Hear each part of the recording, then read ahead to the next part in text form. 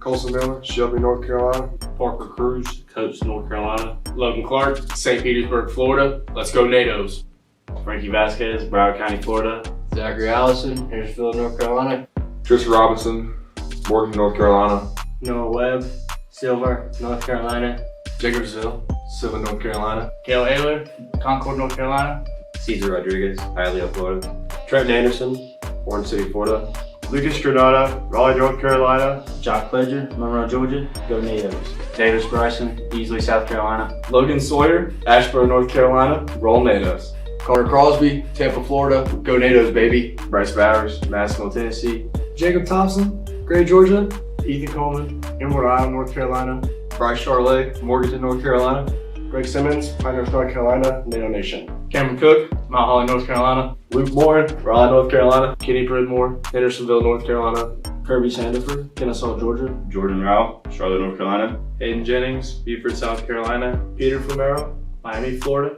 Benjamin Peeler, Raleigh, North Carolina. Cameron Kilcoyne, Flowery Branch, Georgia. Juan Perez, Kissimmee, Florida. Bowden Witcher, Loganville, Georgia. Ayla Wyatt, Gastonia, North Carolina.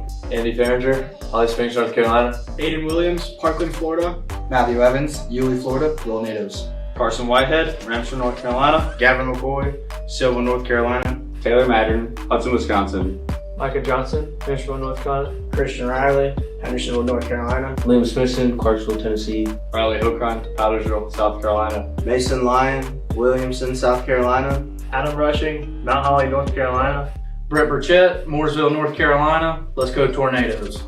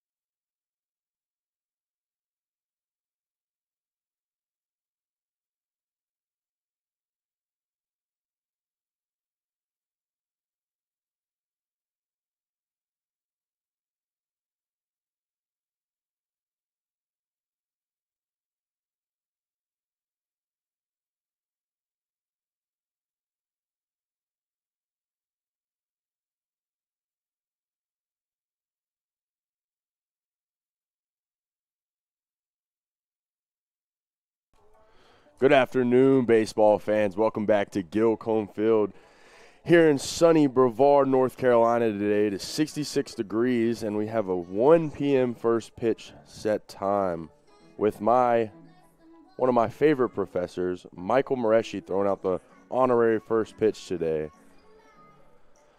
Excited to watch baseball today, folks. We'll be back soon for starting lineups and first pitch.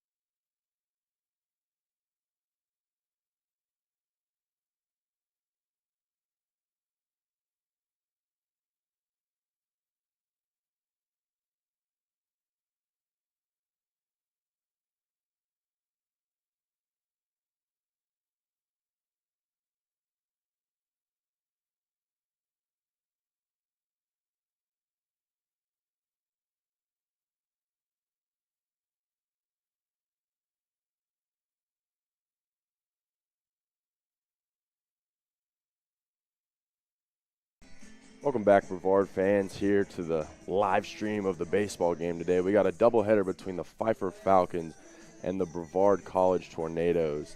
My name is Eli Carr. I'm filling in for our regular play-by-play guy, Brady Penn, who is at a wedding this weekend. So hope he's having a good time. Hope he knows that his job might be in some harm, potentially, if I go out here and have a good day on the mic.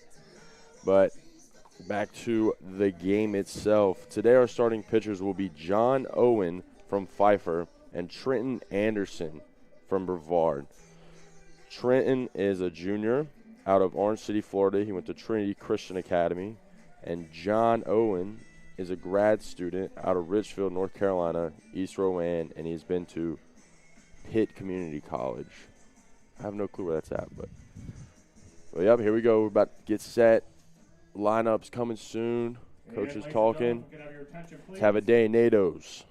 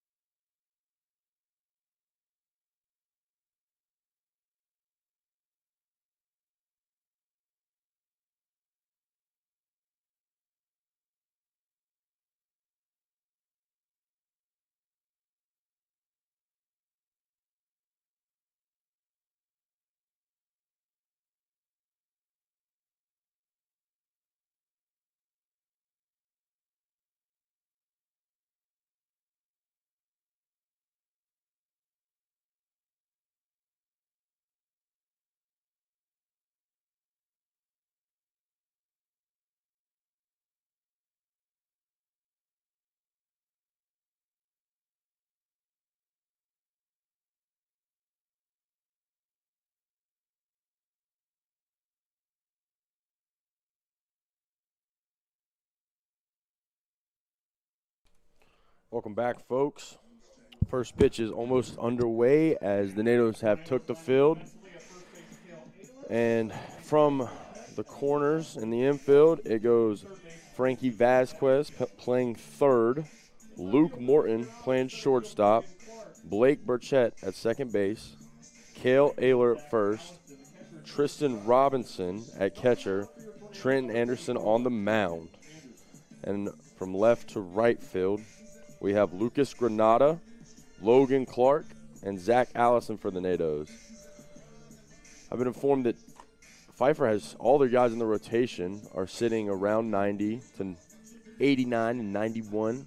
So it should be a fun day to see how those guys come out. But right now it looks like Trent Anderson for the Natives is juiced, ready to roll. So the starting lineups for the Pfeiffer Falcons is Corey Lackey, second base leadoff, Zach Farrell, Jake Brown, Brady Parker, Christian Azell, Jackson Leck, Thomas Ashby, Alec Bell, and Austin Wood. And their pitcher is John Owen. We'll be back here in a quick second for first pitch, folks.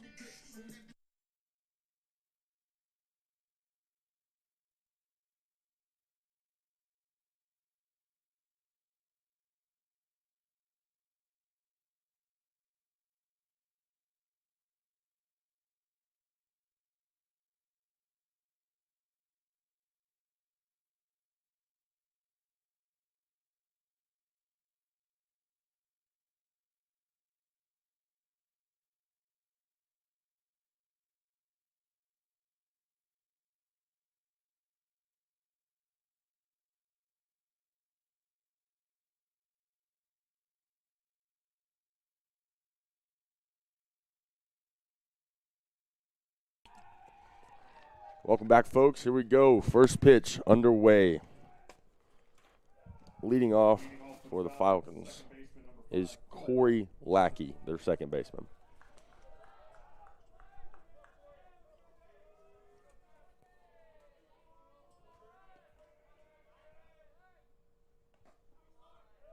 First pitch, fastball inside from Anderson there.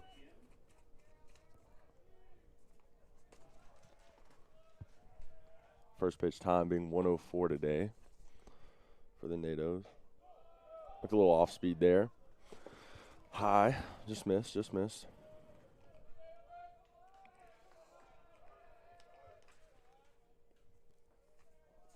Trent comes set. The pitch. First strike of the day for the Natives. Fastball right down the middle. Counts 2-1.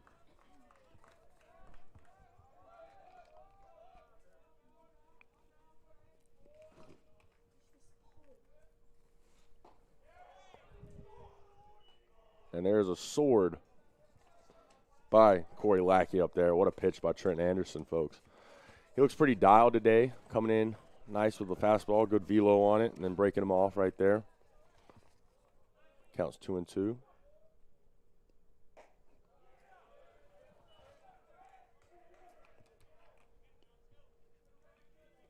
Just missed outside and high.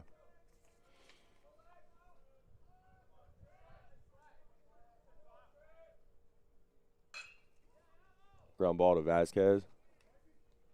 Throw over to Ayler, and Lackey is retired for the first out of the game.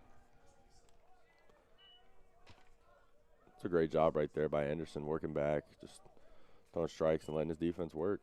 I think that could be a solid game plan for him today. You know, he's not trying to strike out everybody. And now stepping up to the plate is Zach Farrell, the center fielder for the Falcons.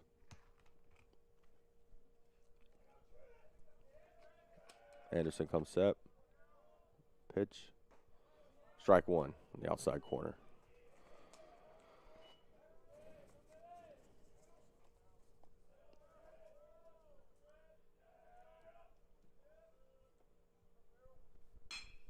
Ground ball.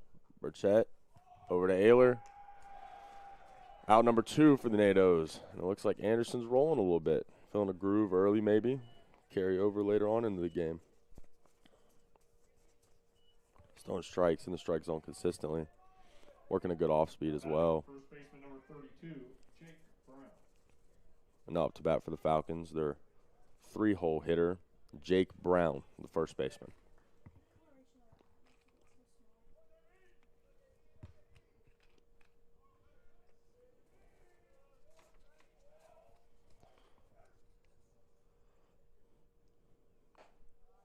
It looks like Anderson's going to that off-speed early, trying to find control of it, throw for a strike early.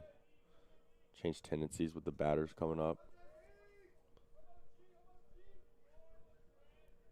Come set.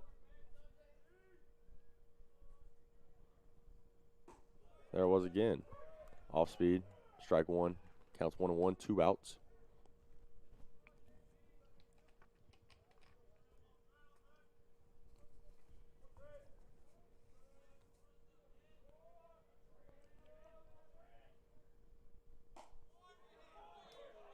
Fastball, outside corner for strike number 2 right there from Anderson.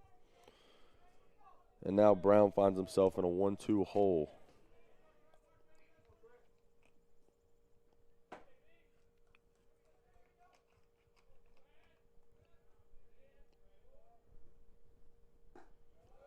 Pitch from Anderson misses low and outside. 2-2 count. It's a nice day here in Brevard. A little windy. Sun's out. Great weather for some baseball.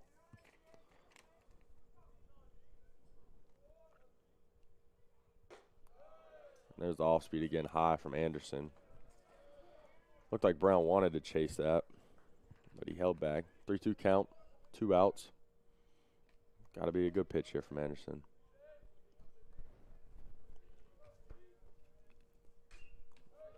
Fouled back. Count still 3-2.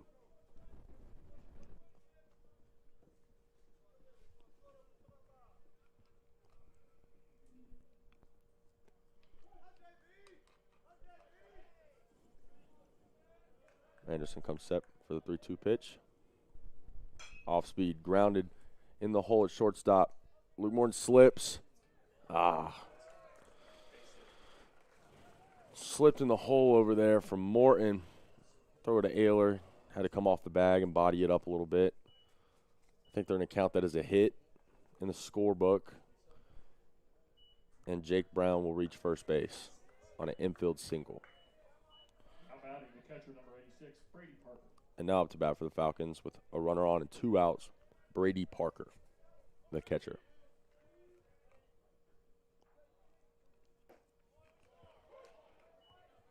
Great location there from Anderson on the first pitch of the at-bat with a strike on the outside corner.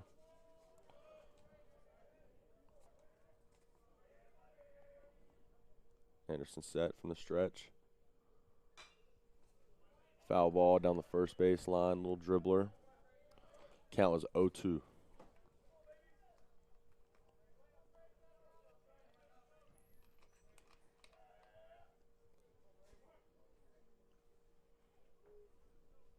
Here comes the 0-2 pitch from Anderson. Comes set. Runner at first takes the lead. Just misses outside. Fastball. Counts 1-2.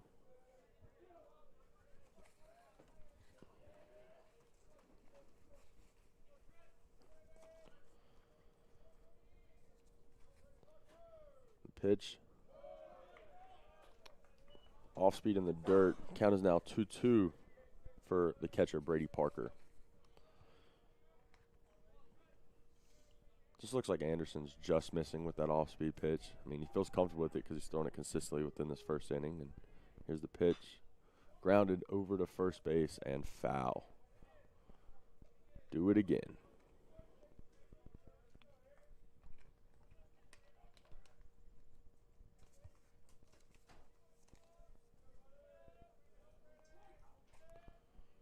Anderson comes set, 2-2 pitch. Lined into center field, right at Logan Clark, and it'll drop. It'll drop for a base hit. It's tough right there, just losing him in a 2-2 count, you know, when we're up 0-2. But hopefully we can get a ground ball, get a fly ball here, take a deep breath, and get this third out. And here comes the former NATO, Christian Ezel, who's playing left field for the Falcons. He transferred this year. This is his first year in a Falcons uniform.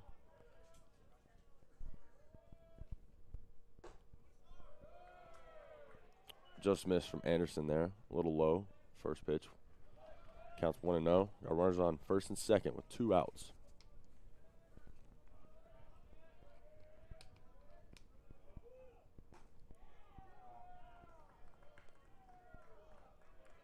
Looks like we have a balk there from Anderson, and the runners will advance a bag. Now we have a potentiality for a base hit for the Falcons, and they could score 2 early on here in the first frame of ball. It's crucial right here as he comes set for the pitch. Zale fouls one off right there. Counts 1-1. You got to think maybe it's a pretty cool feeling to be pitching against an old teammate, hitting against the old team, you know, coming back for Zale right now. Anderson comes set. The pit. Ooh, swing and a miss right there. That was nasty from Anderson. The break on that was awesome. Great pitch there. Counts 1-2 to Azell. Anderson comes set. The pitch. Struck him out looking on an off-speed pitch, and Azell does not like the call, so he'll walk back to the dugout. Great job by Anderson there getting out of that inning. We'll be back here shortly for the bottom half of the first.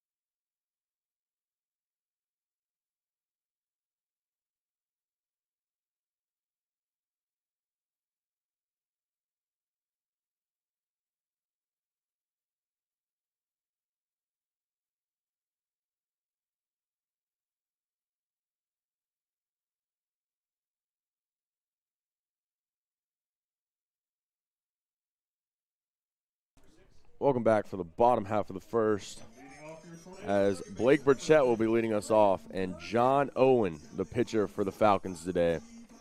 And he looked pretty dialed during his warm-up pitches. We'll see how he fares today against this pretty powerful and aggressive NATO lineup. Burchett steps in the box. Owen comes set. The pitch. First pitch swinging, grounded to short, over to first for the first out of the inning.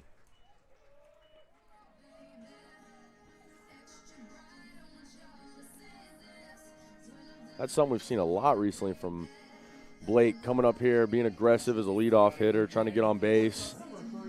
He is the nation's leading stolen. He is leading the nation in stolen bases, excuse me, folks. And here comes Luke Morton, the shortstop for the NATOs.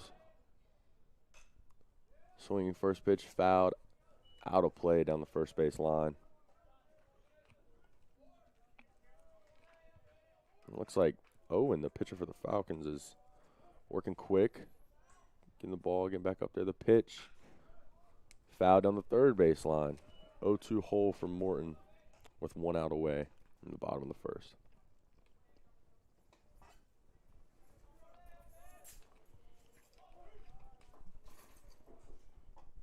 The pitch. Chased it down low. And that's 2 quick outs for Owen and the Falcons. Here stepping up to the plate, we have the center fielder, Logan Clark, who is a power threat as well as a speedster on the bag. So could be big for the Natos to get him on base. The pitch. Strike inside, fastball. And Owen is working efficient right now. I feel like he's been a trend lately for the Natos. We got a swinging. I don't even know what happened there. Foul ball, I assume. 0-2 count for Clark. But as I was saying, Natos early on seem to takes about one time to get through the lineup before they really start seeing the ball. Well, there it is from Clark, right back up the middle.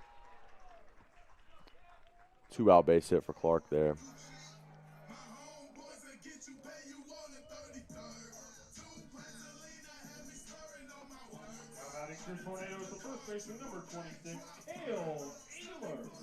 And now batting for the Natos, we have first baseman Cale Ayler stepping up to the plate with 2 outs and a runner on first. Looking to drive something into a gap right here, especially with the speed on first. First pitch to Ayler is low and inside.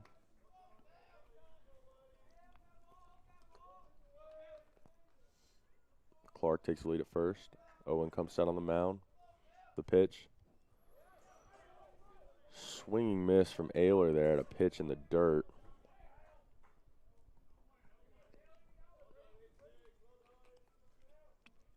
Seems a little frustrated with himself, swinging at that. Got a 1-1 count here.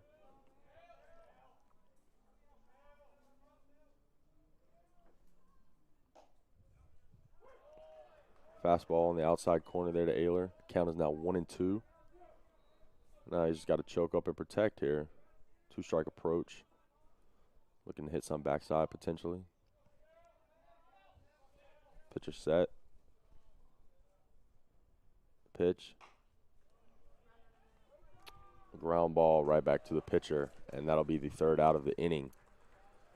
And that concludes the first inning of ball here at Gilcombe Field in this beautiful place we call Brevard. And we'll be back for the top of the second in a moment.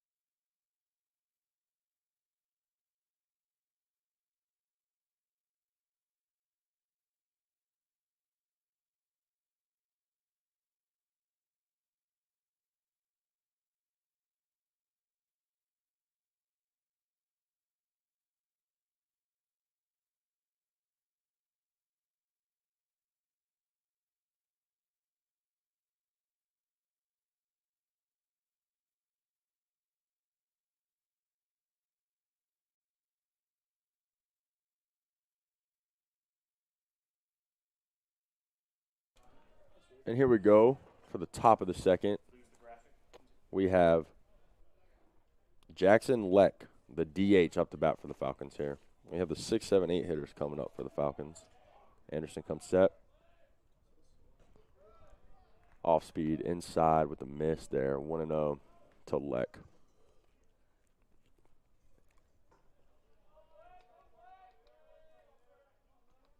Anderson set the pitch.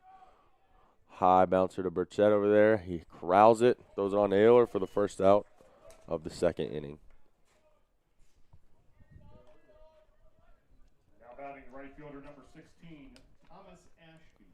And now up to bat for the Falcons, we have the right fielder, Thomas Ashby.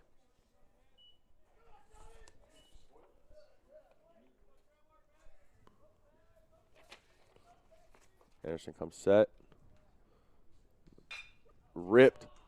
What a play over there, but shortstop by Morton. I mean, that ball came off hot off the bat. And Morton jumped up over there and made a great play to prevent potentially extra bases. for Ashby there. Now batting the shortstop, number 10, Alec Bell. And up to bat, we have the shortstop, number 10, Alec Bell.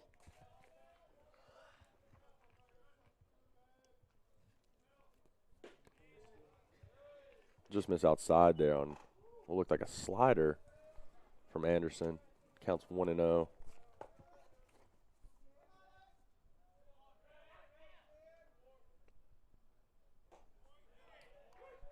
Anderson is really throwing off speed heavy today. Been pretty reliant on it early on in this game, and counts 1-1, 2 away. And there, on cue, is the fastball. Hit the inside part of the plate for strike 2. 1-2 to Bell, excuse me, I'm sorry. Ground ball to third. Vasquez on the ailer, and there's a third out of the inning. Be back in a moment for the bottom half of this second.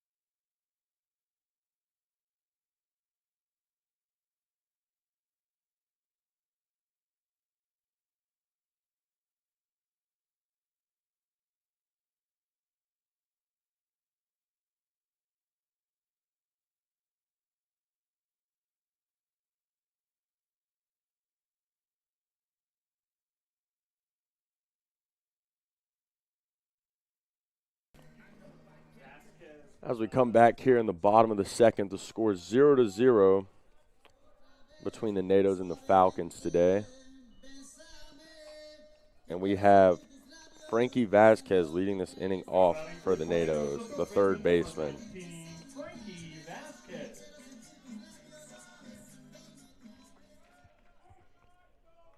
It's been a pretty efficient 2 innings here so far for the NATOs. Vasquez shows a bunt there on the first pitch of the at-bat.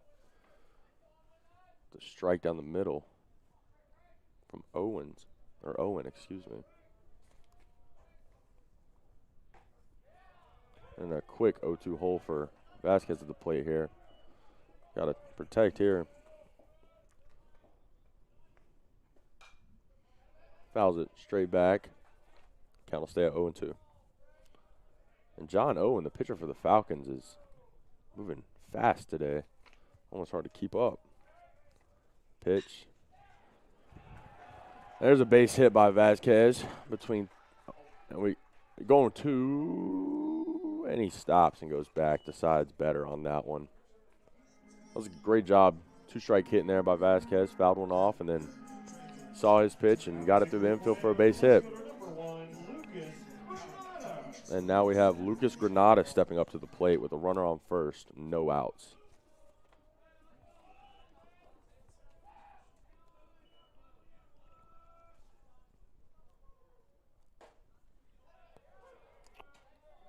First pitch to Granada is inside corner for a strike.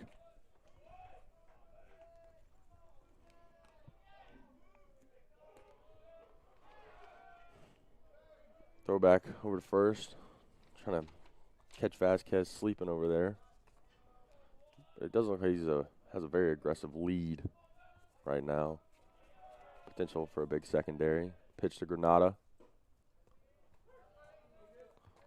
A strike. The catcher couldn't corral it.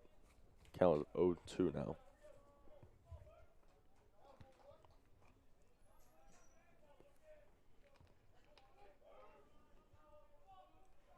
Owen comes set.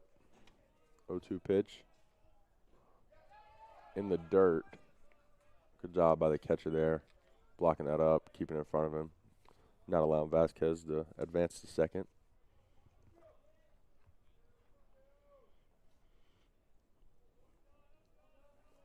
Owen shakes the catcher off twice, comes set. Foul straight back by Granada. It's back-to-back hitters now we've seen in a hole at the plate, but are battling up there, trying to find their pitch.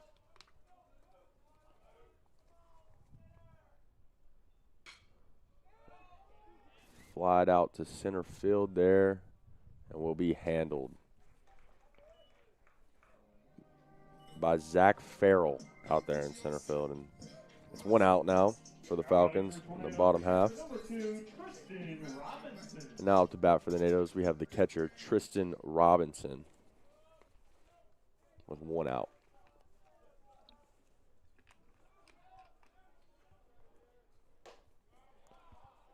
Swinging and a miss right there by Robinson on a high fastball, almost at his eyes.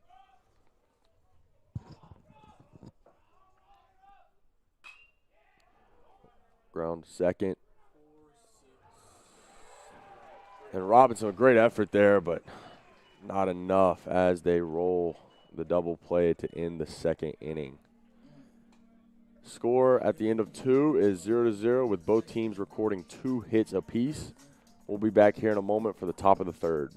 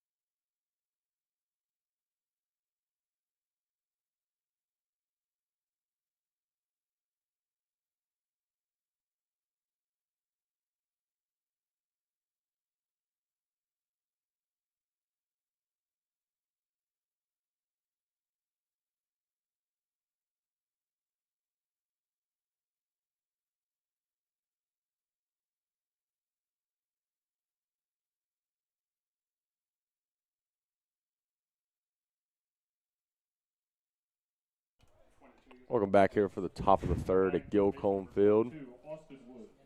Now batting, we have Austin Wood, the third baseman for the Falcons.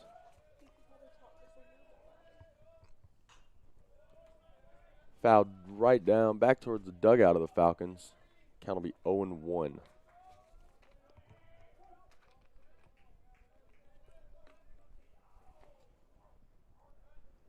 Pitch. Right down the middle there from Anderson. Now in an 0-2 hole for Wood at the plate.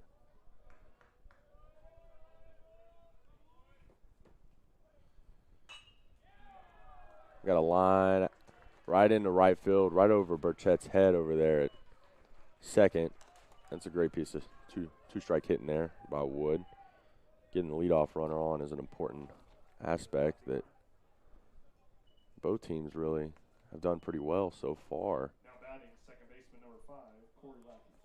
And now we'll roll back around to the top of the lineup for the Falcons with the runner on, no outs. The second baseman, Corey Lackey.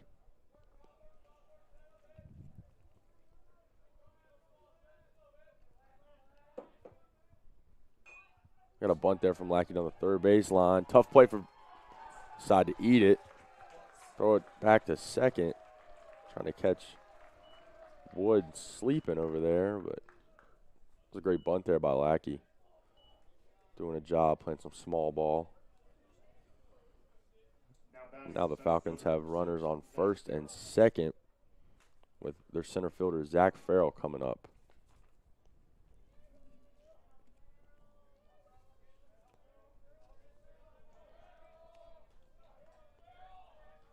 Runners are in for the NATOs.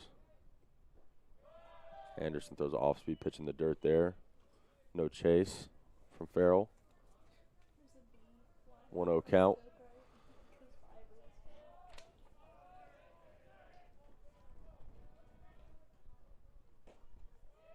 Misses inside there. 2-0 count now to Farrell. If you're Anderson, you're trying to stay out of these hitters' counts with runners on right now. So see how he bounces back. The pitch. And it gets away from Robinson. Runners will advance 90 feet.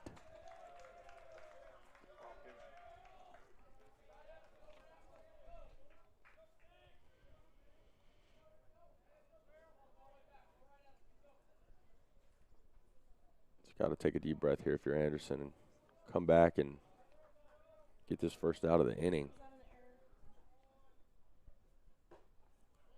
Comes back on the 3-0 pitch with a strike. Count is now 3-1. Runners on second and third. Potential to get a few runs here for the Falcons. Grounded foul down the first base line. 3-2.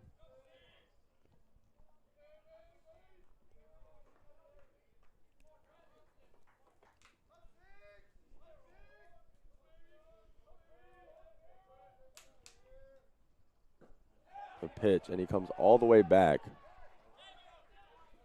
and strikes him out there. Pitch got away from Robinson for a second there, but he was quick and corralled it. So now coming up to bat, we have the first baseman, Jake Brown.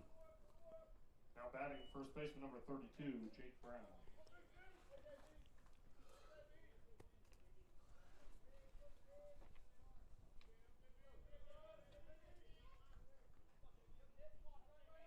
Anderson comes set. One out away, the pitch. Off speed, misses inside. He's throwing that off speed quite a bit on the first pitch. Like I said earlier, just potentially trying to break tendencies, keep these Falcon hitters on their toes a little bit. We got a foul near the NATO's dugout. Counts 1-1 with one away. Got runners on second and third.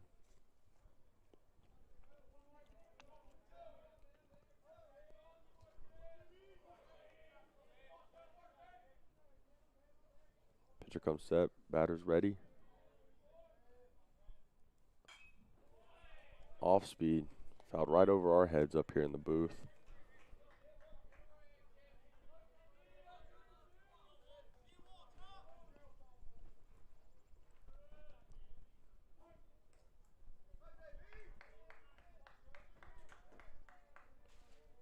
The 1-2 pitch on the way. It looked like he wanted to chase it there. Ball in the dirt. Robinson blocks it up.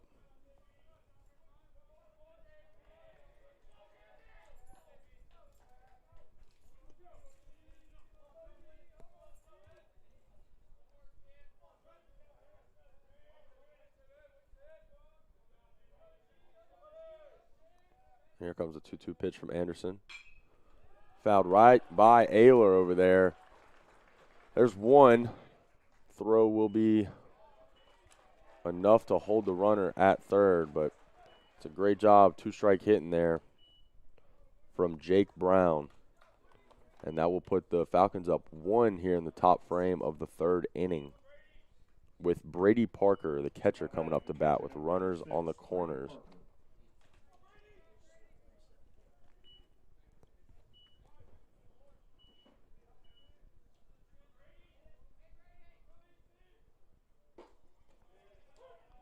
First pitch of the at-bat is a strike down the middle.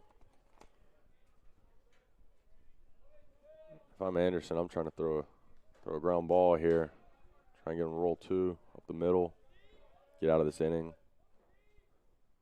And there it is. There's one. And there's, oh, they call him safe at first. Great hustle there from the catcher. We got a run scored there as well. And it doesn't look like they got anybody on the play. Tough slide there at second. Good effort from Burchett trying to make the play, but not enough. We have Coach Victory coming out to appeal the call or maybe the slide or something. Doesn't look very happy. After a quick conversation there, Victor will head back to the dugout. And now with Zell is back up, the left fielder for the Falcons. As I said earlier, former NATO with runners on first and second and one away. First pitch to Zell. Dribbled down the third base line and foul. We picked up by Vasquez there.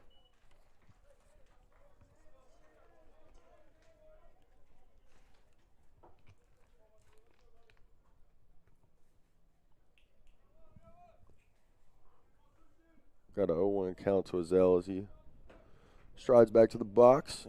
Gets ready for the next pitch. One away here in the top of the third. I think you got to have the same strategy here. Just kind of try and throw a ground ball. Get two away, or get two on the play.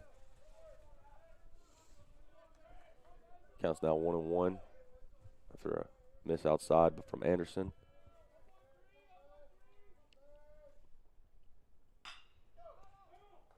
A hard foul ball down the third base line. Roll all the way to the left field fence down there. 1-2 count. To Zell here.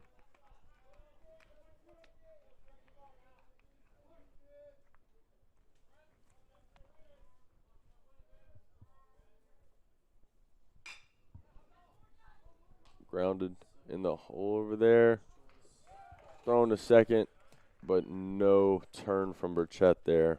I think the throw from Morton there was a little low. Kind of threw Burchett's momentum off, trying to roll two there, but great hustle from Azell down the line. Now batting the DH number 99, Jackson Leck. And now with two outs and runners on the corners, we have the DH, Jackson Leck, coming up.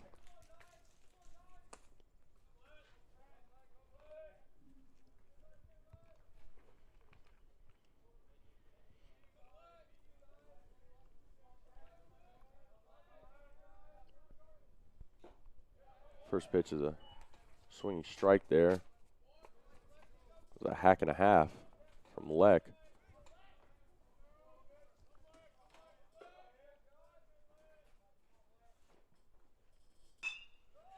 Grounded right back up the middle to Morton, and he'll flip it to Burchett for the third out of the inning. Falcons lead 2-0 going into the bottom of the third. We'll be back here at Gilcombe Field in a moment.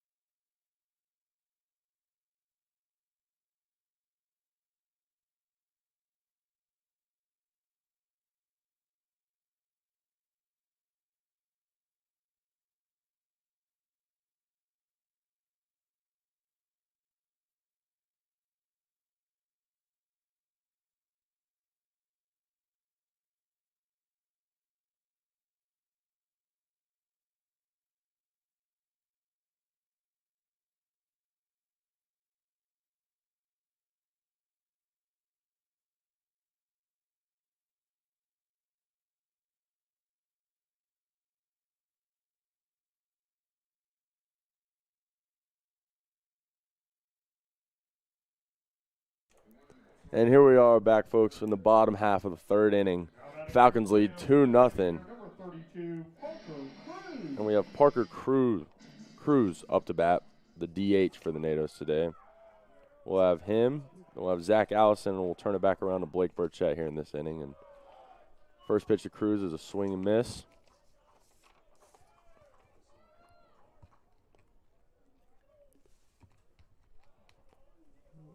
Got a foul tip there.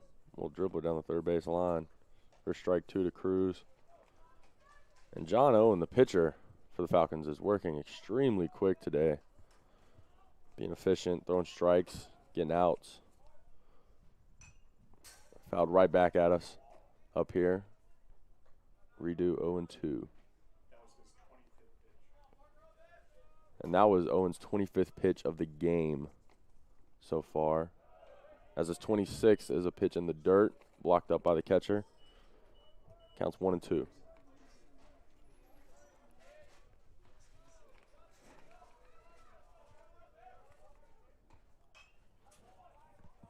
And Cruz is up there battling pretty well right now. A few foul balls.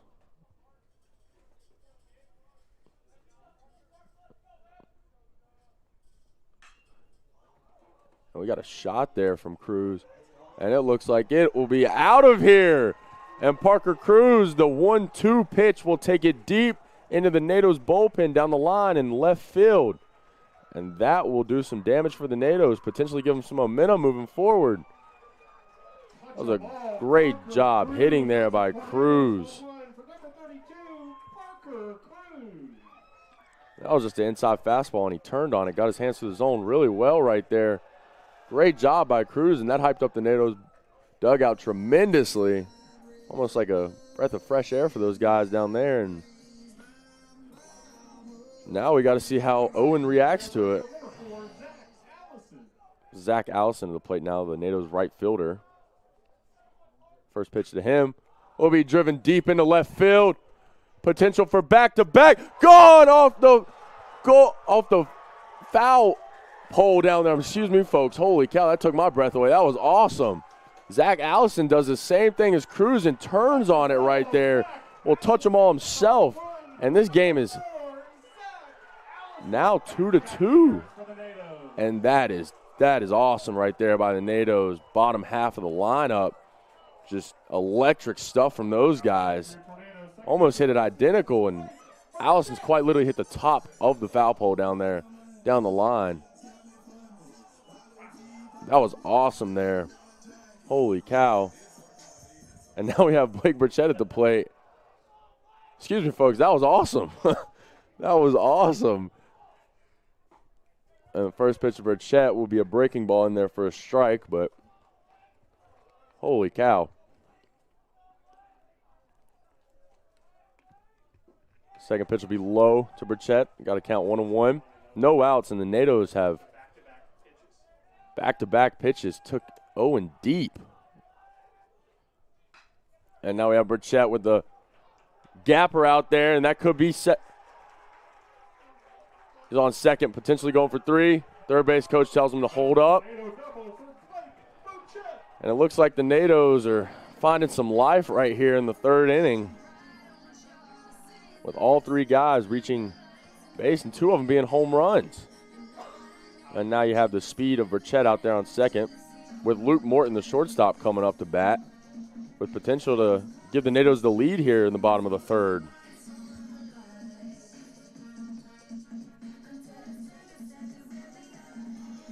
We have a meeting on the mound out there between the catcher and the pitcher. Probably just telling his man to calm down a little bit, take a deep breath, just telling him that's all part of baseball, and he'll be all right. Just got to come back, bounce back to Luke Morton here. Throw a few strikes and try and get an out somewhere. 3 straight hits for the NATOs with no outs, and they just have life down there in the dugout now. First pitch to Morton on the way. Be a strike down the middle. Counts 0-1.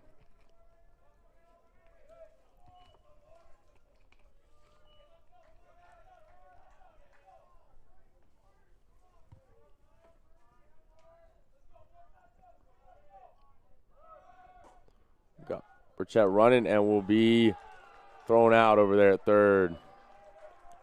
Great job there by the catcher, just popping up and getting the first out of the inning at third base. The NATOs are known for stealing bases, especially with Burchett, who is the nation's leader in stolen bases in D3 baseball this year. And Morton will take strike 2 there.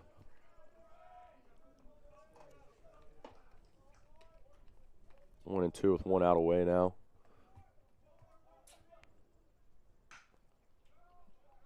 Flied out to center field. And it'll be corralled out there for the second out of the inning.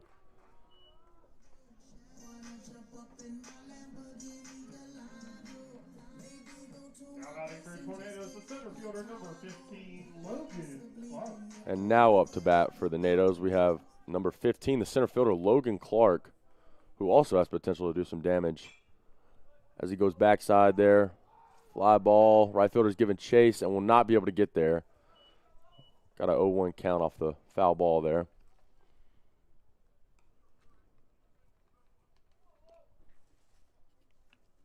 Everybody gets set again for the 0-1 pitch.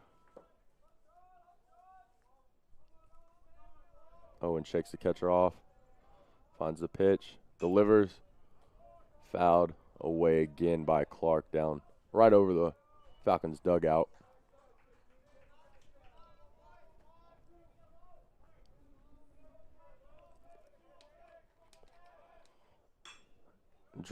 Line drive out there in the center. Looks pretty catchable, and it will be caught for the third out of the inning. Nonetheless, though, an electric inning from the Nados bats with back-to-back home runs on back-to-back pitches. And this game at the end of 3 is evened up at 2. We'll be back here in a moment for the top of the 4th.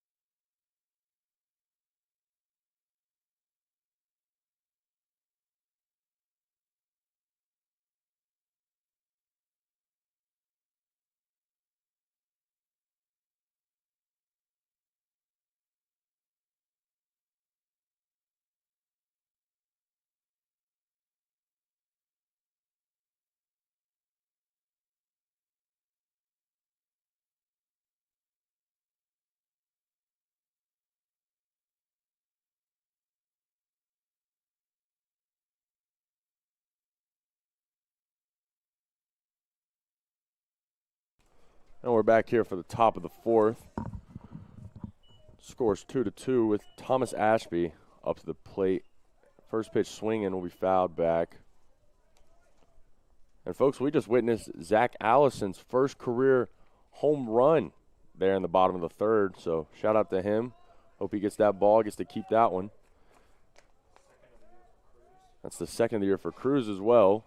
And that's the 11th and the 12th for the Nados this year. And the pitch right there from Anderson will be took inside. Counts 1-1 now.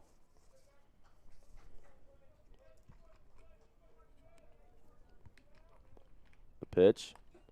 Swing and a miss there. Foul tip. Counts 1-2. Hopefully after that bottom half of the inning, Anderson feels a little relieved. Can breathe a little bit up there on the mound and find his groove. 1-2 pitch. Taken. Strike 3, looking on the outside corner for the first out of the inning. And Ashby will walk back to the dugout upset with himself, but Now batting the shortstop, number 10, Alec Bell. nonetheless, one out away here in the top of the 4th.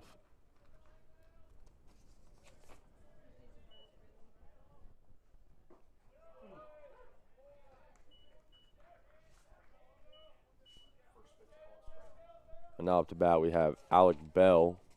First pitch was a strike. 0-1 pitch here. He wanted to give chase, but decided better.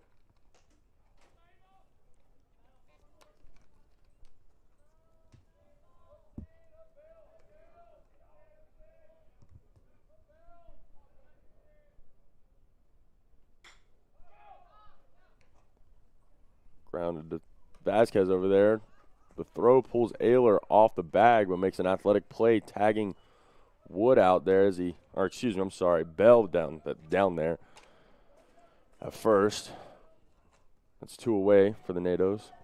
Now batting third baseman number 22, Austin Wood. And now up to the bat, we have the third baseman, Austin Wood. Be the 9th hitter for the Falcons. First pitch will miss low. Counts 1-0.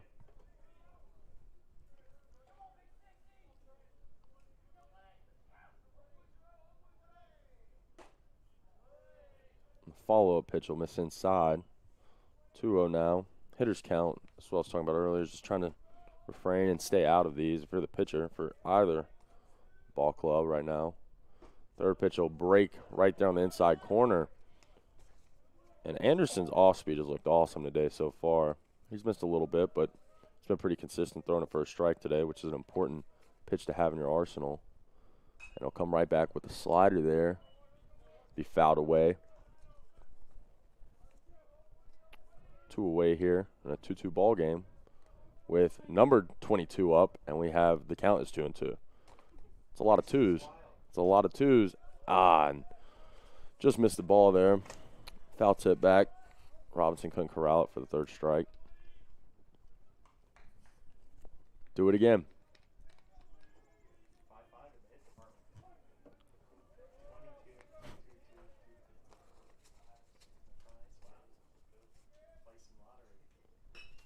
We got a ball that ends up just in front of Zach Allison out there in right field. It's a good job, 2-strike hitting there and just choking up a little bit, protecting, going backside with it. Runners on first with 2 away. We'll roll back around to Corey Lackey, the second baseman, leadoff hitter for the Falcons. Looking to do something here, find a gap, find a hole somewhere. The pitch. Just missed outside, I assume. It looked good from up here, but home plate umpire disagrees. Count will be 1-0.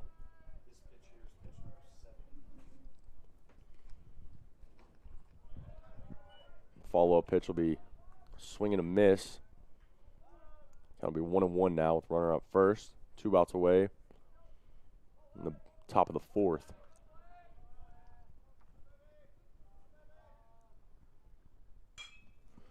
Pitch popped up out there towards left field.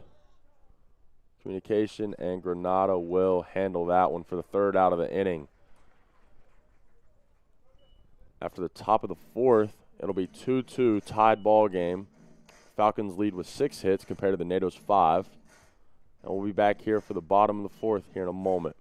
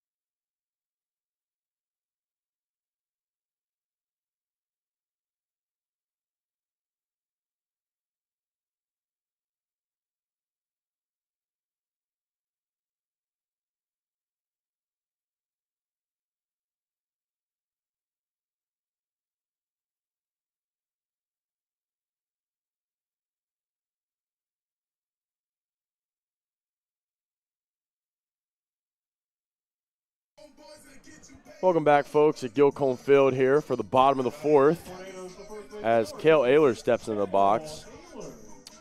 Looking to do some further damage for the NATOs here.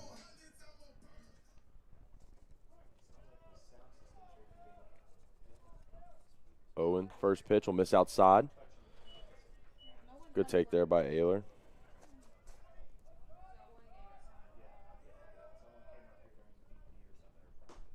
And Ayler with a swing and a miss there. It looks like the Falcons' plan is to work away from all of the Natos hitters. I keep seeing the catcher position outside part of the plate as we have another swing and a miss there by Ayler. I think they're just trying to force the Natos to go backside.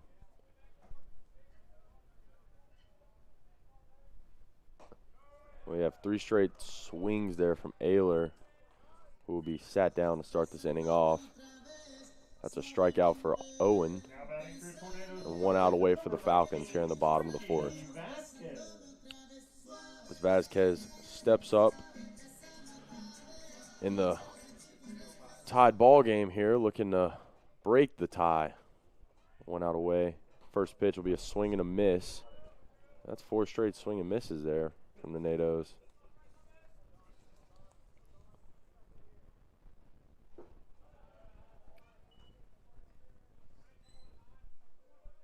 Ball missed low right there. Vasquez counts 1-1 with 1 away.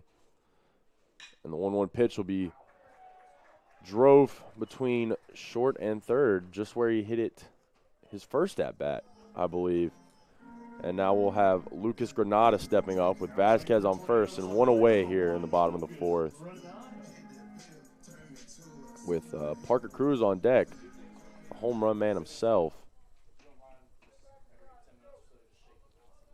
Or excuse me, Cruz in the hole. We have Tristan Robinson on deck.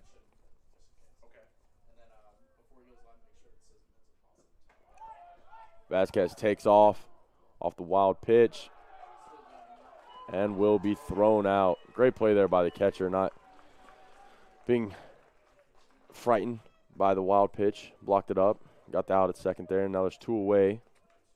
We have 1-0 count to Granada here. Vasquez will head back to the dugout.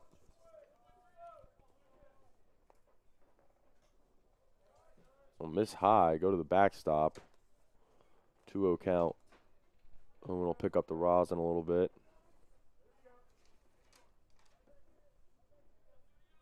2 away here. 2-0 pitch. Will be driven into center field. Center fielder giving chase, and it will be dropped off of a diving effort there. And Granada will reach first base on a line drive to center field there with 2 away. With number 2, Tristan Robinson coming up to the plate.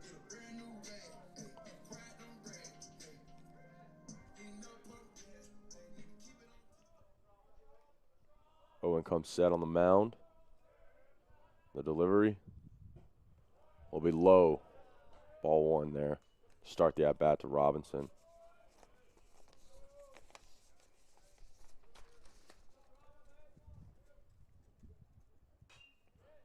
Tristan Robinson pops it up. Right back, catcher's giving chase, and it'll land right on our heads up here. Thankful for a roof.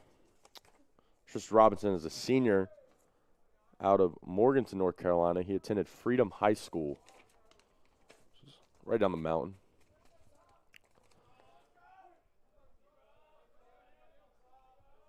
The 1-1 pitch on the way, and it will be a strike for strike number 2 there. I got to protect if you're Robinson here.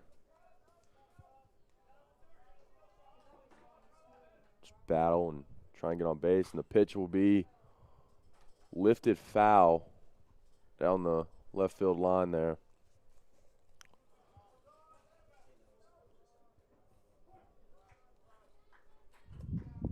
And we'll redo the 1-2 pitch.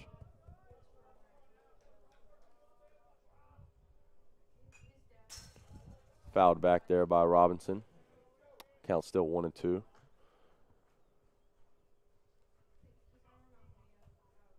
Granada over there first gets his lead. Owen comes set. 1-2 pitch will be popped up. Everyone's giving chase out there in left field, and the shortstop will call everyone off and make the play for the 3rd out of the inning. And after 4, we are tied 2-2 here at Gilcombe Field. We'll be back in a moment.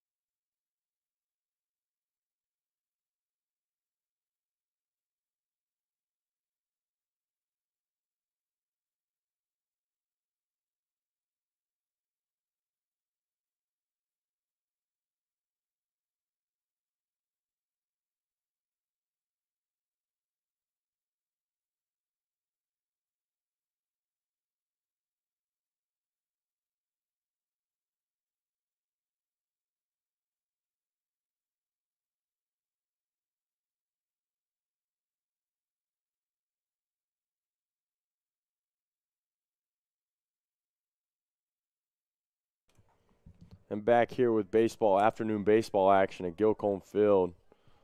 Top 5 here in a 2-2 ball game. And we'll have number 6, the center fielder, Zach Farrell, coming up to bat here. First pitch fouled back. 0-1 count.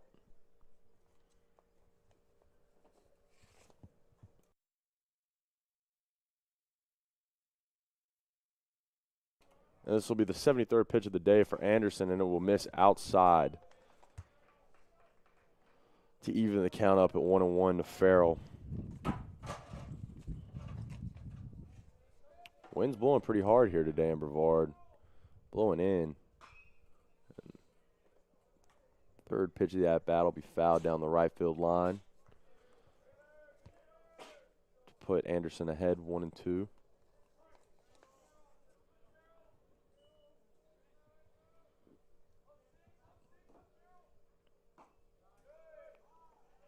And the 1-2 pitch will miss outside there.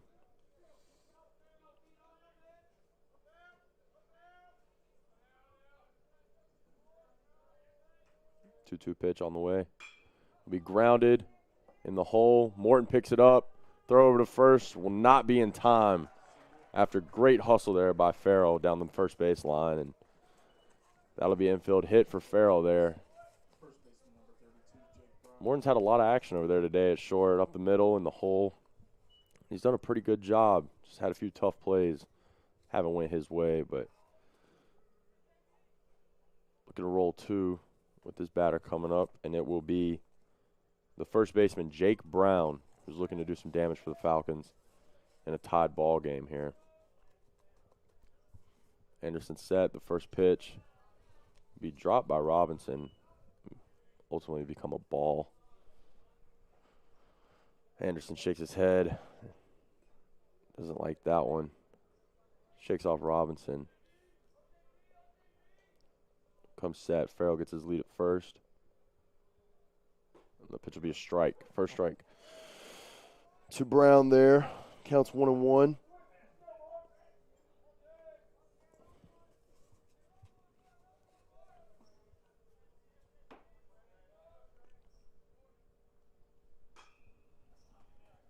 Be fouled over there near the end of the NATO's dugout. And Jock Pledger will go retrieve that ball there.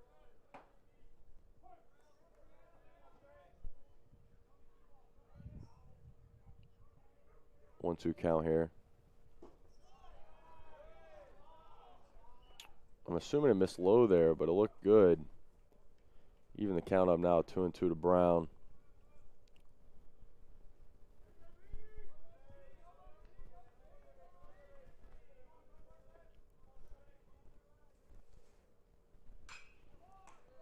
And there's a double play there off a great play by Ayler. Farrell kind of got caught in no man's land there, just how hard that ball was hit from Brown. And Ayler just made the play. Caught the ball, tagged the bag for 2. And now we'll have the catcher up, Brady Parker. 2 outs away in the inning, and NATO's kind of shift over a little bit. First pitch to Brady Parker will be a ball low. Good eye there from him.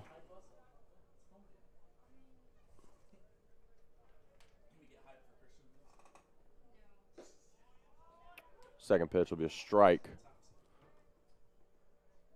on the outside corner. Count will be 1-1 with 2 away.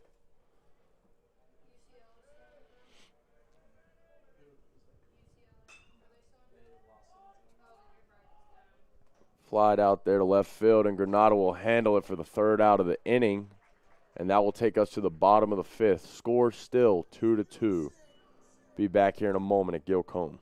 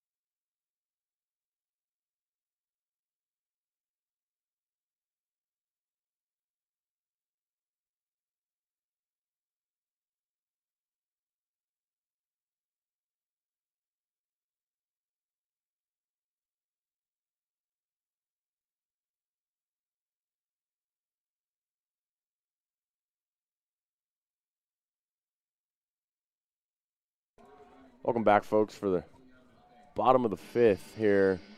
And it'll be Parker Cruz, who homered in his last at-bat, up to bat. Owen comes set here for the first pitch of the bottom half, and it'll be fouled back. And Cruz was in a 1-2 hole, and he just turned on a pitch.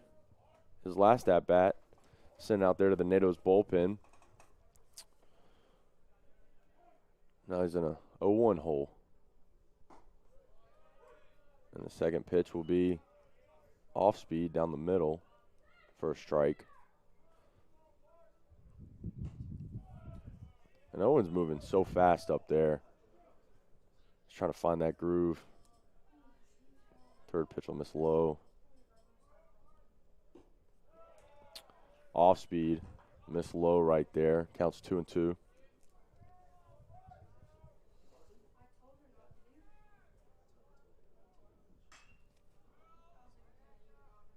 Got a fly ball out there to center field and will be handled by Farrell. Out there, he's had a pretty busy day out there in center. Nato's have made pretty good contact. Just not able to keep moving people forward in one motion as Zach Allison steps up here, the right fielder for the NATO's. Looking to start this inning off. The hit, one away here. First pitch will miss. High, I believe. And Allison, as I said earlier, hit his first career home run right after Cruz hit his earlier in the bottom of the third. The second pitch drops in there for a strike.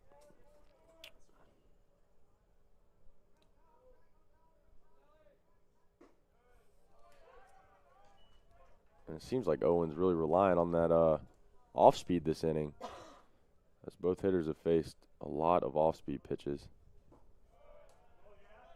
He misses low there with the fastball.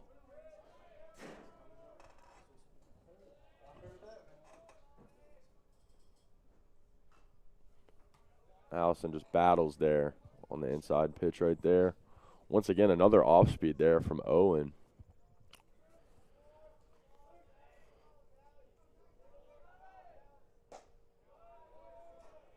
The 2-2 pitch will miss high for ball 3 there. One away here in a 2-2 ball game. Bottom of the fifth. And Allison will go down swinging there on the 3-2 pitch for the second out of the inning. We'll pass the bat off to Burchett, the leadoff hitter for the NATO's, as he steps in. Who hit a double in the left center gap his last at-bat, and then got thrown out at third on a steal attempt.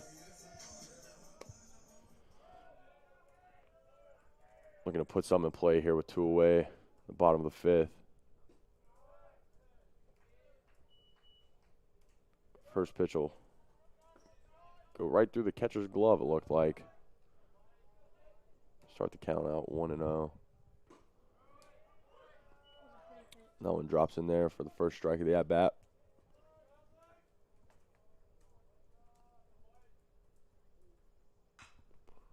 Burchett fouls it down third base line. Counts now 1-2.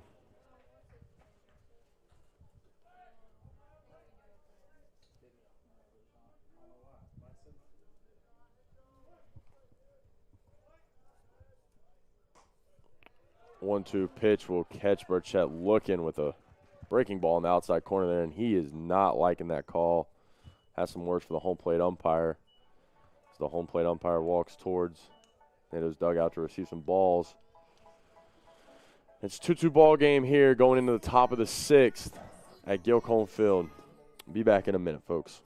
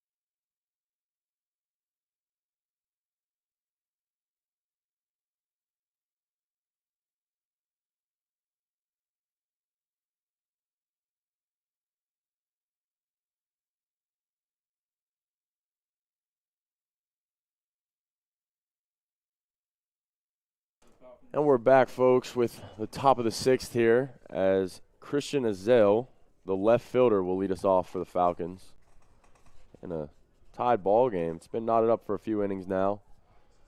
Both teams looking to break that tie with every swing. As the first pitch to Azel is missed inside.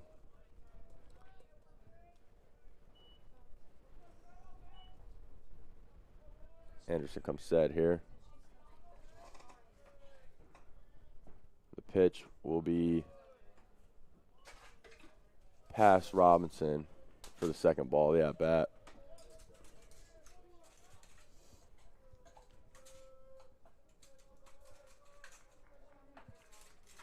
The 2-0 pitch on the way to Azel. And it'll drop in there for strike one. Counts now 2-1. Got some action in both bullpens right now. Can't really tell who for either team. Azel dribbles it to Vasquez over there at third. Vasquez on the move. Throws it over to first base, and that'll be the first out of the inning.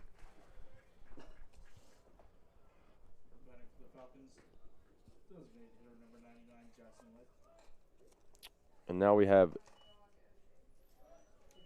Jackson Leck, the DH, up to bat for the Falcons, who is a grad transfer from Mars Hill, I believe.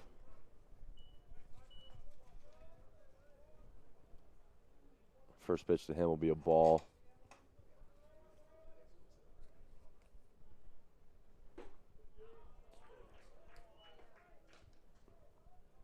That'll be a strike delivered from Anderson there, and Leck just had a question about where that was, it seems, to the home plate umpire.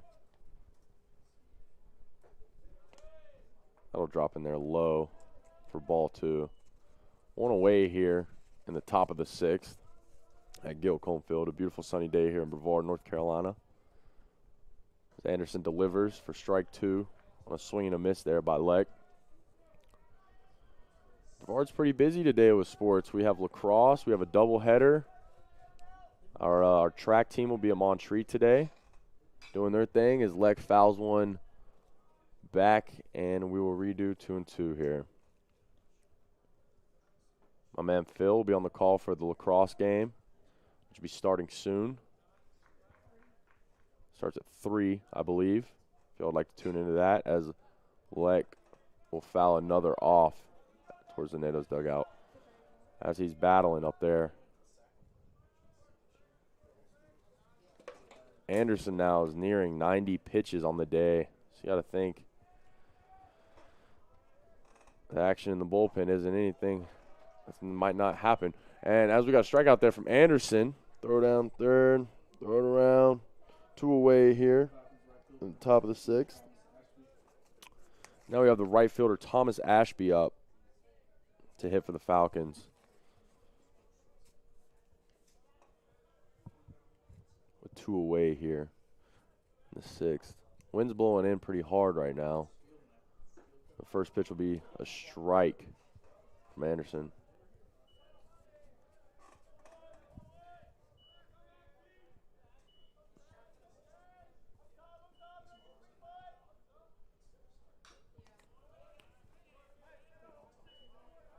Anderson's kind of in a groove up there on the mound, working pretty efficiently this inning.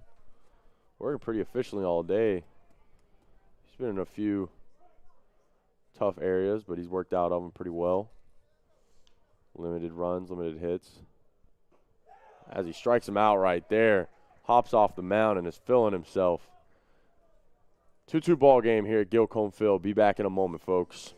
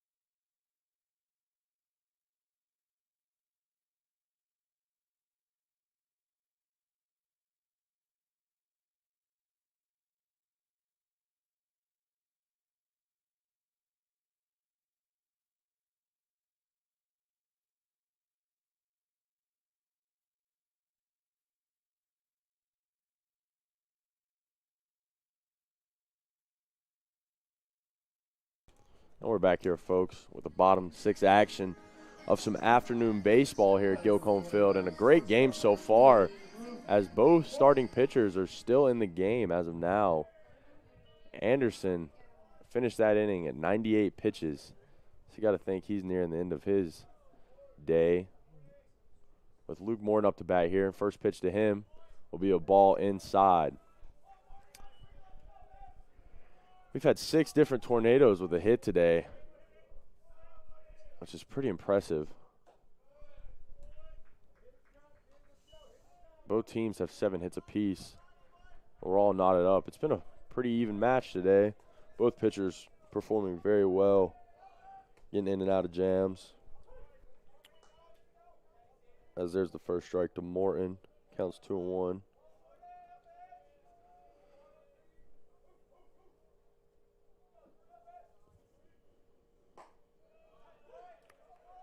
Counts even out 2-2 as that ball hits the outside corner.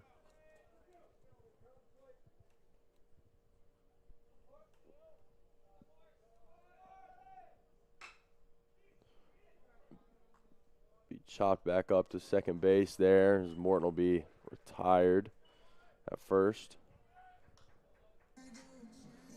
For the first out of the inning here, as we have Logan Clark stepping up to bat. Back to the Tornadoes, center fielder number 15, Logan Clark. And Clark, the athletic center fielder for the Nados, who possesses power and speed. As he has to control the outfield out there. He'll watch the first strike come across. It's one away here in the bottom of the 6th. Second pitch then will be outside low for ball 1.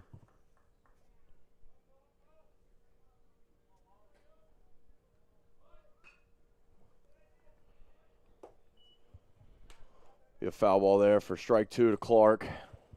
Looking to do some 2-strike hitting here. Find a way to get on base.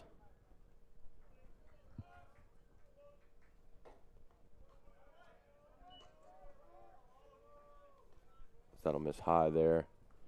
And Owen's going to ask for a new ball.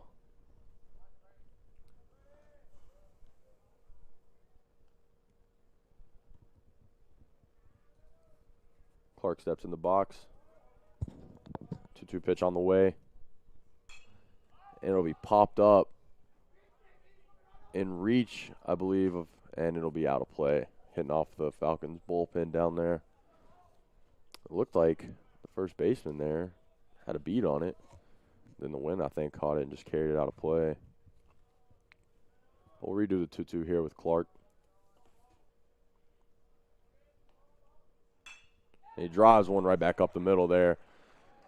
That's a great job hitting there by Logan Clark. 2 strikes, fouling a few off, battling, waiting for his pitch, and then does a job with it. And now we have the big bat of Cale Ayler stepping in with 1 away here and a runner on first.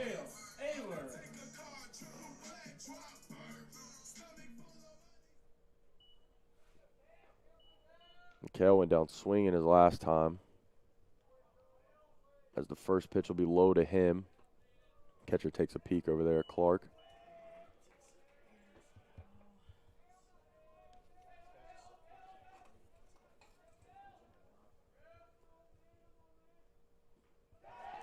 Pass ball there, which will put Logan Clark in scoring position.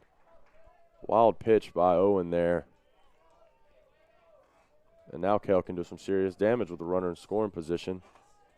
All he has to do is get a base hit, and Nados might find themselves in the driver's seat going into the 7th.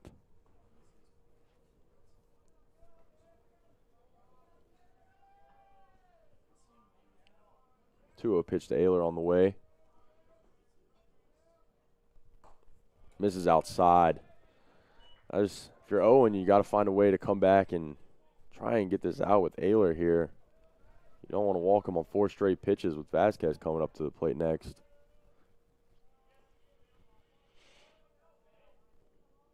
And the 3-0 pitch to Ayler will be a strike on the outside corner there.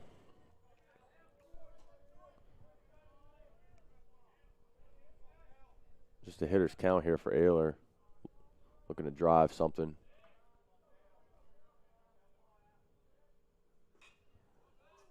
Fouls it off down the third base line, out of play. 3-2 pitch now.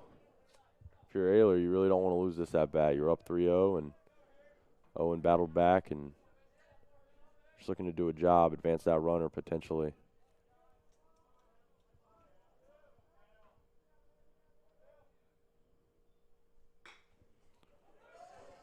And that ball gets through. First and second baseman over there as Clark hustles around third.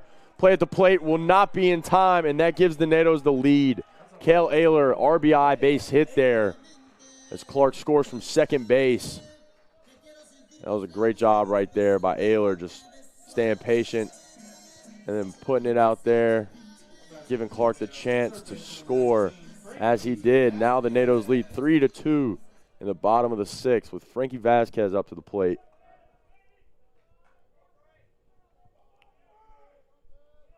One away here.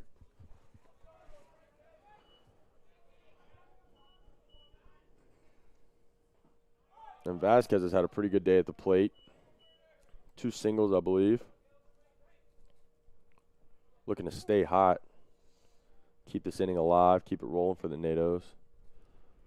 Try and get some assurance runs.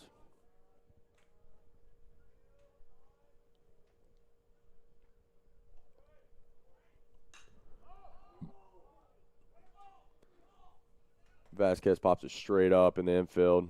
Shortstop will make the play there. Vasquez knows he just missed that one. He was not happy about popping that one up there. As he'll head back to the dugout. 2 away here in the bottom of the sixth. Natos are up 3-2 off an RBI single this inning from Cale Ayler. As we have Lucas Granada stepping into the plate. Granada was on a tear earlier on in the year. He was seeing the ball like a balloon as he fouls that one back, and he's pretty upset with himself.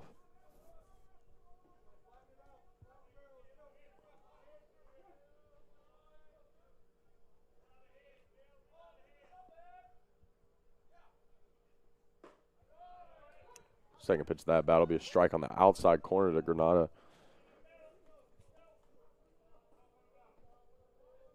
Owen comes set. The 0-2 pitch will be fouled off by Granada. And that's one thing the Nato batters have done well today. They'll get in these holes, but they'll battle until they see something they like or get back to a better count. And Owen, he's had a great job today on the mound. And Granada bloops it right over shortstop's head over there in the left field. And now we have runners at first and second for the Natos. 2 away here. As we have the catcher, Tristan Robinson, stepping up to the plate. Looking to get RBI base hit here. Have Ayler score from second. Give his bullpen or his starter, whoever comes out on the mound for the Natos next, some breath of fresh air as he takes first pitch. First strike there.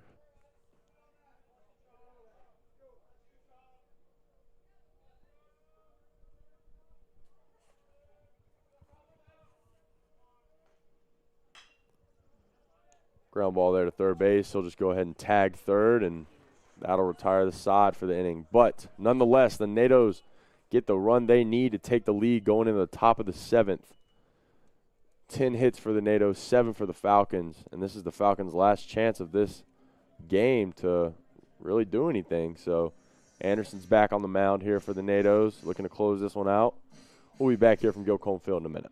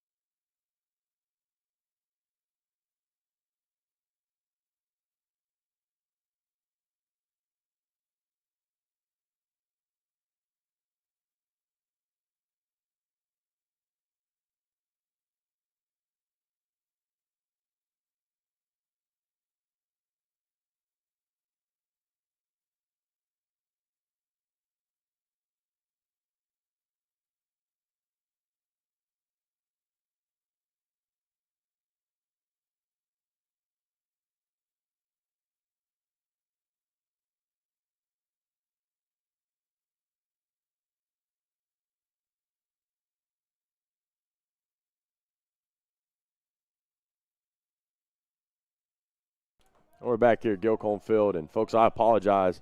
I was wrong when I said that this is the last chance for the Falcons. Since it is a conference game, the doubleheaders will be 9 innings.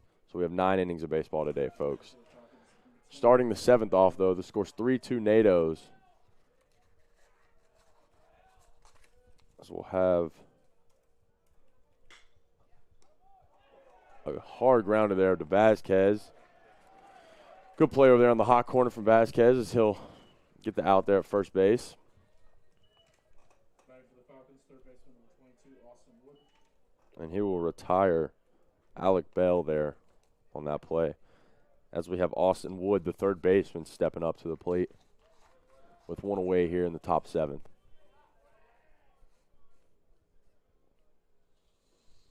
First pitch to him will be in the dirt, low. Anderson is at 100 pitches on the day. So I'm imagining this will be his last little go around.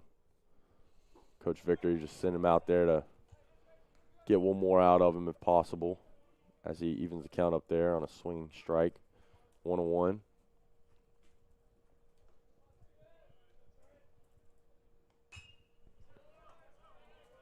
Ball fouled out of play there down the first base line.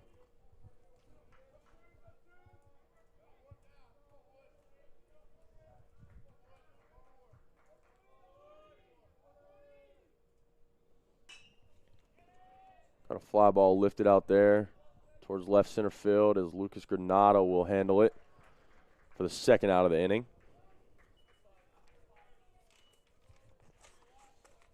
Now the lineup will roll over, and Corey Lackey will be back up, the second baseman for the Falcons. As they're 0-3 in conference, and the NATOs are 3-0.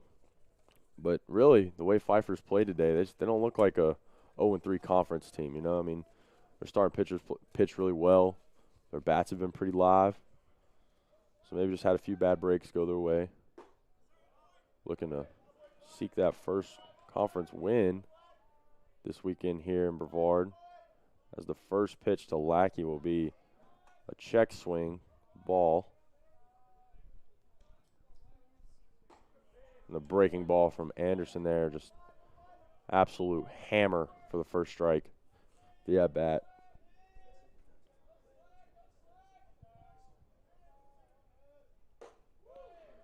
Little chin music there from Anderson to Lackey. Back him off the plate a little bit. Ball 2.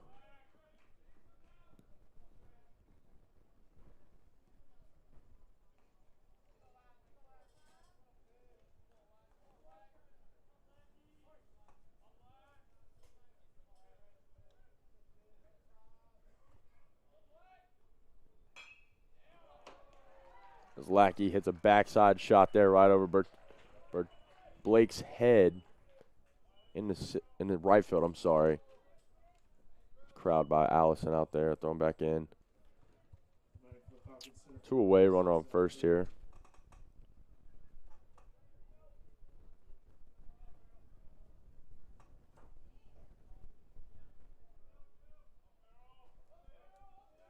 Anderson comes set. And the first pitch to Zach Farrell, the center fielder for the Falcons, will be fouled away for the first strike.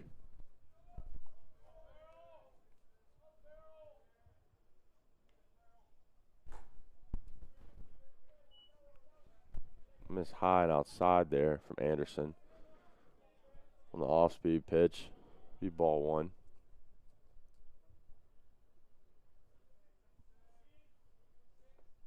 Come set the pitch. Grounded over to Ayler. He'll corral it, tag the bag, and that'll end the top of the 7th inning for the Falcons as they go out onto the field. NATO's coming to hit. Scores 3-2. Be right back, folks.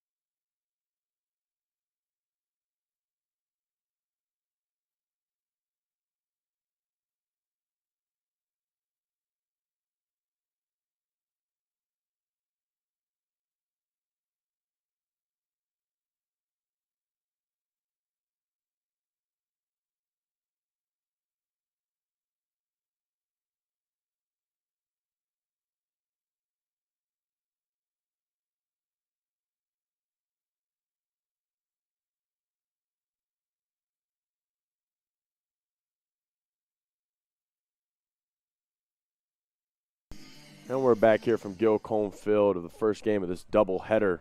Heading into the bottom of the 7th, we'll have Parker Cruz leading us off as he rips one right at the left fielder. Almost went over his head there, but he corrals it for the first out of the inning. And Cruz has made solid contact all day. I mean, every at-bat he's came up, he's put some good swings on the ball and got a hold of one earlier, but he just missed it there. And now with one away, we have Zach Allison, the right fielder, stepping in. First pitch to him will be low for ball 1.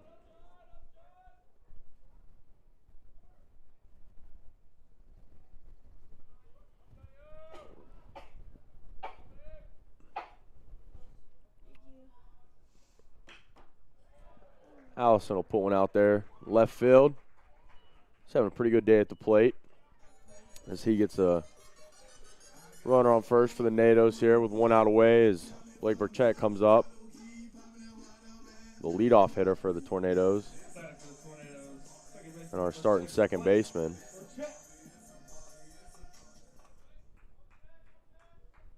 Pretty fundamental ball player at the plate here.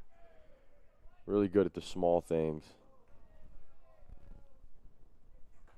As he swings and misses there on some high heat from Owen.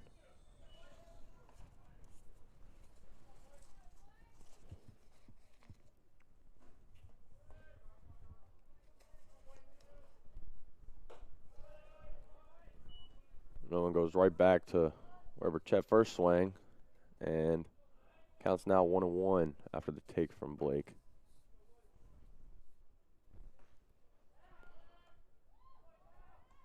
Pickoff move. Almost had Allison over there as he was ready to take his secondary. A 1-1 pitch to Burchett on the way. Miss low for ball 2.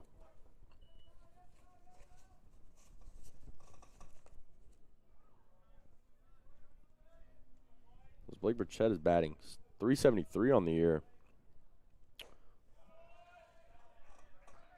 with 59 at-bats and 22 hits, 12 RBIs. Pretty good year so far for him.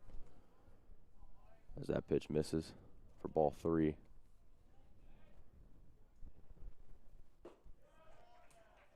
That's a walk right there. As Luke Morton, the shortstop for the Tornadoes, comes up to bat, but that will be delayed as the coach for the Falcons calls the bullpen, and John Owen's day is over. Phenomenal day from him, though.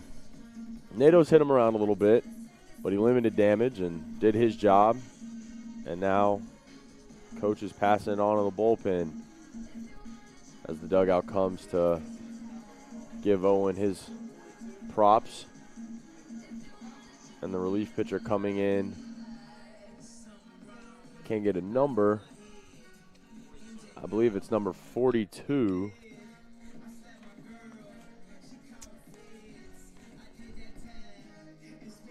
And that is Sam Odom, a freshman from Lexington, North Carolina, sitting at 6'5", 215.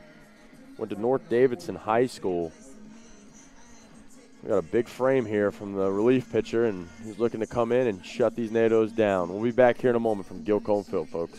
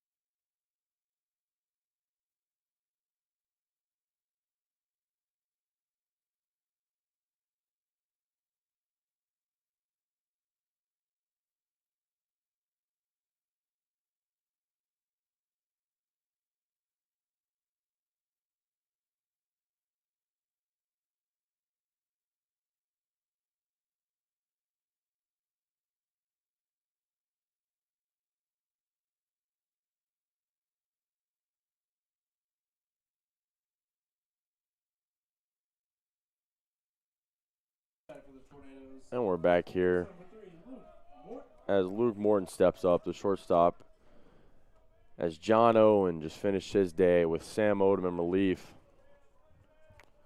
Here with runners on first and second for the NATOs in the bottom of the 7th inning.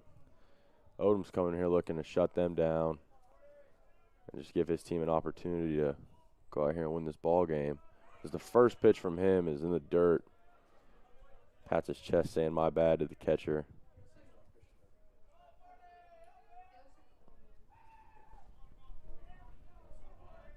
One 0 here to Morton.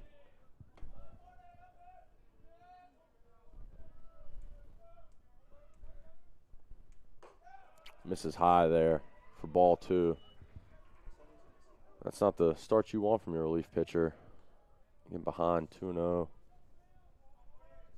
Early to his first batter.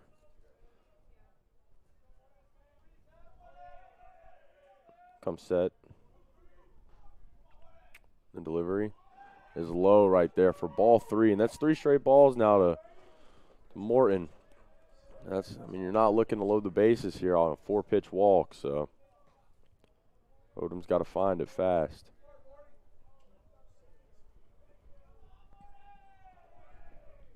There seems to be a cloud that just moved in over the ball field here. Got real dark. 3-0 pitch. Taken for a strike. Morton didn't think so, as he was ready to throw the bat and head on down to first base. Home plate umpire had different opinion on that one. 3-1 pitch on the way here, 1 away. And Morton just misses an RBI base hit there. Lands down the left field line. Foul ball. Make the count 3-2 now.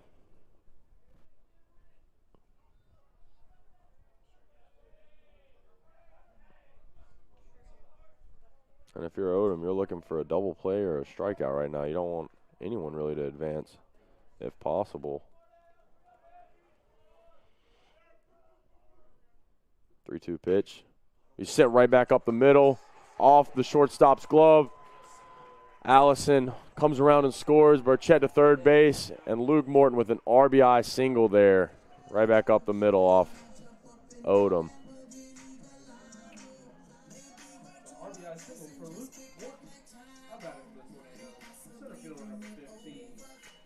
And that'll put the NATOs up 4-2 with 1 away here in the bottom of the 7th. Runners at the corners here for Logan Clark, the center fielder, stepping up. He's had a pretty good day at the plate. 2 base hits. A few plays out there in the outfield. Looking to do some more damage for the NATOs here. Pickoff play from Odom to first there.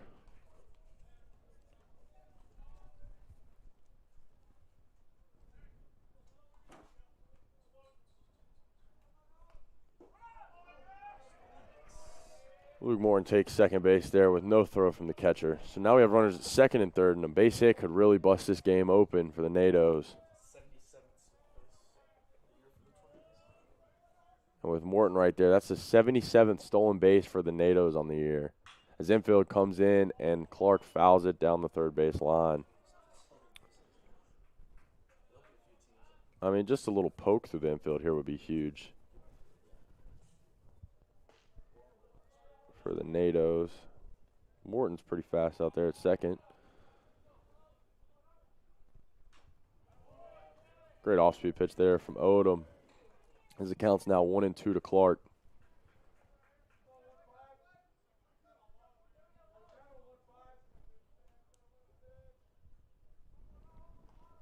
One-two pitch on the way. Clark calls time. Time is granted. He'll step out. Get a few cuts in. Hop back in the box. Get ready to roll.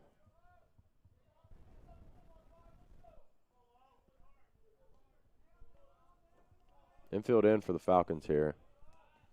Looking to prevent Burchett from scoring.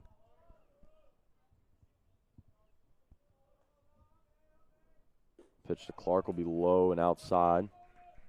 Even the count up at 2-2.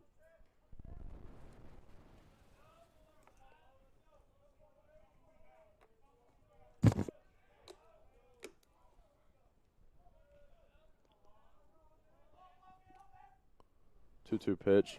Miss outside there to Clark.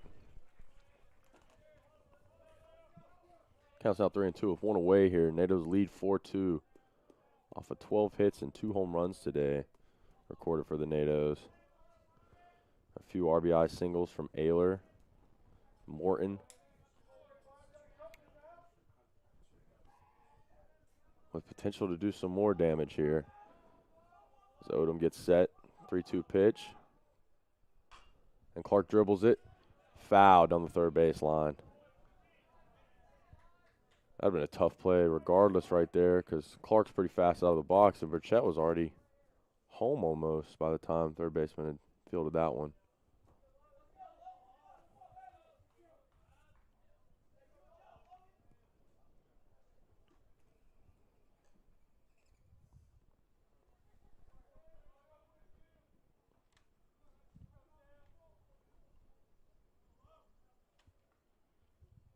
We get set. Odom wanted a new ball.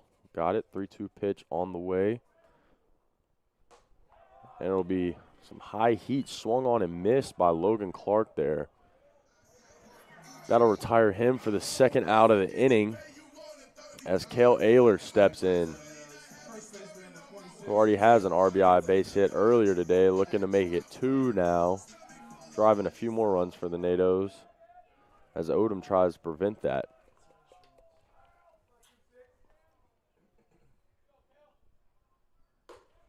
First pitch to Ayler will miss high and outside.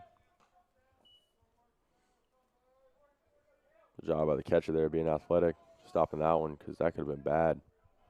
Wild pitch right there.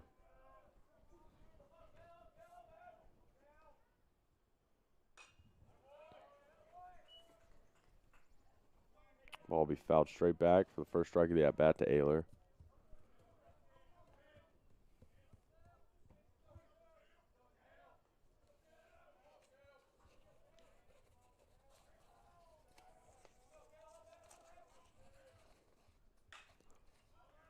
There's another foul ball hit down the first base line by Ayler.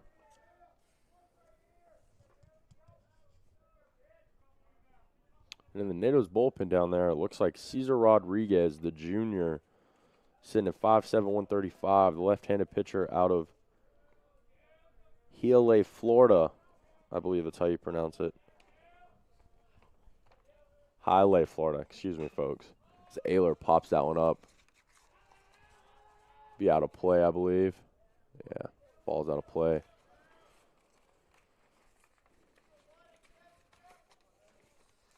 1-2 count to Ayler here with 2 away.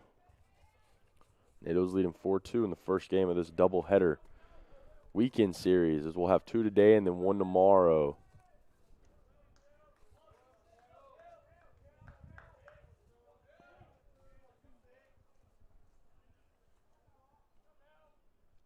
Odom comes set, the 1-2 pitch on the way. It'll be popped up as Ayler chased there, and second baseman will corral that one for the third out of the inning. NATO's lead 4-2 heading into the top of the 8th.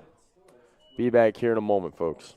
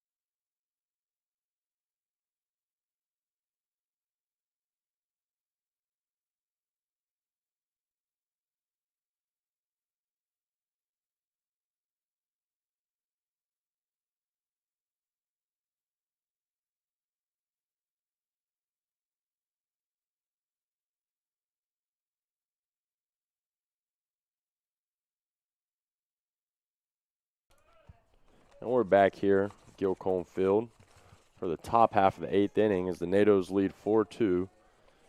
And the first baseman, Jake Brown, will be up to bat for the Falcons here as Anderson, first pitch to him will be a ball inside.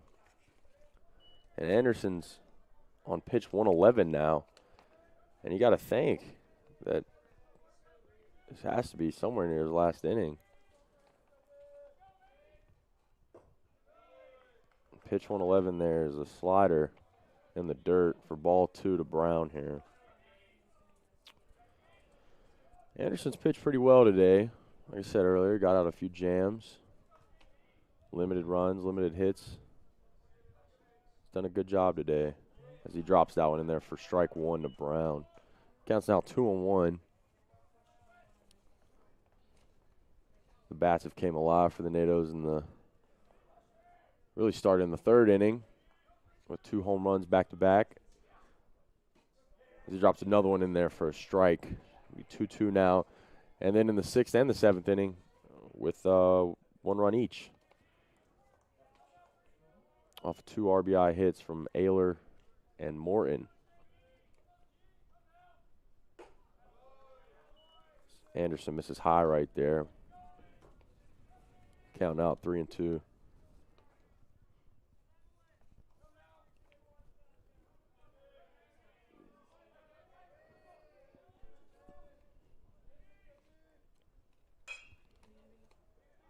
Ball hit to Morton.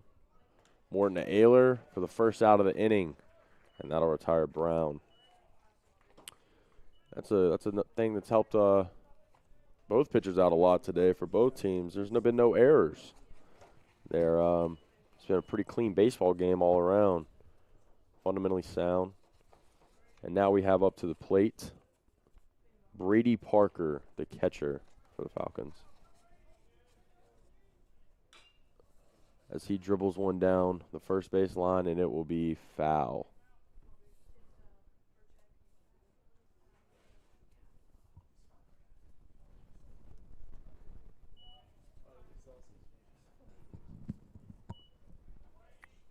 The 0-1 pitch on the way here. 1 away.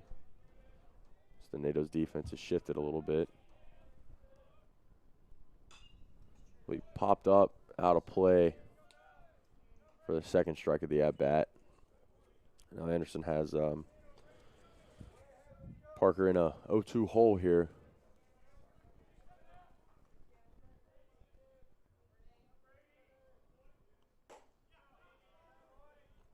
As he just misses there.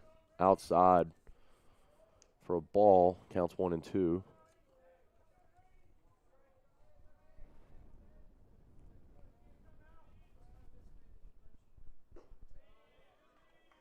One-two pitch is low in the dirt from Anderson.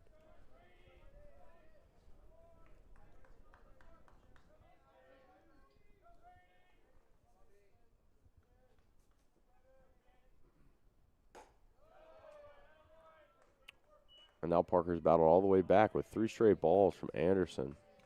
Counts now 3-2. If you're Anderson, you can't lose him here. As he misses inside there and walked Parker. So now the Falcons have a runner on first with Christian Azell stepping up to the plate to hit. And a base hit here for the Falcons would be huge for some momentum. They've been pretty quiet for a few innings now, ever since the top of the 3rd. They've been quiet with the bats. Anderson misses inside there.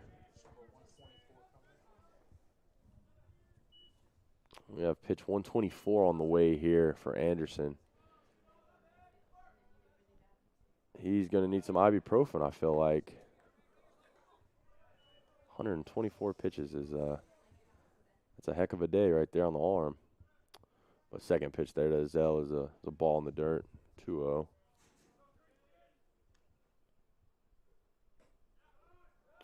This is high there from Anderson.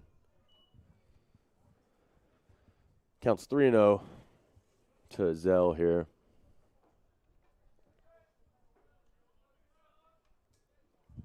A 3-0 pitch. will miss high and up.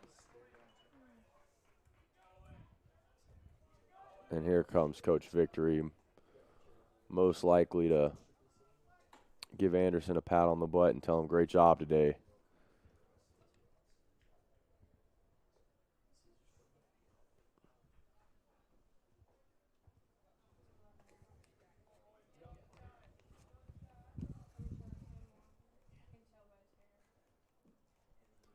As Cesar Rodriguez is coming out of the pen for the Tornadoes. Trent Anderson, great job today, young man. Great job doing your job. And now we'll give the ball to Cesar. Hopefully let him finish this one off for us as we're up 4-2 on 12 hits. The Falcons have 8. We'll be back here in a moment from Gilcombe Field.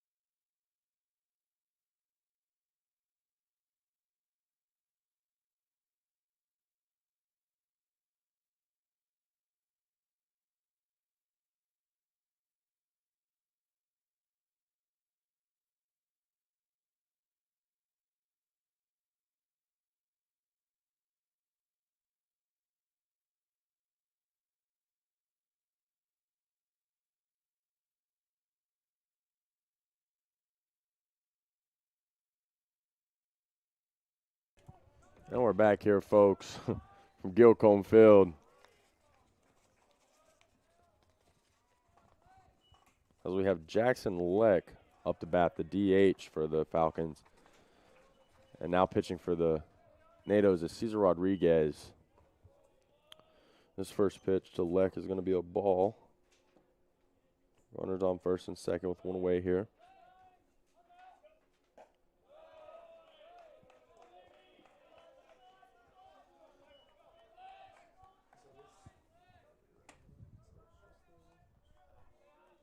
Rodriguez misses outside there for ball 2. And he drops one in there for strike 1 of the at-bat. 2-1 count here to Leck. One away.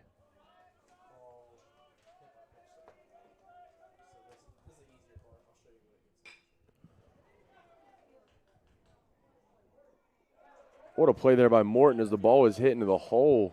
And he went to the force out over there at third. Good play by Vasquez, picking that one out of the dirt. Great range there from Morton as Leck will reach on it. Fielder's choice. 2 away now on the top of the 8th.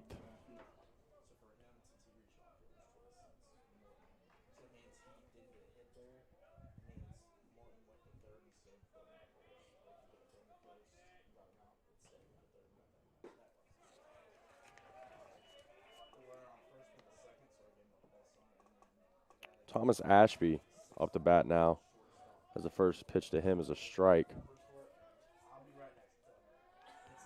Pickoff move there from Rodriguez.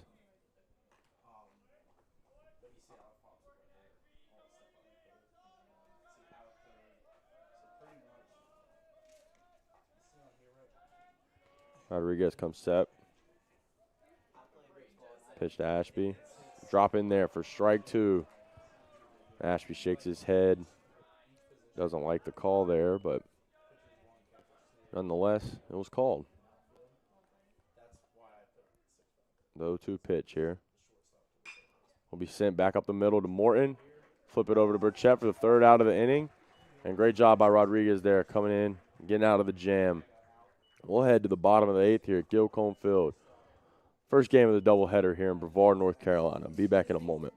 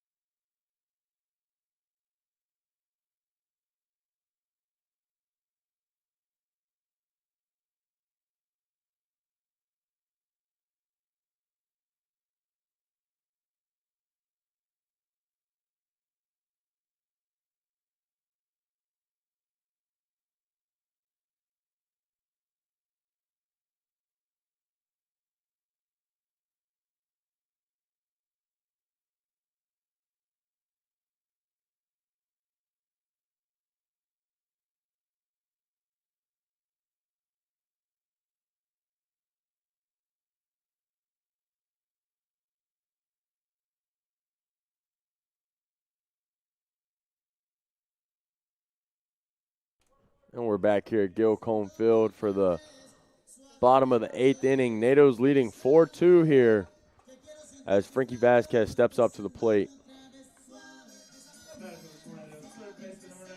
He's had a pretty decent day at the plate and made a few really nice plays over there at the hot corner, 3rd base. Looking to keep his good day going as he wants to go to first. Says it hit him. Appealing his case to the home plate umpire, and the umpire says no. Ball 1 there.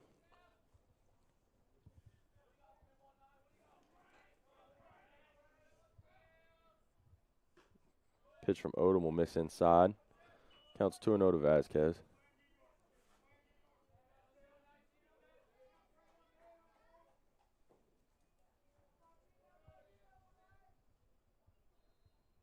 Breaking ball drops in. Frankie puts it out there. Base hit. That's his 3rd of the day.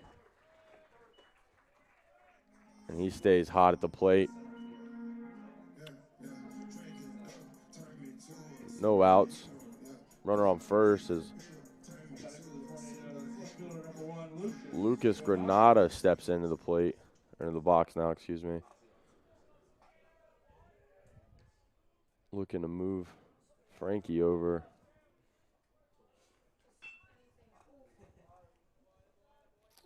Shows bunt there. Goes foul. Picked up by the 3rd baseman. 3rd baseman's playing the grass, playing in. Expecting that right there from Granada. Odom comes set. Throws over to first. Trying to get Vasquez sleeping.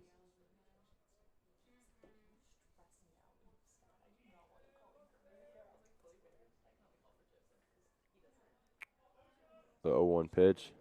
Shows bunt. Pulls back. Ball 1 in the dirt right there.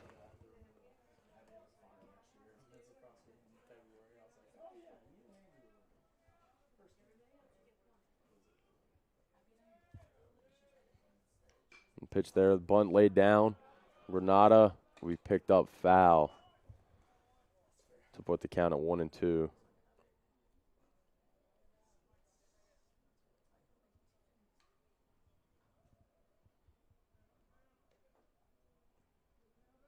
No outs. 1-2 count here. NATO's lead 4-2 in the 8th inning of this doubleheader today. Both will be 9-inning games. Second one is slated for 3:45, I believe. Granada fouls that pitch back.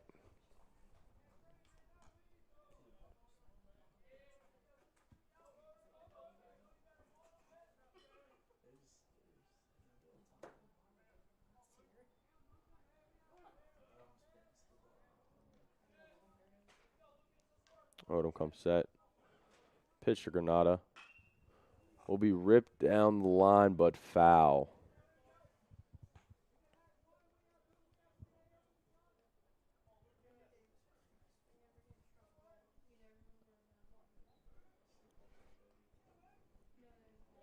Odom set. 1-2 count. The ball gets by the catcher here off a wild pitch from Odom up there. Vasquez will take second.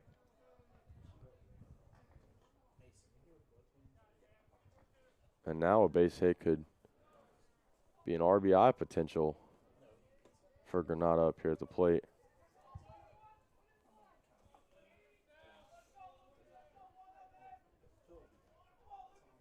Wind's blowing in pretty hard right now. And that hits him on the helmet, and he is very upset, as anyone would be. But he stares the pitcher down as he goes down the first base line. Tosses bat pretty aggressive there. And now the Natos have runners on first and second with Tristan Robinson coming up to the plate, the catcher for the Tornadoes today.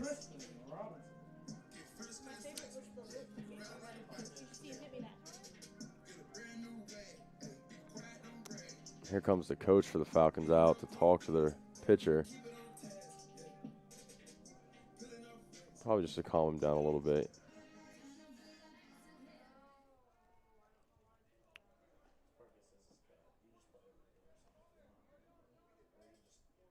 For all my lacrosse fans out there, our men's lacrosse team is playing LaGrange today. LaGrange is winning 2-0 right now in the first period. Tune into that over there. My man Phil's on the call for that one. And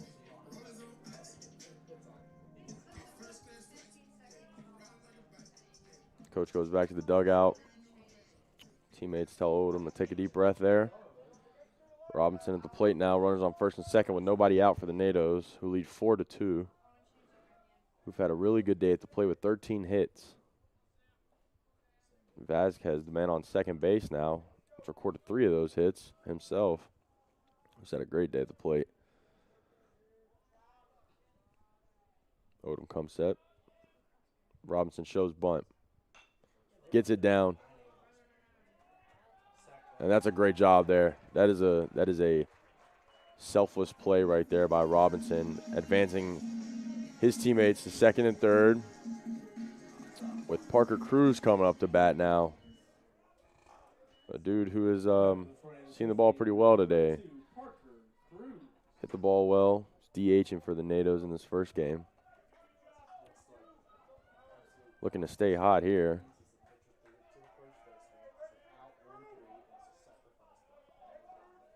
Granada on second. Vasquez on third. Excuse me. Cruz the plate, swings, fouls a straight back for the first strike of the at-bat. One away here.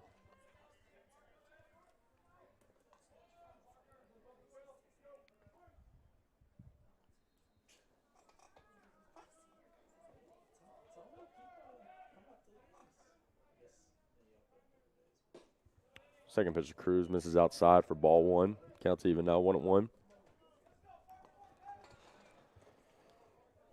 Infield's in here for the Falcons, looking to prevent Frankie coming home there at third. But a little poke through the infield. Cruz fouls that one back. Poke through the infield there could really be reassuring for the Natos, for Cesar Rodriguez as he's on the mound now in relief of Trent Anderson, who had a great day on the mound. And Odom's in relief for John Owen from the Falcons, who also pitched very, very well today. Pitch to Cruz. Breaking ball. driven down the line and will be foul, or fair, excuse me, it will be fair. As that will be a 2 RBI double for Cruz as Granada and Vasquez come around and score, and that will put the NATOs up 6-2 in the bottom of the 8th. Great hitting there. Great job hitting there by Cruz. Two-strike approach and just finding something that he likes, putting it in play, doing his job, man. He's had a great day at the plate. That's 3 RBIs for him now. He's had a home run and a double as we have Jock Pledger coming on a pinch run for Cruz right now. Jock is a 2-sport athlete here. Plays cornerback for the Brevard College football team. And utility guy, I would say. Outfielder, utility guy for the baseball team here. A lot of speed there on second base, though, with Zach Allison stepping up to bat. Looking to drive in another one here. First pitch to him will be a strike on the outside corner. The NATOs have totaled 14 hits today, which is pretty impressive. 6 runs have come from that, 2 in the bottom of the 3rd, 1 in the bottom of the 6th and 7th, and then 2 this inning so far. With 1 away here, and Allison fouls that one back for strike 1. Or strike 2, excuse me, I'm sorry. Strike 2. Counts 0-2 here to Allison. It looks like some dust got in his eye. As I've said, this wind's kind of been picking up here in the back half of this game, and saw it earlier with the umpire who had to take a second, get some dust out of his eye. Now Allison has to step out and get some out of his. And steps back in now, 0-2 count, 1 away. Pledger takes his lead at second. Odom comes set. Misses low there from Odom to make the count 1-2. Odom turns around, gets his signals from a second baseman there. As Pledger did get a big lead there, big secondary, potentially trying to pick him off maybe. There it is. And he gets back in safely.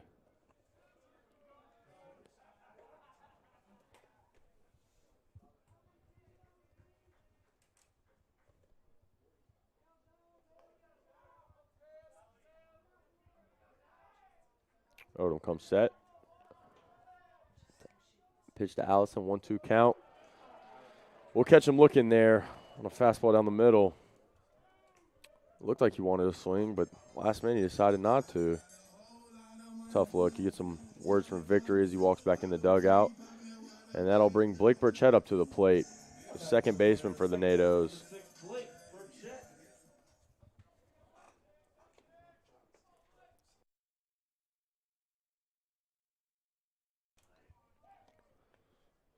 The first pitch, Burchett will get right past the second baseman as Pledger rounds third, looking to score here, and will score as Burchett will take second on the throw. And that's an RBI single for Blake Burchett there, and that'll put the NATOs up 7-2 here in the bottom of the 8th. Giving plenty of insurance runs here for Cesar Rodriguez to come out and finish this one off. It's the 15th hit of the day for the NATOs. As Luke Morton, the shortstop, is coming up to hit now. And ever since Odoms came in the game, NATO's bats have kind of got hot a little bit. Luke looking to bunt there. Pulls it back. Ball in the dirt.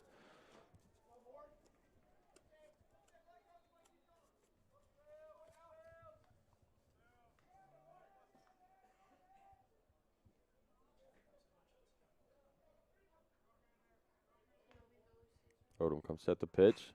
Driven back up the middle right there by Morton. And Burchett's rounding third.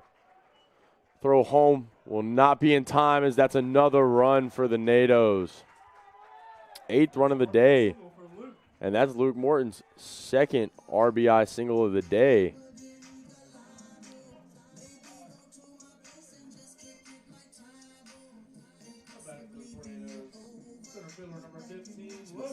And now up to bat for the Tornadoes will be number 15, Logan Clark, the starting center fielder. There's Morton right there. Great job hitting the ball. Keeping the hands compact. Tight swing. Just putting it in play. First pitch to Clark here. Ball in the dirt. 2 away for the Falcons here. Just looking to get out of this and come in and try and live for another inning or so. There's strike 1 to Clark on the inside corner. This is the first game of a doubleheader today, and then we'll be back here tomorrow as well for the finale of this series. As Clark grounds to short over the second base there. And that'll retire the side for the NATOs. Scored 4 there in the bottom of the 8th. And they lead 8-2 off 16 hits today. Be back here in a moment for the top of the 9th.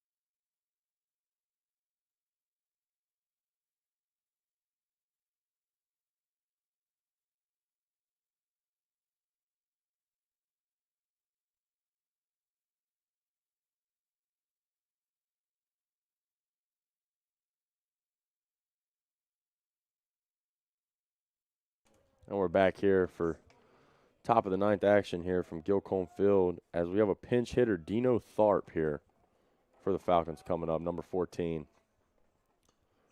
First pitch to him will be a swinging strike.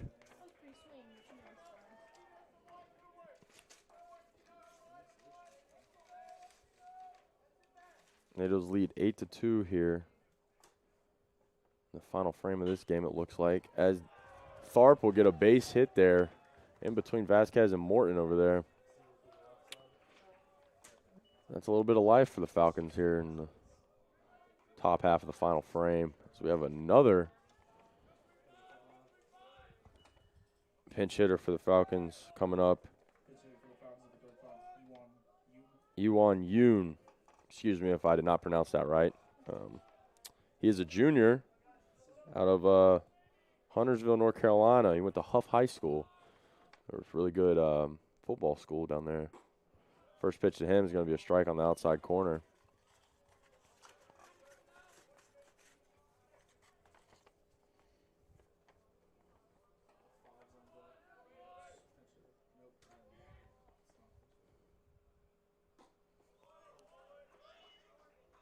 Second pitch drops in there. Great breaking ball from Rodriguez there to Yoon, and he swings and misses for strike 2. Tharp on first, takes his lead. Yoon at the plate, Rodriguez on the mound. And just misses right there. I'm assuming it just had to miss a little outside. Makes the count 1-2 now to Yoon. As we have Corey Lackey on deck, that'll be the top of their lineup. Yoon pops one up out there to Zach Allison in right field. Allison on giving chase. And I think the wind got a hold of that one. And made that become an acrobatic catch for Allison. He looked like that hurt a lot out there. Clark went over there to check on him. Great effort out there. First out of the inning there. June pops out to Allison. Hope he's all right out there. He looks a little shaken up. Maybe landed wrong on the acrobatic play there. Clark goes back to center. Tharp on first base, one away. Corey Lackey up to the plate now.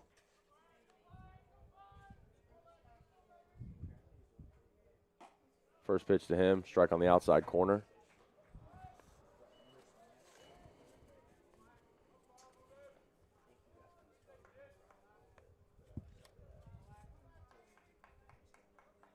The 0-1 here to Lackey from Rodriguez.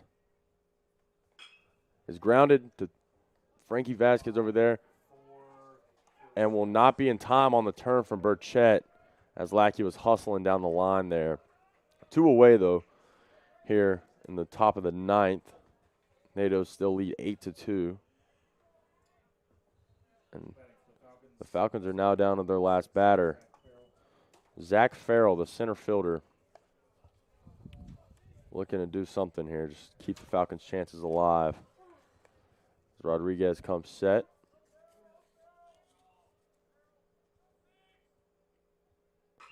First pitch to Farrell. He swings, pops it up out there to center field. Clark giving chase. Morton calls him off, and that will be the ball game, folks. NATO's win 8-2 on 16 hits and no errors. Trent Anderson will be your winning pitcher with relief from Cesar Rodriguez there, folks. And they celebrate. We'll be back here in about 30 to 45 minutes for Game 2 from Gilcombe Field. NATO's win, folks. This is Eli Carr. See you in a little bit.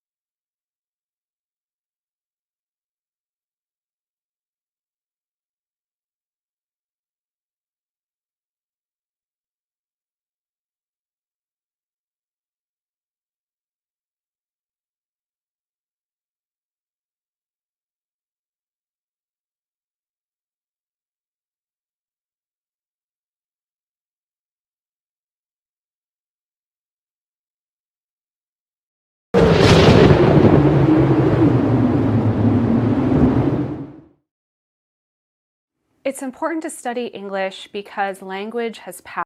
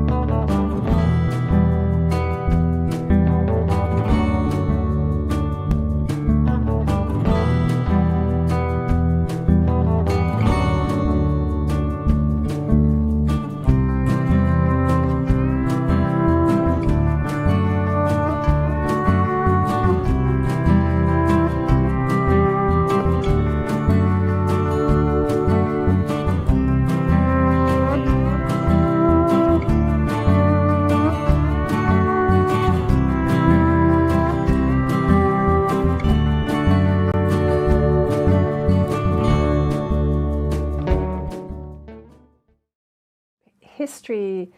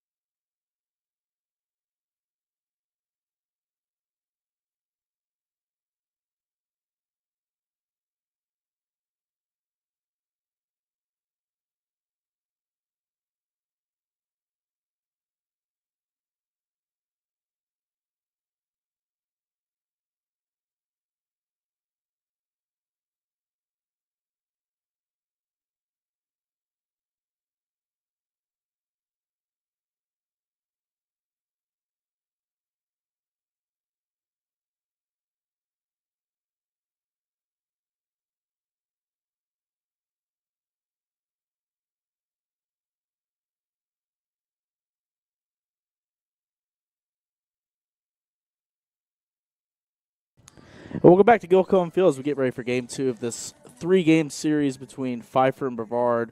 Tornadoes taking game number 1, 8-2. As over Frankie Vasquez led the way with a 3-for-4 performance as 6 different Tornadoes had multiple hits in game number 1. It's part of a 16-hit outburst for the home team. Blake Burchett and Parker Cruz with doubles. Parker Cruz and Zach Allison went back-to-back on 2 consecutive pitches to tie the game in the bottom of the third. 2 RBIs from Luke Morton, 3 from Parker Cruz is just a big day from the designated hitter in game number 1. Trenton Anderson got it done on the mound, 7 1/3, 8 hits allowed, 2 earned runs, but 5 strikeouts. Cesar Rodriguez came on to close the door as Brevard surged late with 4 runs at the bottom of the 8th to seal up game number 1. We'll have game number 2 action for you coming up here shortly.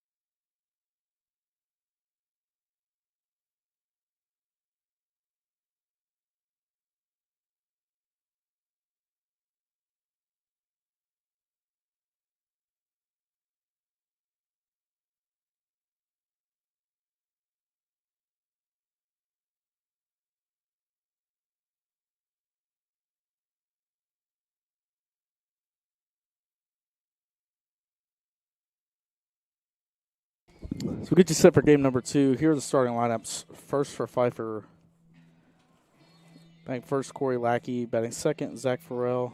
Batting third, Jake Brown. Batting fourth, Brady Parker. Batting fifth, Christian Izell. Batting sixth, Dino Thorpe.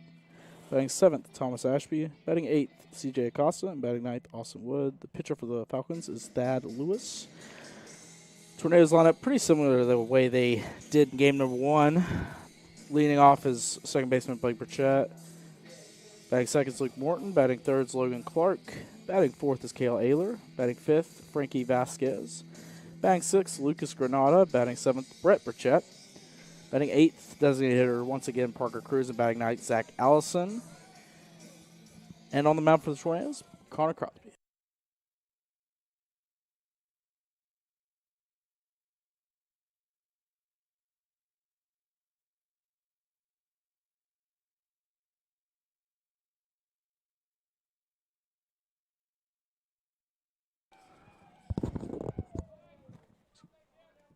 Falcon leadoff hitter Corey Lackey steps in the box as Connor Crosby toes the rubber, and we are underway for game number 2. First pitch catches the outside corner, strike number 1. And Connor Crosby back to deliver once again. That one's hit on the ground to shortstop. Luke Morton fields it and dug out, but unable to make the play is Cale Ayler. So that'll go down as a error on the throw. It'll be runner on first, nobody out.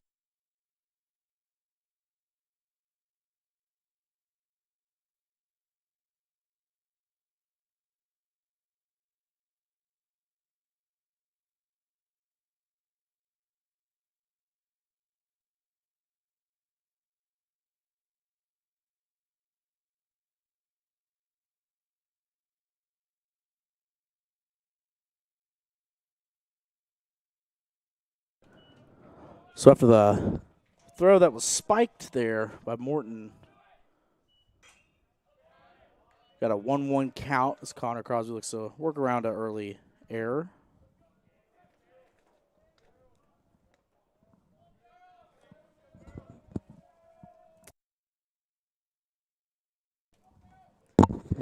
And the 1-1 is just a bit high, ball 2.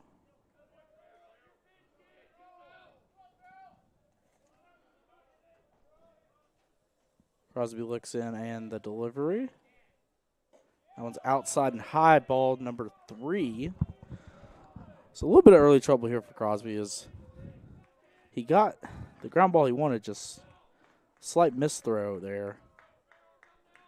Gets the runner on first, and that one's going to be catching the outside corner for strike number 2. Looked to be about the same spot as the previous pitch, but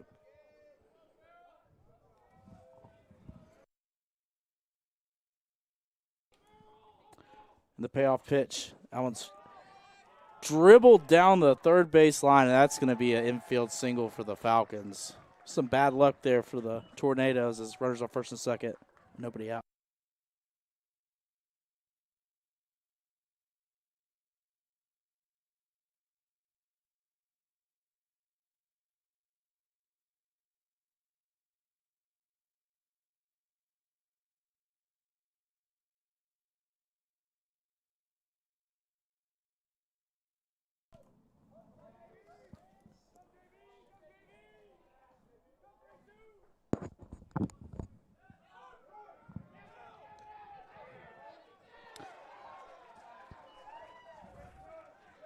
And that one got away from Brett Burchett, but it's going to be a out. So out number 1 for the Tornadoes there.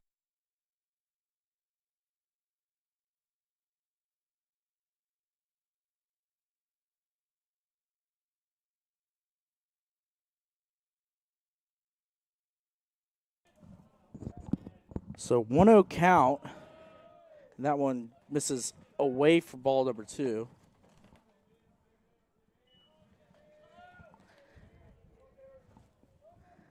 And Falcons got a little eager there trying to advance on the what could have been ruled as a pass ball. Is that one strike looking for number 1.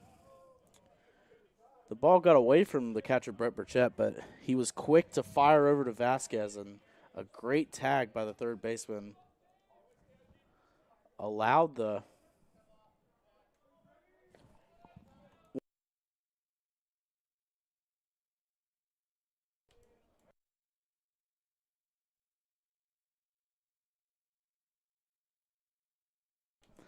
and the throw over there. This is 1-2 count. And the pitch is off the end of the bat into left field. Granada coming over in fair territory. Can't make the catch. And that's going to go down as a E7 on the drop fly ball.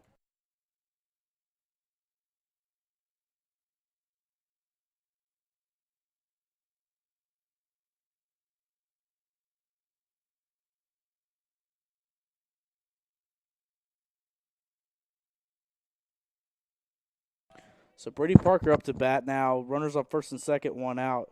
That's now 2 Brevard errors in the inning. That's allowed 2 base runners to reach.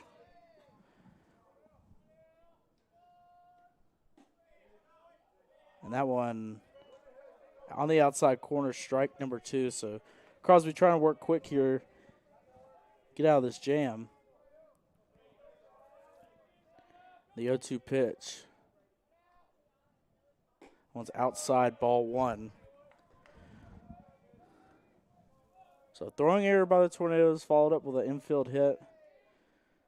Tornadoes were able to get out on a runner advancing, but now dealing with first and second and 1 out as that one's outside. 2 balls, 2 strikes to Brady Parker of the Falcons.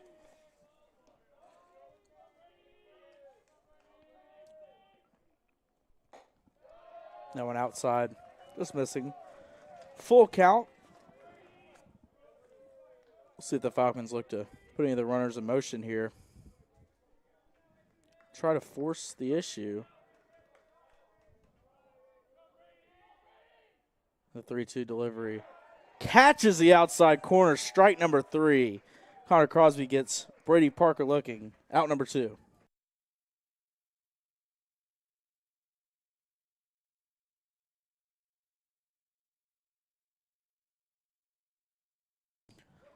So 2 on, 2 outs for the former Brevard College Tornadoes student athlete Christian Ezell, making his first appearance in a visiting uniform here at Gil Cohen Field.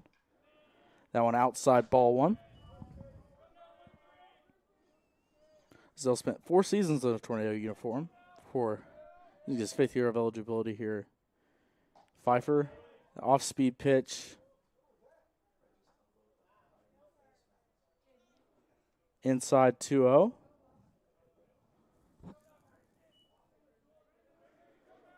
As Zell's ahead in the count, hitter-friendly count 2-0. 2 men down, the pitch. That was cut on and missed. Crosby bringing a little heat there.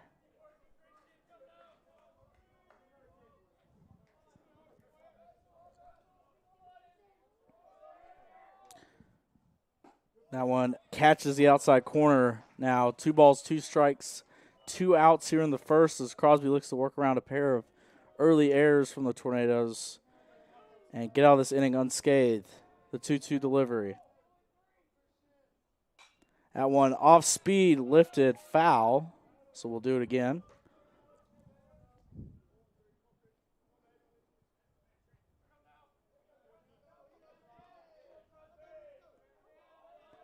Two balls, 2 strikes, 2 outs. Crosby fires. That one cut on and missed, strike 3. Brilliant work there from Connor Crosby. Get out of the early jam, and the Falcons go down swinging. Tornado bats coming up next.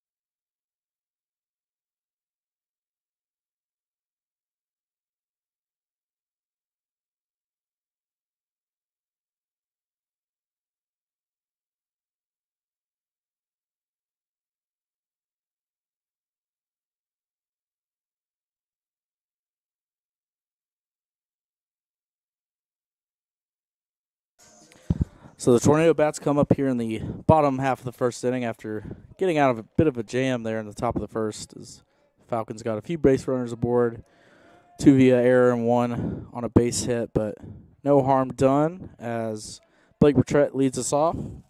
Got Thad Lewis on the mound for the Falcons. That one's just a bit outside for ball number 1.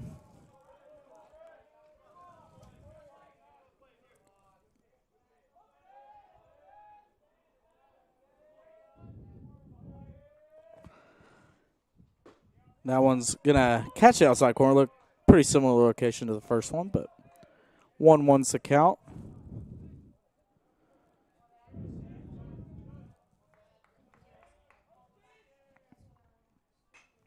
That one's fouled off, so 1-2.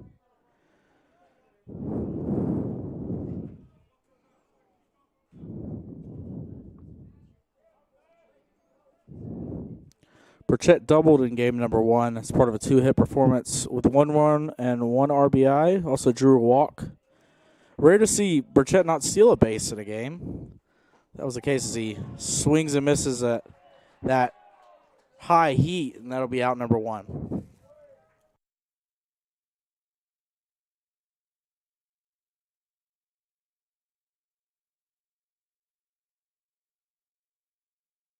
So Luke Morton now comes to the plate after a big performance in game number 1 of this series. 2 RBIs on a pair of hits for the shortstop. Off speed, gets him looking there, strike number 1. Morton, the sophomore infielder from Wake Forest, North Carolina, out of Heritage High School, the eastern part of the state. And one inside the other batter's box for strike ball number 1. 1-1 count. We'll see if the Tornadoes can get the bats going early in this one, as offense was hard to come by the first 5 or 6 innings of the first game before Brevard eventually broke through as that off speed in the dirt swung on and missed. 1-2 count.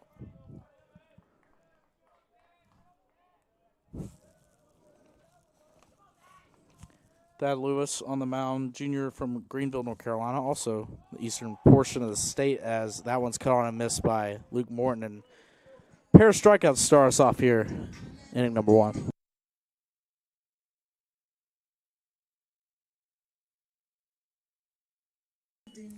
Now Logan Clark steps to the plate. So he also had a 2-hit performance in game number 1. So I mentioned before, 7 different Tornadoes with multiple hits in that first game. As that one's lifted to center, but not going to be a problem there, as 1, 2, 3 go the Tornadoes in the bottom of the first. We'll head to the second. Your score, Brevard 0, Pfeiffer 0.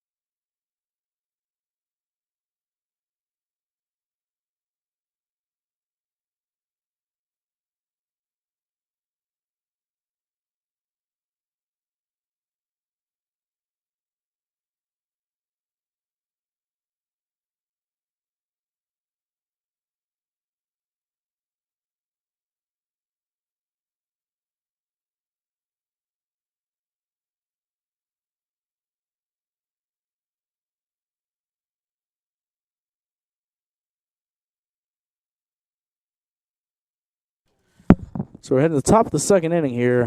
Scoreless. Falcons do have 1 hit.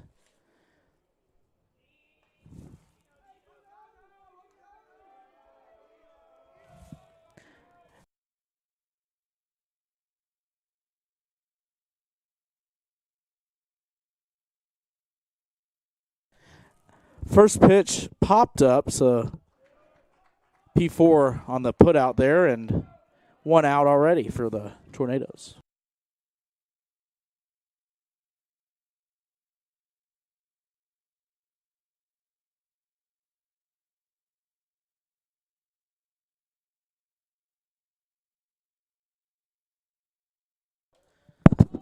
So 1 out, first pitch, low and inside for ball 1. So 1-0 count here. Crosby delivers. That one hit pretty well to third base, but Frankie Vasquez picks it and fires over. What a throw there from the third baseman Vasquez to get him 5-3, out number 2.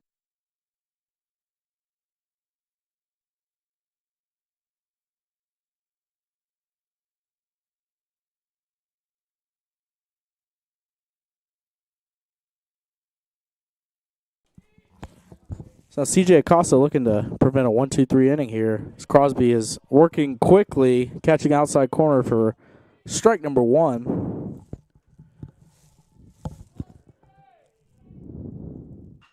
And that one's lifted to center, but that should be a can of corn for Logan Clark, and it is. F8 on the putout, and 1-2-3 go the Falcons at the top of the second. We'll head to the bottom half of the inning.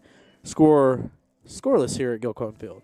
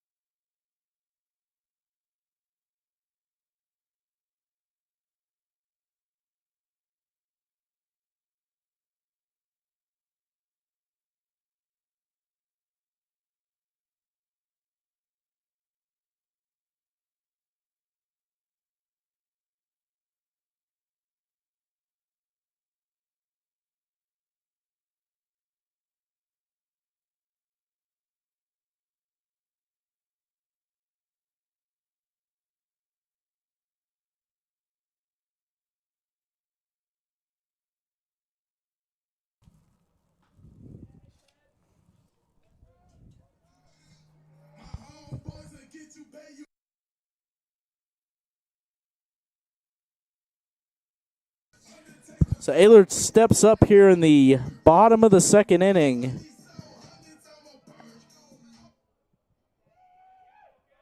As the Tornadoes look to get their first base runner aboard here.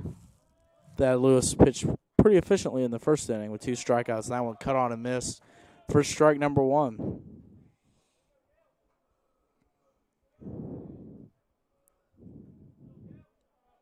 Delivery. That one tipped on, dropped, but it'll be a foul ball for strike number 2.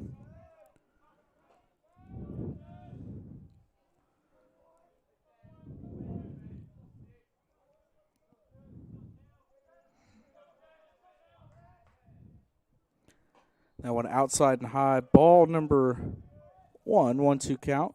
As we mentioned, Brevard now 4-0 in conference play after taking game number 1 of this 3-game series. That one outside, ball 2. 2-2 count. Lewis delivers. That one cut on, fouled off.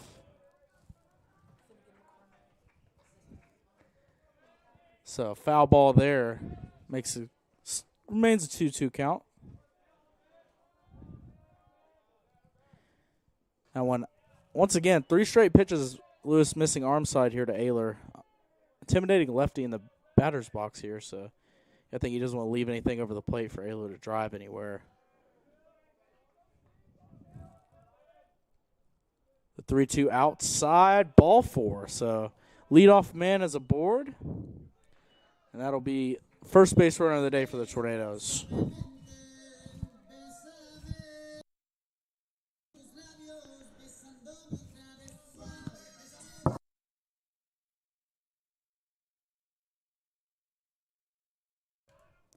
So Vasquez, who had the 3-for-4 performance in game number 1, shows bunt, lays it down. That one's going to roll foul. So foul ball and strike number 1 there. As Vasquez looking to sacrifice himself and move Ayler over into scoring position here. As Brevard looks to get on the board early.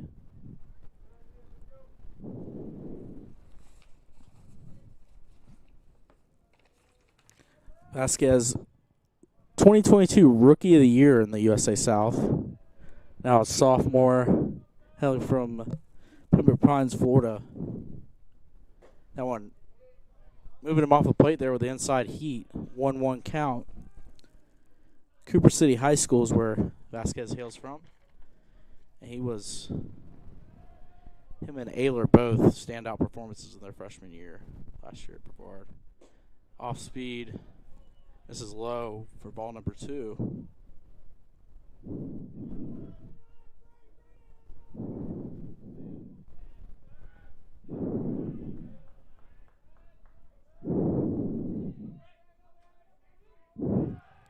Pickoff attempt there, keeping Ayler honest over at first base. Lewis now looks in.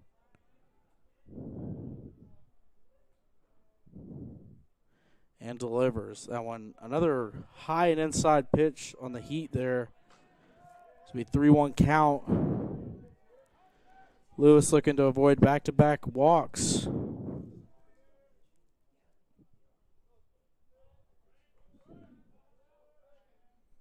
3-1. That one right down the middle for strike number 2.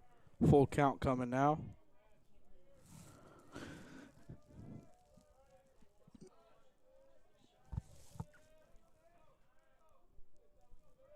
Three balls, 2 strikes, man on first, and the delivery.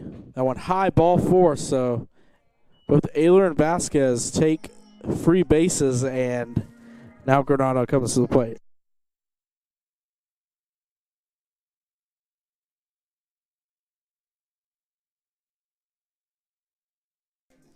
So Granada back to the plate here. Another sophomore for this Tornado team. He shows bunt, but that one's fouled off for strike number 1. Granada also 2 hits in the first game. 2 for 3 with a run scored. So everybody pitching in the first victory for the Tornadoes. First home conference win for Brevard of the season. 0-1 count, runners on first and second. Lewis delivers. Now off speed is going to miss in. 1-1 count.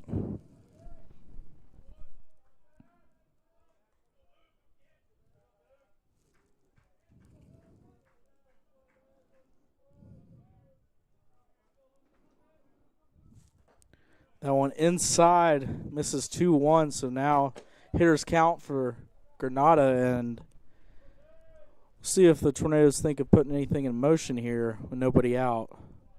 Possible hit and run.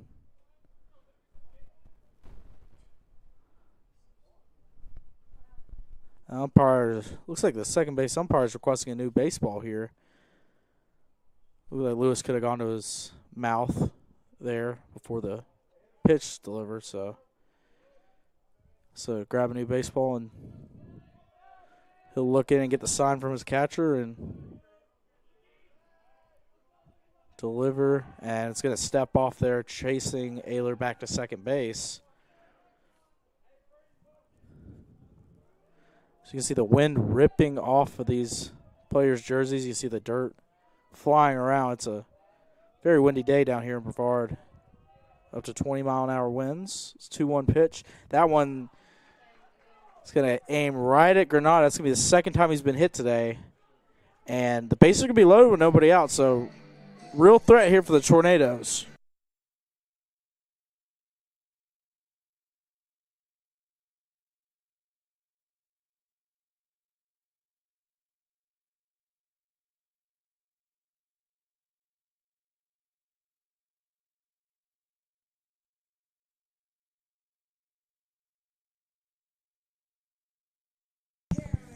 So we have a meeting on the mound here for the Falcons as Lewis is going to get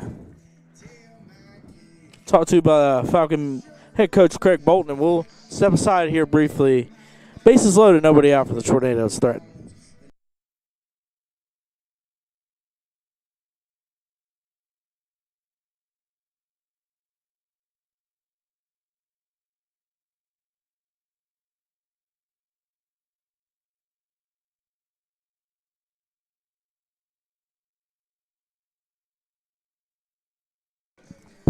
Meeting of the mound concludes there, and we're back to action. Bases loaded after 2 walks and a hit by pitch.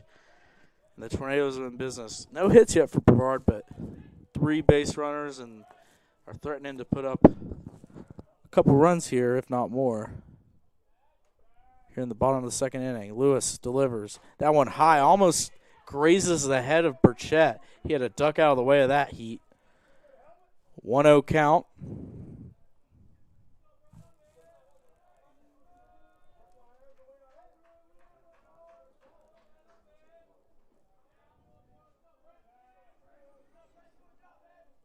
And the pitch.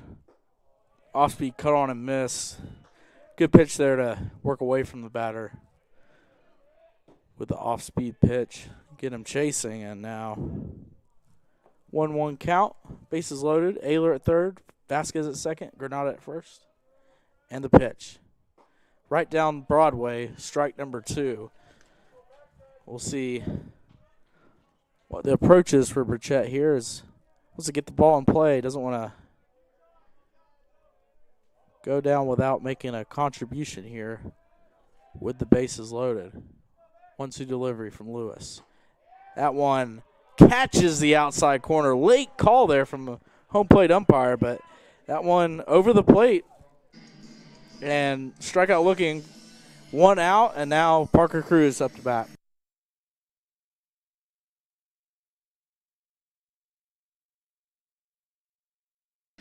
So Cruz, as we mentioned, has had a big last 2 games with 2 home runs his last 2 games started at the designated hitter position. That one was running in on his hands. He fouls it off. Strike number 1.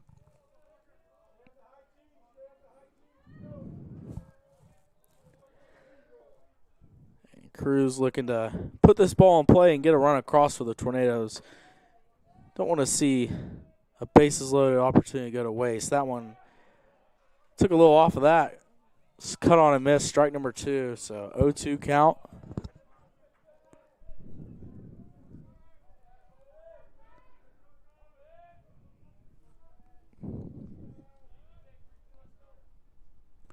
And the pitch. High, but swung on and missed. And Crew's going to want that one back as now 2 men out. 9-hole hitter Zach Accent. Come on.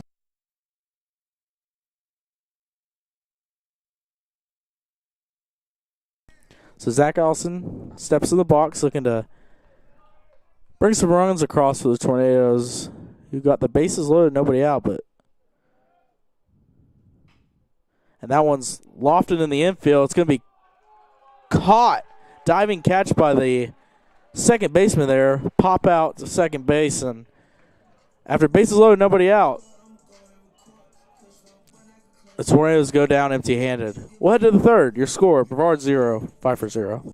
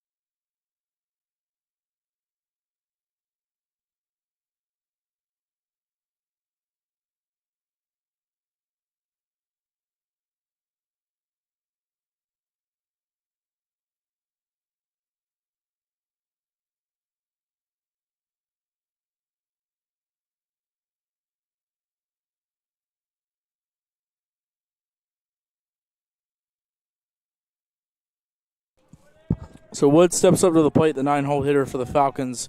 Crosby back to work here in the top of the third as the wind just continues to pick up here in Brevard. And it looks like some debris is making its way onto the field here. We want to get that sorted. Heck of a play there by Ayler to grab that plastic bag. And he just sticks it in the back pocket. We're going to keep it moving as top of the third, nobody out. No runs yet for either team. The wind just howling out here in Brevard. First pitch low, ball 1. 20-mile-an-hour wind was reported as that one backhanded by Vasquez. A throw across the diamond, and he gets him. What a throw. That's 2 amazing throws by Vasquez in this game.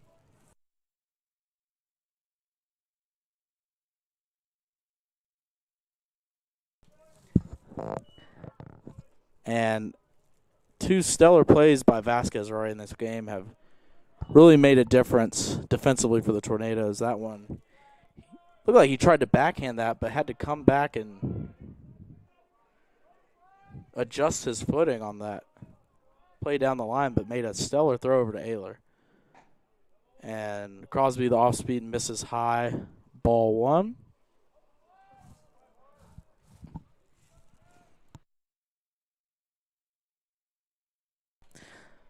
Pitch number 2, the at-bat's going to carry out to center. Logan Clark has to battle the win, but F8 goes to put out, and out number 2.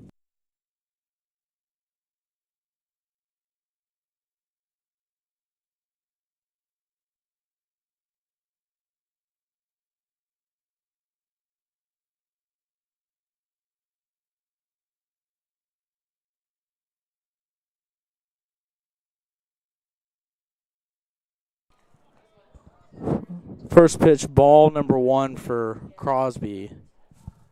Ball 1. And second pitch outside, so 2-0 count for Connor Crosby.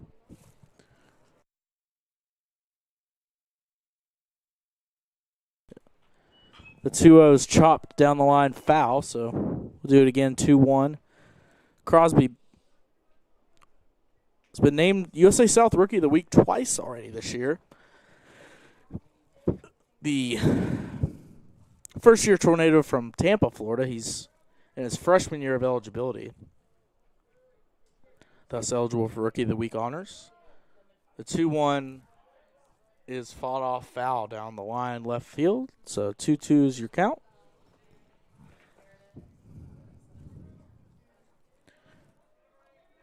Two balls, 2 strikes, 2 outs. Deuces are wild, and the pitch. High ball 3, so Crosby looking to send the Falcons down again, 1-2-3.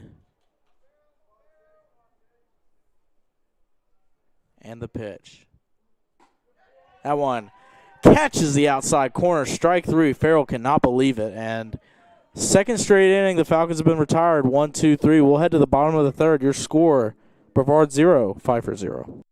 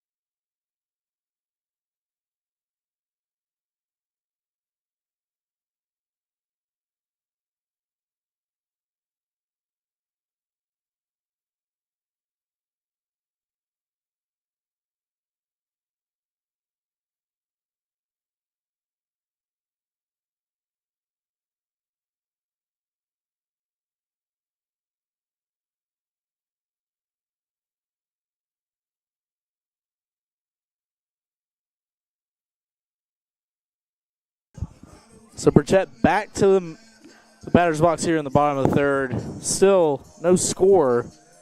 Tornadoes threatened with bases loaded, nobody out in the bottom half of the second inning, but could not bring a runner across. Burchett looking to change things up. His first pitch off speed, taking the outside edge for strike number 1. That went outside. Another batter's box for ball 1. Thad Lewis, as we mentioned, worked quickly in that first inning, but ran into a little bit of a trouble in the second, but was able to work out of it. That one misses the outside edge. 2 balls, 1 strike.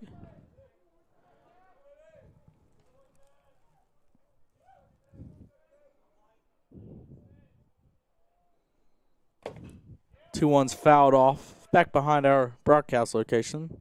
2 balls, 2 strikes. Reported wind speed is 18 miles an hour with gusts of up to 40 here in Brevard, so definitely something to keep an eye on as this game progresses.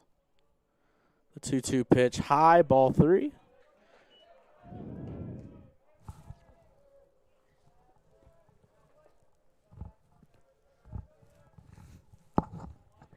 Three-two pitch. That one inside. Oh, and it catches the inside corner. Burchett cannot believe it. And that's going to be out number 1. Burchett goes down looking for the second time already today.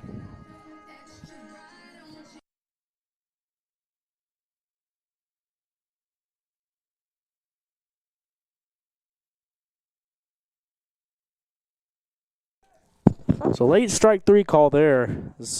Burchett was halfway to first, but had to come back, and Morton shows bunt on pitch number 1. It's going to be over his head for ball 1.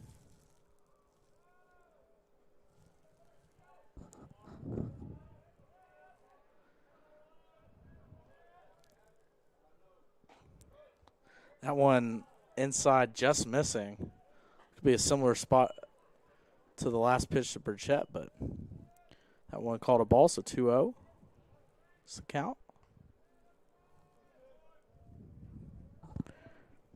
The pitch, that one right over the heart of the plate, strike 1.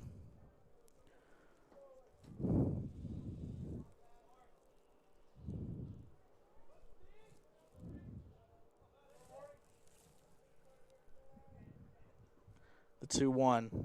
I'm on off speed. Catches the inner half of the plate. 2-2 count.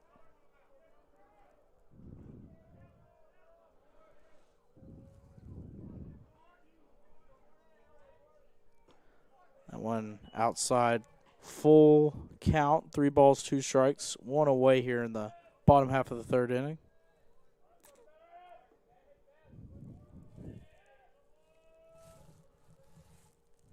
That one cut on and miss. Strike 3 swinging, and that'll be out number 2.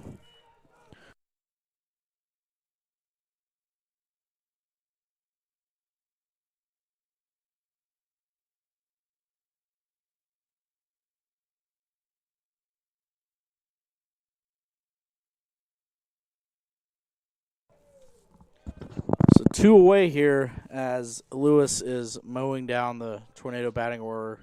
The early stages of this one. That one outside, ball 1.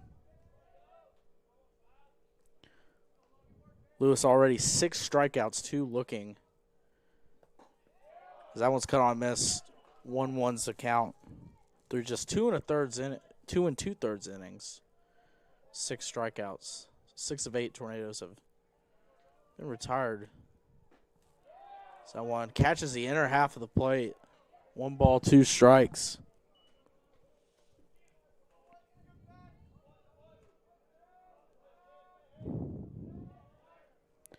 Lewis looks in and fires. That one high, ball 2.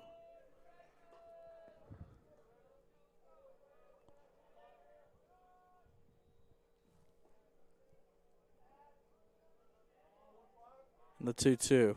That one cut on and miss. Strikeout number 7 for Thad Lewis. As we are through 3 complete here at Gilcombe Field, your score, Brevard 0, Pfeiffer 0.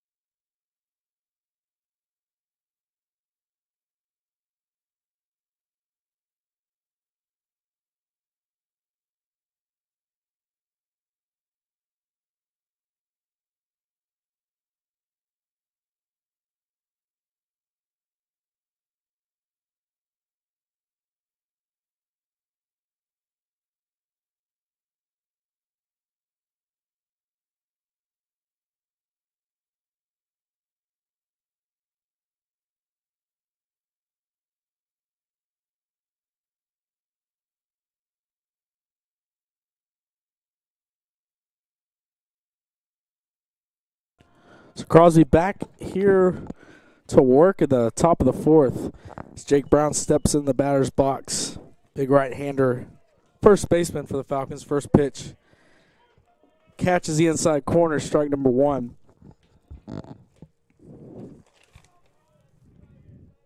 Brown, a senior from Winston-Salem, North Carolina. As that one's lofted deep into left field, but Looks like the wind's going to hold that one up enough for Granada to make the catch out number 1.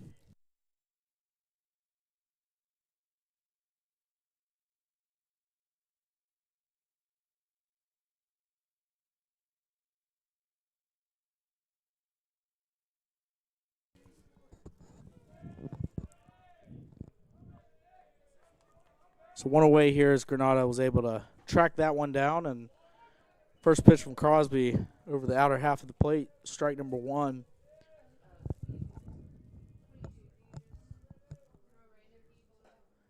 That one swings and misses. Strike number 2, so Crosby working quickly here. And the 0-2. One outside, skips in the dirt. 1 ball, 2 strikes.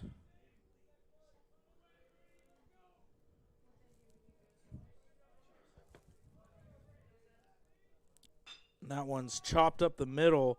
Burchett tries to range over, but that's one's going to sneak in to the gap there and a 1-out single.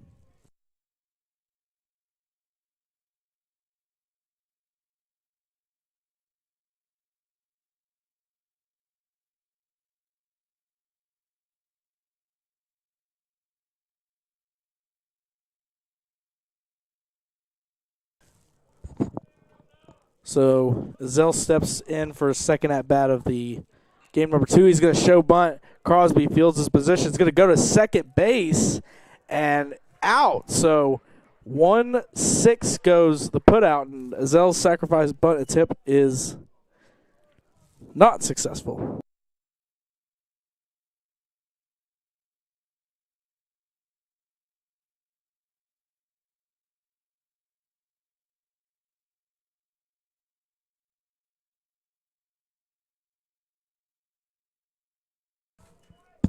First pitch for Crosby over the heart of the plate, strike number 1.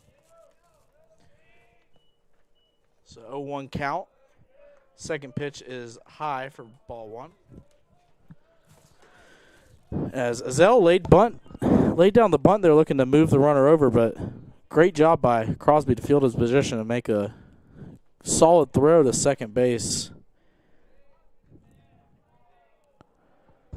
preventing the runner from moving over to second. Crosby throws over to first to keep Azell honest, and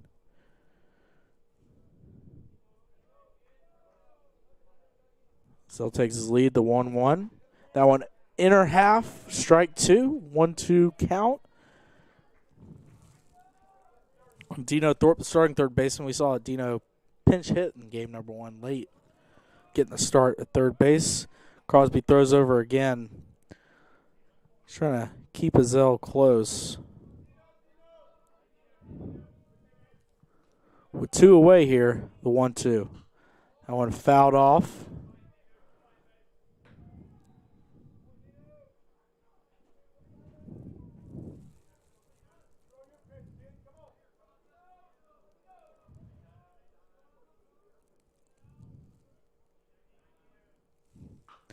That one's chopped, fouled down towards the Tornado dugout. Crosby looks in, 1 ball, 2 strikes, 2 outs. Former Tornado Zell on first in the pitch. That one, again, hits for foul territory. Vasquez is going to attempt to make the catch. Just ran out of room there, so foul ball. Good effort by Vasquez. Not giving up on the play there, but good as a foul ball, and we'll do it again. 1 ball, 2 strikes, 2 outs. Crosby looks in, and the pitch. That one lofted again down towards the left field line, and it's going to drop in fair. So that'll be a hit, as that one was kind of in no man's land. Morton attempted to come over and make the catch, but the wind playing tricks on the Tornadoes there once again.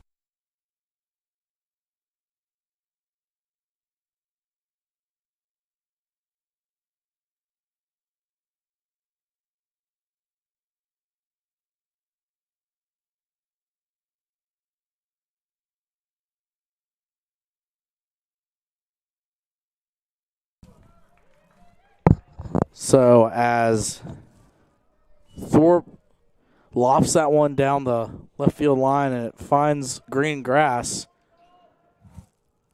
Ashby steps up and ropes this one towards center field. Clark calls off Allison, and no harm, no foul on that 2-out base hit from the Falcons. We head to the bottom half of the fourth. Your score, Brevard 0, Pfeiffer 0.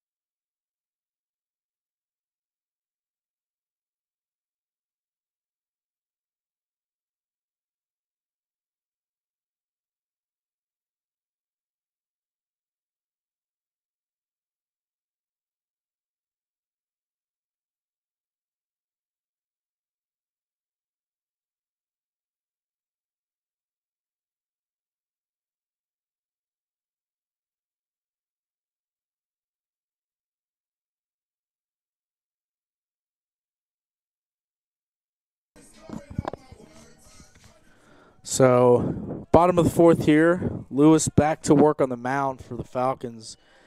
Big left-hander. Cale Ayler steps in for the Tornadoes. That one off speed, but right down the middle. Strike number 1.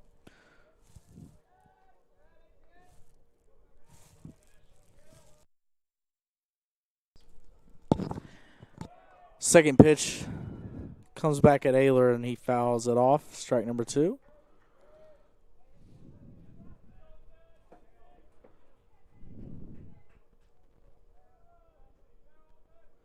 The 0-2 outside, ball number 1 for Ayler. Ayler, a 4-time Rookie of the Week selection his freshman season at Brevard. Was also named the athletic department's male Rookie of the Year at the annual BESPY Awards.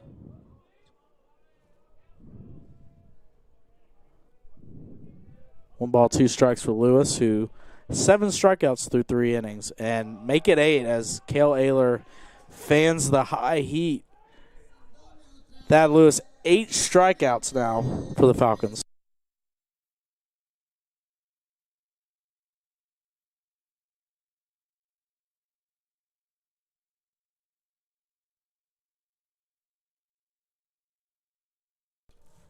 So Vasquez steps back in here. Walked his first time up.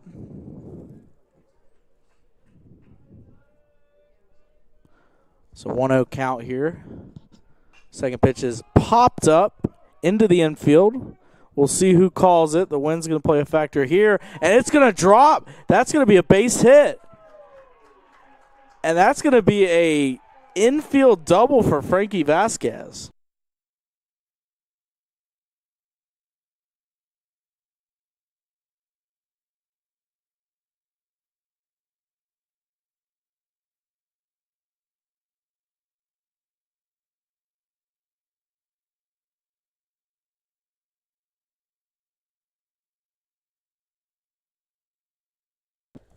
So the wind did major damage there as the Falcons converged on the mound, and some tough luck for the shortstop there who attempted to make the catch but tripped over the mound, and that one it's going to go down as a infield double, one of the rarities in baseball. So nobody was able to make that play, and second base was left wide open, so Vasquez took it. The 0-1 inside on Granada, so All of a sudden, the Tornadoes find themselves with a runner in scoring position. And this seems like one of those games, at least early, where every run's going to be crucial. So, want to strike early, get on top. Lewis throws over, keeping Vasquez at second base.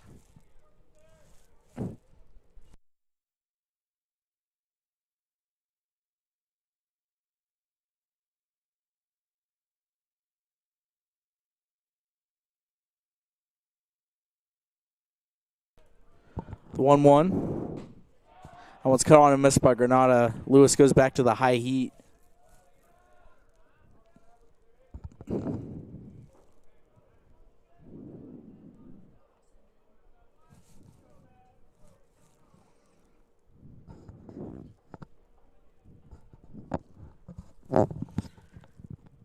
Lewis looking in as Granada had to step out of the batter's box.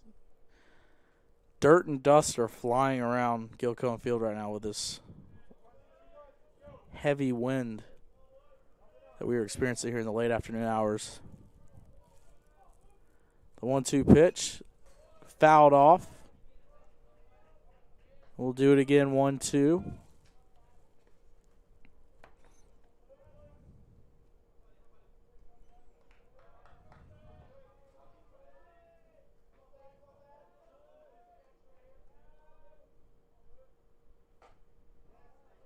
That one's inside, ball 2.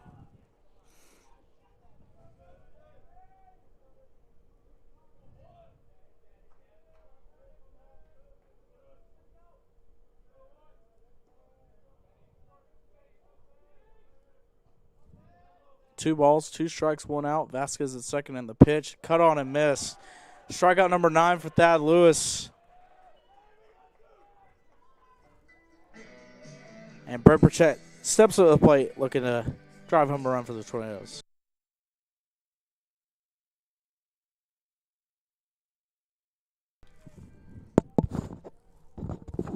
So, senior catcher Brett Burchett steps up to the plate. The runner in scoring position. I think anything past the infield would be enough to score Vasquez. That one inside.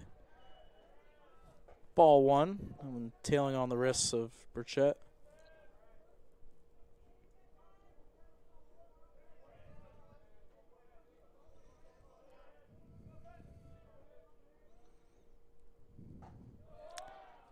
One right over the heart of the plate. 1-1 count now.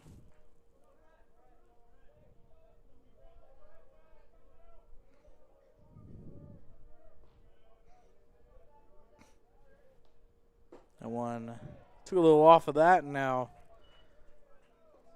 Lewis is a strike away from getting out of this inning.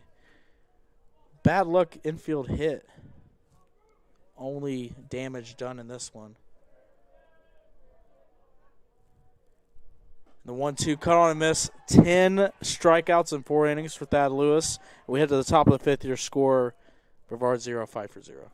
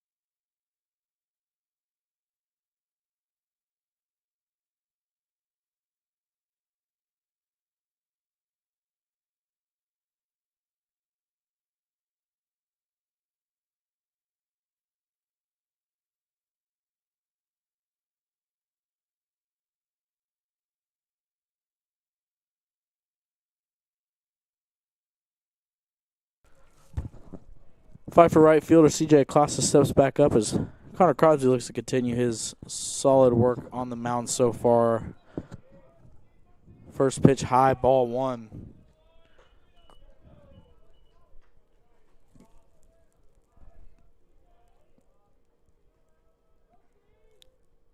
One low, ball two.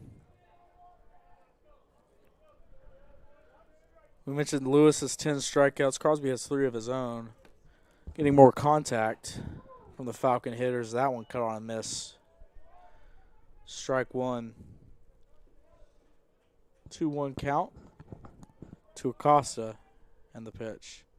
That one, again, off speed, finding the heart of the plate, and now 2-2 count. That one's going to get right back where it came from, and Luke Morton with a diving effort makes the catch. What a play by Luke Morton.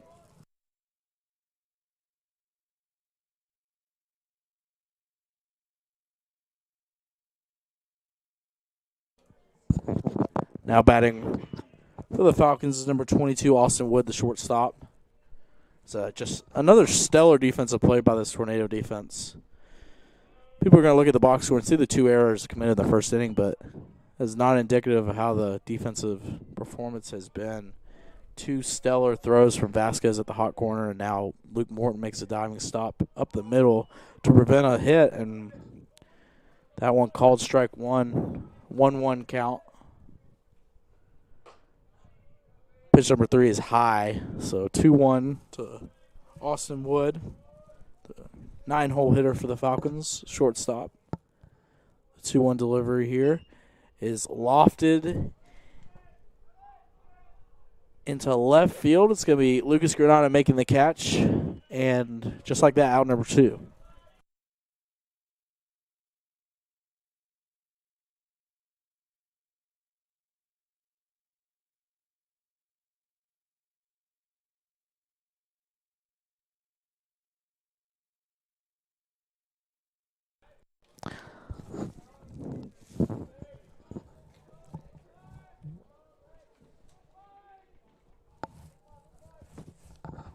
So Corey Lackey steps up.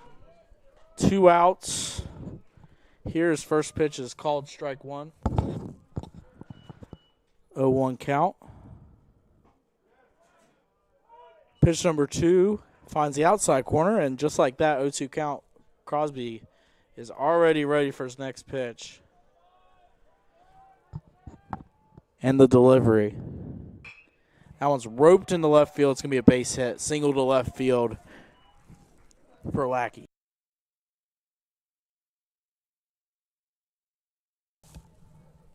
Left field. LF.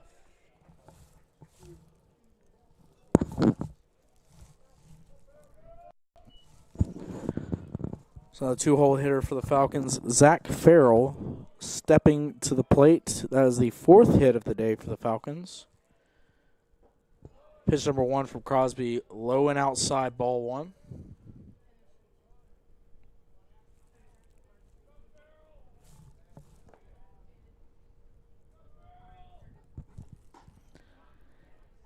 That one outside, catch the outside edge there for Crosby, so 1-1 count.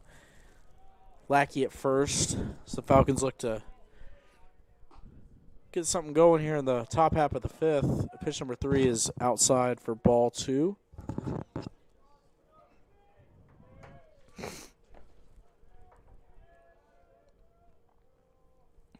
The 2-1 pitch is just outside. That one almost caught the outside corner. I don't think Crosby agrees with that one, but 3-1's the count. See if the Falcons send Lackey in motion here. Off speed, beautiful pitch. Change of speeds there. Floats that one in for strike number 2. So we got full count runner will be going here. 3 balls, 2 strikes, 2 outs. Crosby looks in and fires. That one in the dirt, ball 4. So it'll be a full count walk and runners on first and second with 2 outs.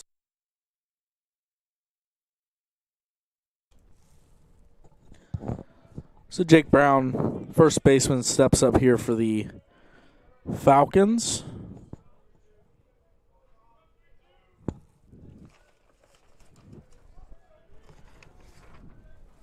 Brown listed 6'1", 215, senior from Winston-Salem, North Carolina.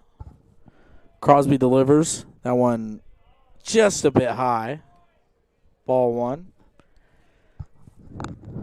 Crosby now on his 74th pitch. The 1-0. That one's fought off the end of the bat, so 1-1 count.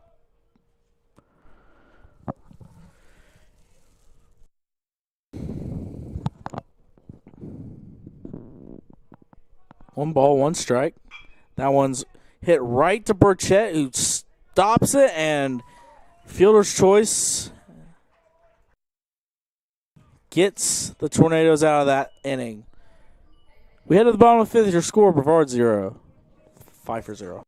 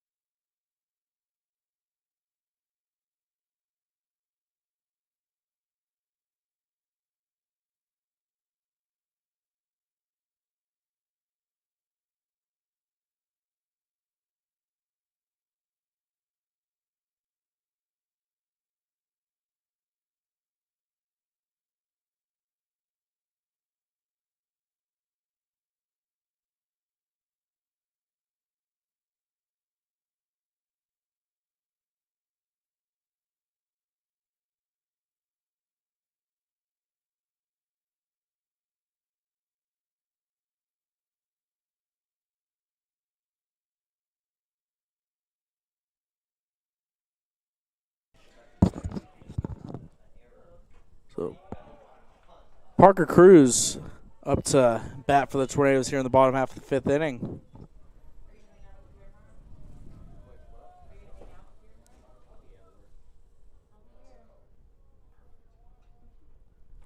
The one from Lewis cut on and missed.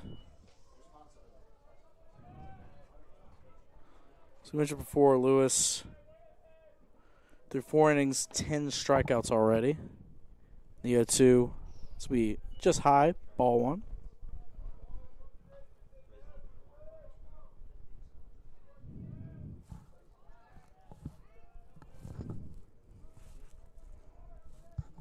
One, two in the dirt. Did not go, so 2 balls, 2 strikes for Parker Cruz, who got the offense off to a hot start in the first game of this doubleheader with a solo shot to left field. And the 2-2 pitch. That one's roped, stopped by the shortstop, and what a throw. What a play by the Falcons for out number 1.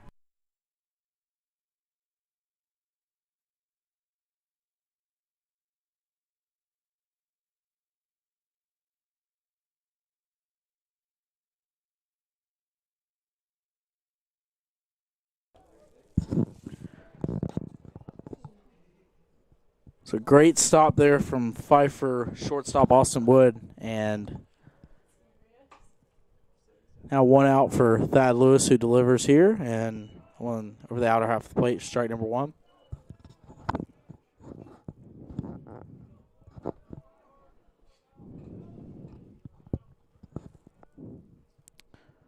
And 1 off speed, so catch the lower half of the plate, strike number 2.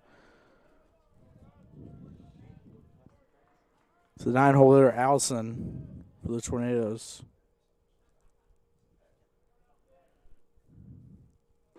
Cut on and miss. Strikeout number 11 for Lewis. We hit the top of the order here. Blake Burchett.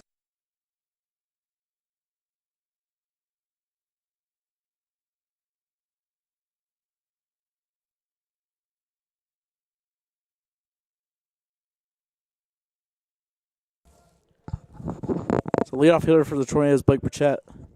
So get a 2-out rally started here against Lewis. It's been virtually unhittable here through the first 4+ innings of work. Only hit of the day was on a bad luck infield hit by Frankie Vasquez. That one brought the heat there inside. 0-2 count.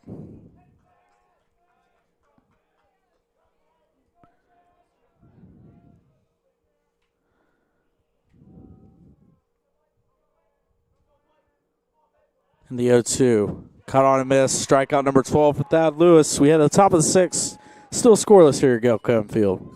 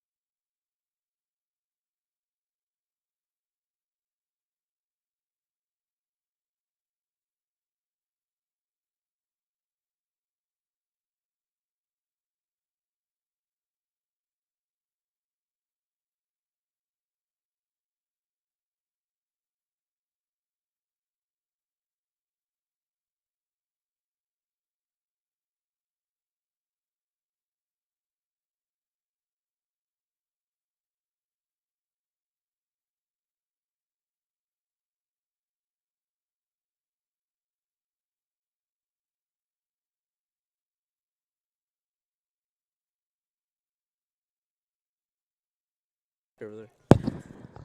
We're at the top of the 6th inning here. And first pitch by Crosby. Over the plate, off speed, strike number 1. That one chopped over to Burchett, who's able to gather that. Put out goes 4-3 for out number 1.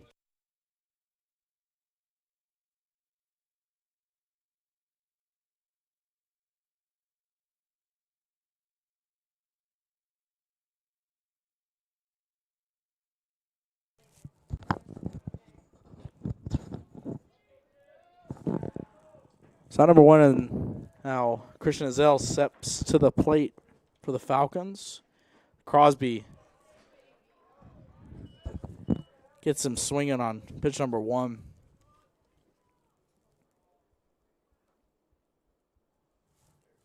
And the dirt continues to fly here at Gilcombe Field in these windy conditions.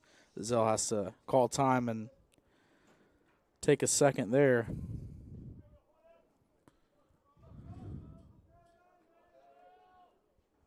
Crosby delivers. That one's fought off into right field, a base hit. First hit of the day for Azell in his homecoming here at Gilcombe Field.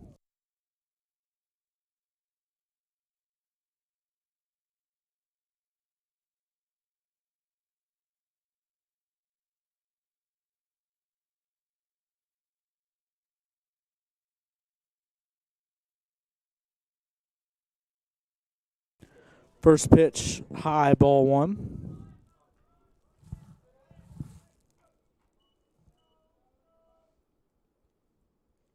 Crosby looks in. That one catches the inner half of the plate. 1-1 count. Christian Azell at first for the Falcons. Here in the top of the 6th. Crosby's going to keep him honest over there at first base. Crosby about to throw his 82nd pitch of the ball game. And it floats over the plate. Strike number 2. 1-2 count.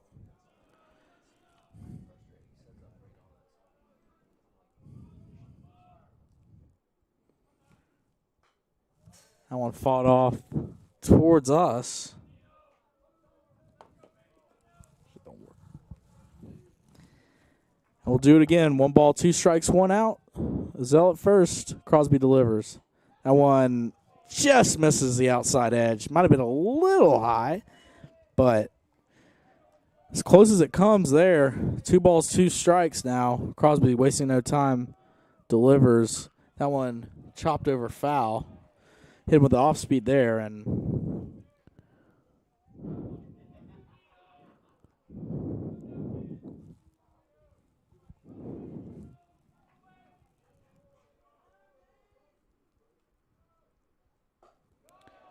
that one misses now. Full count.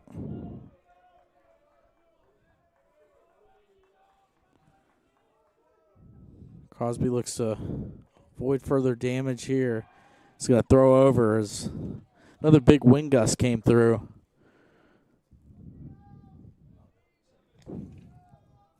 And Dino Thorpe asked for time there. So we mentioned earlier, gusts up to 40 miles an hour today here at Gilcombe Field. So it's understandable why these batters want to take their time, make sure they can see. As that one's going to catch the outside corner. Dino Thorpe cannot believe it. And that's going to be out number 2. Great pitch there from Crosby to get Dino Thorpe looking. Out number 2.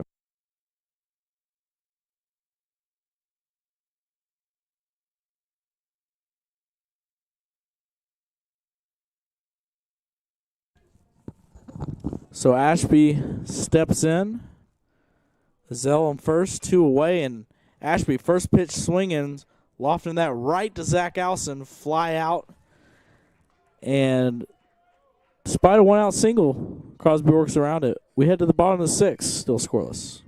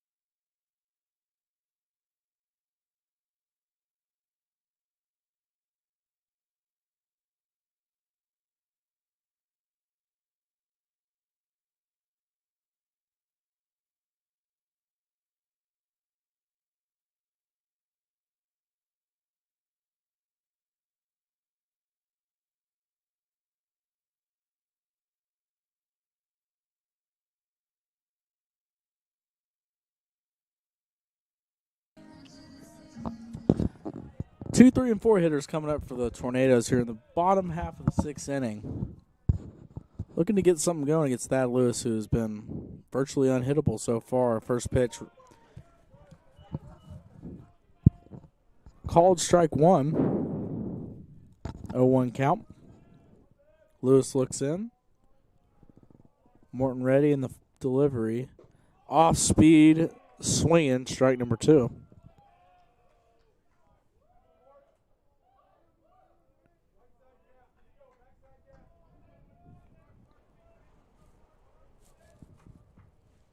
The 0-2 pitch. Outside, ball 1. Lewis through 6 innings. This will be his 83rd pitch of the game.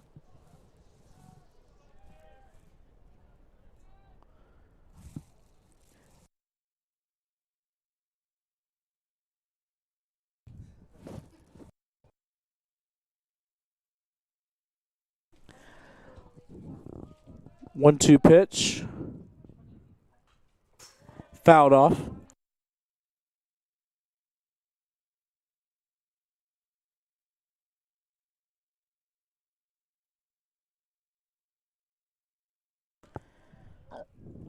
1-2 pitch from Lewis. That one grounded the shortstop.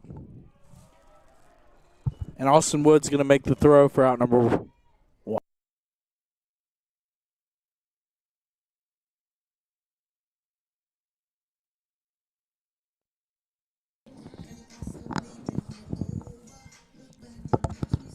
So Logan Clark steps to the dish, the 3-hole hitter for the Tornadoes. Looking to get something going here.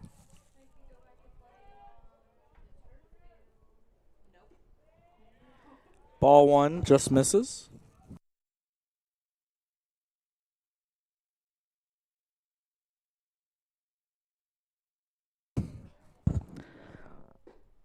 That one is going to catch the outside corner, strike number 1. Lose the off-speed pitch there.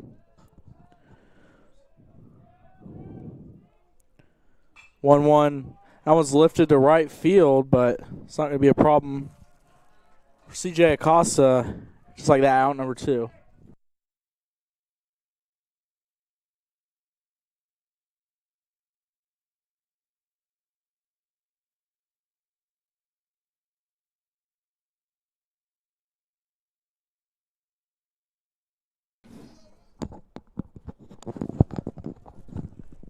So Ayler steps in with 2 outs. And that one right down Broadway, strike number 1. This will be pitch number 89 for Lewis.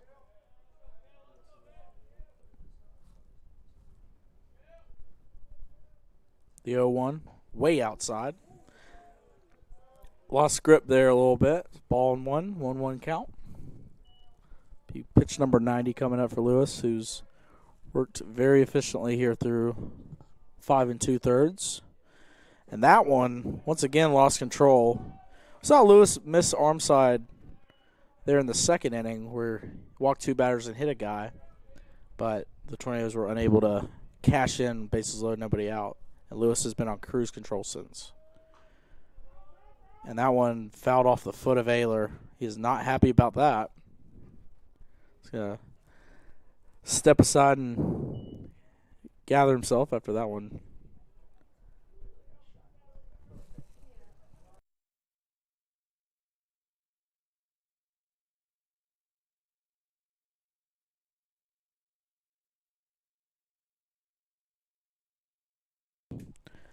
So Ayler steps back in after taking the foul ball off his foot there, and got 2 balls, 2 strikes, 2 outs here in the bottom of the 6th.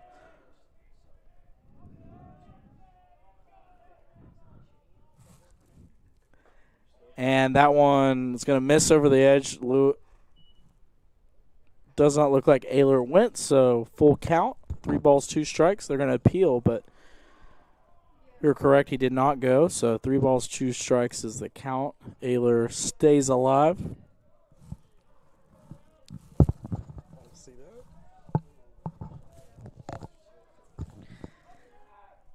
3 balls, 2 strikes. Lewis delivers, and that one called strike number 3. Make it 13 strikeouts for Lewis, and we're going to head to the top half of the 7th inning, still scoreless. Game number 2, Gil Conefield.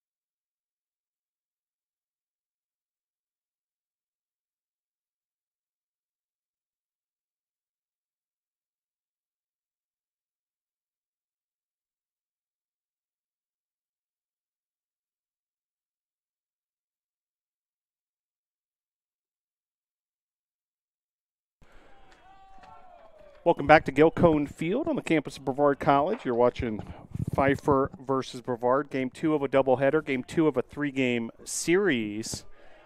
Appreciate Eli Carr and also Joseph Marvin handling the play-by-play duties up to this juncture and watching a significant pitcher's duel as each team pitching a shutout at the moment.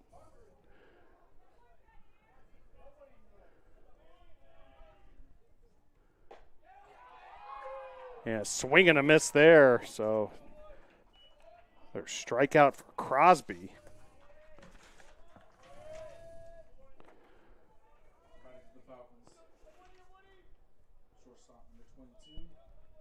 So after Acosta, the right fielder, retired via the strikeout, here's Austin Wood, 9-hole hitter, starting shortstop for the Falcons. Game 3 of the series tomorrow, right here at Gilcone Field, Sunday matinee. Tornadoes, winners of Game 1 of this series earlier today.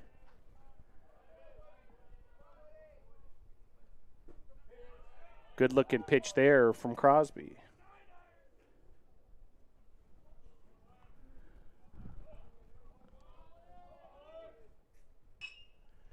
This is sliced down the right field line and able to make the play there. Zach Allison in shallow right field for out number 2. And so back to the top of the order will go for the Falcons. And it'll be Corey Lackey. Tornadoes 14-6 on the season, 4-0 in USA South Conference play, looking to improve on that in this one here. First pitch to Lackey, across the plate, strike 1.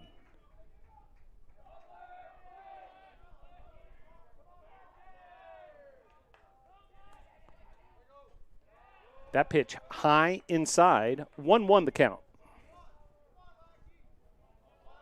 A pitcher's duel between Connor Crosby, the Tornado lefty on the mound now, and Thad Lewis, right-hander for the Falcons. On a unseasonably warm, windy day here at Gilcone Field. Heavy wind gusts at times. Currently 72 degrees, but the wind certainly a factor. Has been blowing in from center at times, now blowing from right to left at a high clip. Pitch there, just missing. Much of Gilcone Field thought might have had the punch out there. And a little bit of upset from some of the fans on that last ball and strike call. Meanwhile, fouled off there by Lackey to stay alive.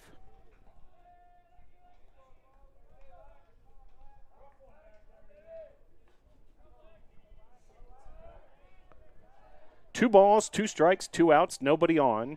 The pitch from Crosby. Grounder there, and Luke Morton trying to make the transaction there to Cale Ayler, and Lackey's able to beat it out. Base hit is the ruling from the official score, so base runner aboard with 2 outs. Meanwhile, a mound visit here from pitching coach Rob Julian. And got some action in the Tornado bullpen.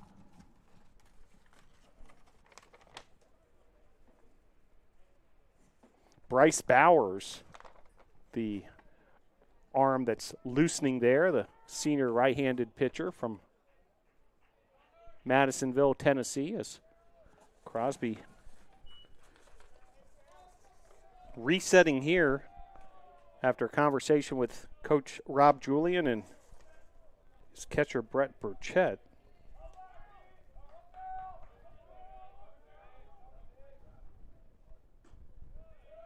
First pitch there, missing, ball 1.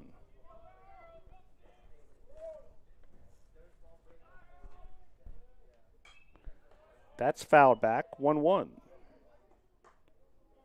Crosby over 100 pitches now.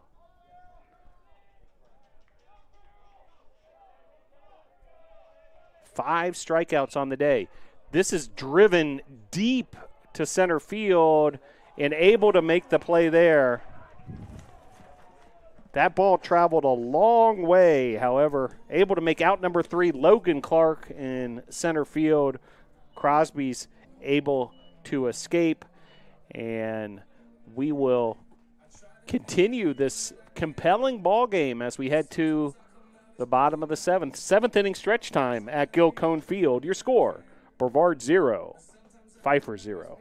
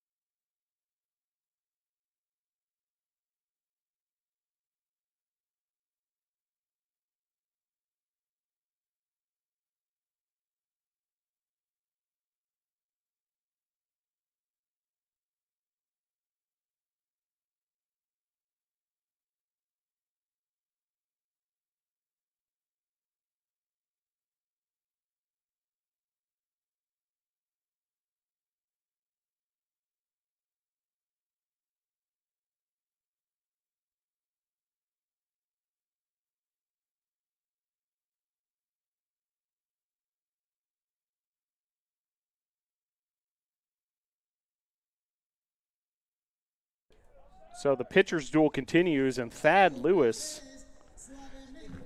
he's heading into his 7th inning of work. He's allowed just 1 hit, no runs. 13 strikeouts, 2 walks. Faced 22 batters, struck out 13 of them. And Frankie Vasquez looking to change that trend as he steps to the plate here. Get things started for the Tornadoes. Bottom of the 7th. First pitch swinging. This is slice foul. Vasquez has a 1-for-1 day going with a walk.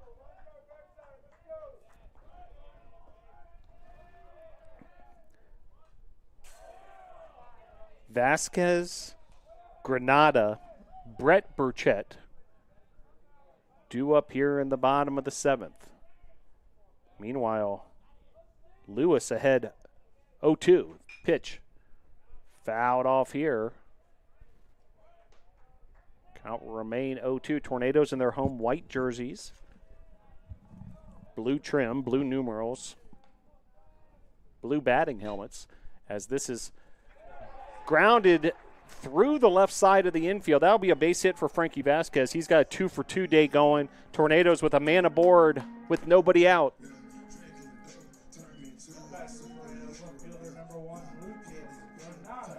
And that'll bring up Lucas Granada, Tornadoes left fielder.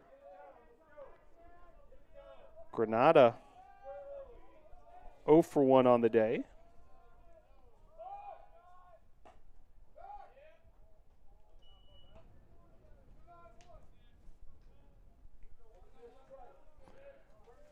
Base runner at first, that's Vasquez. Granada at the plate. And the pitch. Granada lays down a bunt. Lewis looked at second momentarily, and that'll be a sacrifice bunt for Lucas Granada. Runner moves to second. And that'll bring up Brett Burchett.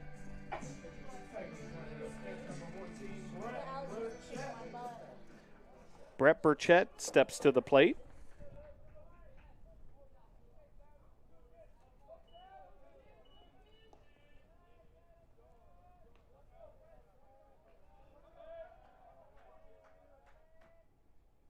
Swing and a miss there.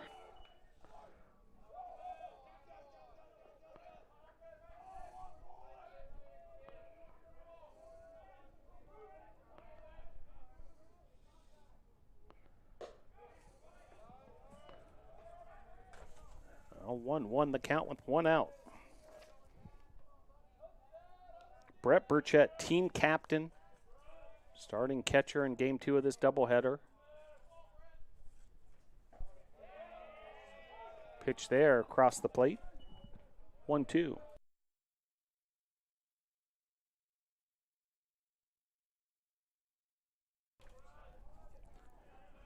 One, two, the count.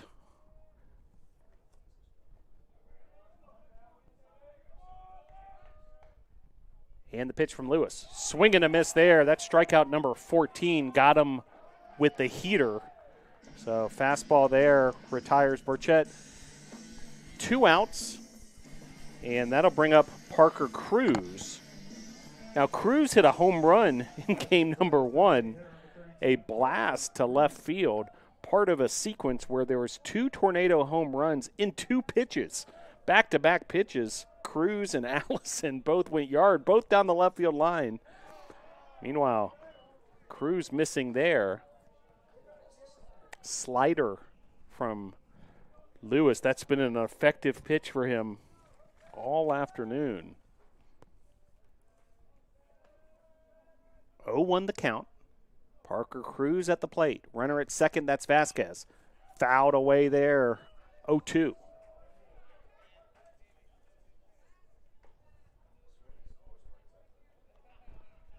In this contest, Cruz still looking for his first base hit. He's 0 for 2. No balls, 2 strikes. Lewis ahead of Cruz. And the pitch. Off the plate, 1-2.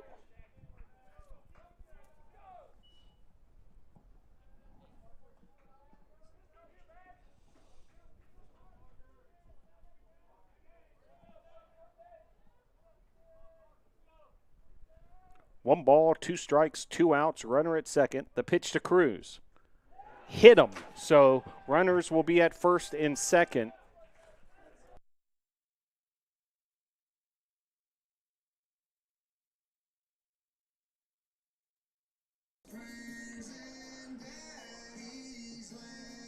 Zach Allison stepping to the plate now. So control has been an issue at times for Lewis. Meanwhile, pinch runner for the Tornadoes, Peter Famero will run at first base, replacing Cruz. Famero, the senior, out of Miami, Florida, Christopher Columbus High School. One of those baseball powerhouses, a lot of tradition at Columbus High School down in Miami. And Famero in this key role as on the base pass here in a 0-0 ball game. Vasquez, the runner at second, also out of South Florida, Pembroke Pines. So 2 South Florida guys on the base pass, and Zach Allison, who we mentioned homered in game number 1, his first career home run as a Tornado.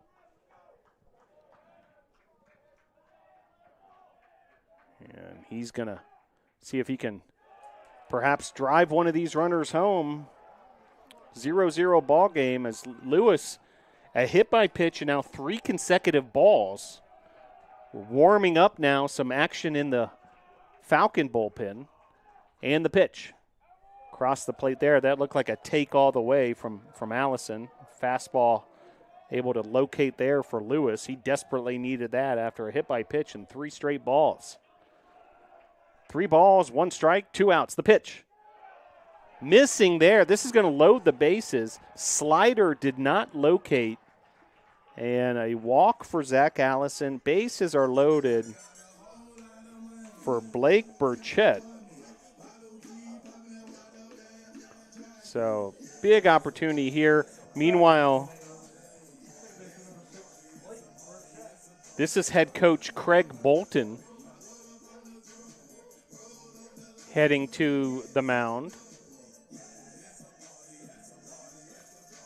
So, a big conference here. We've got the entire infield plus the head coach to talk things over.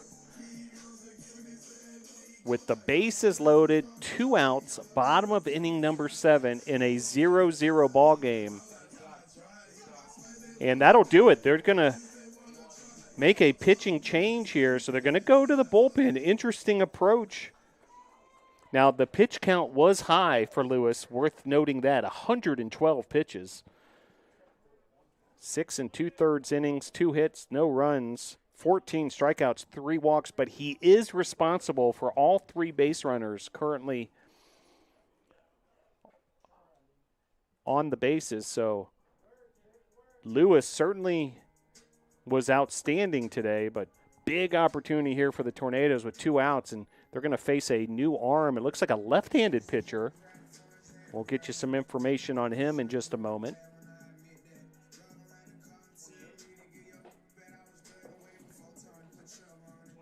Jacob Landis, the senior left-handed pitcher out of Gastonia, North Carolina.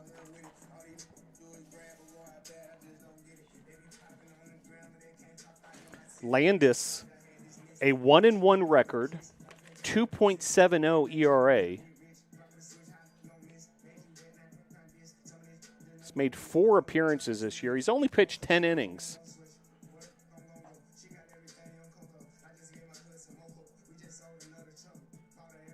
Ten strikeouts, 8 walks, has not allowed a home run. He's allowed 2 doubles and a triple.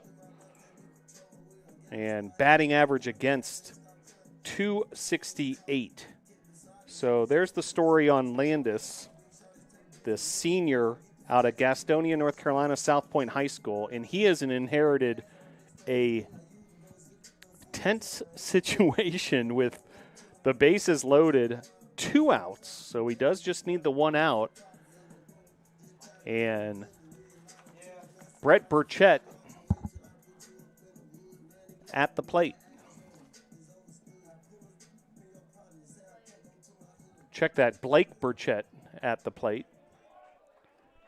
So leadoff hitter, second baseman Blake Burchett, the nation's leader in stolen bases.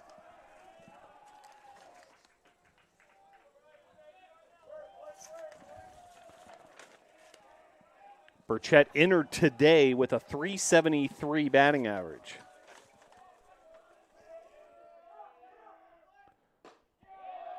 First pitch locates that outside part of the plate.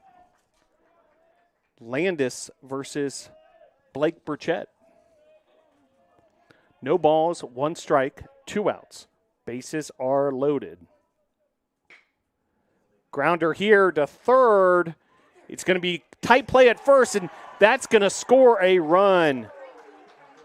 An infield RBI single. Like, you know, you could date back to that hit by pitch that really kind of set things in motion.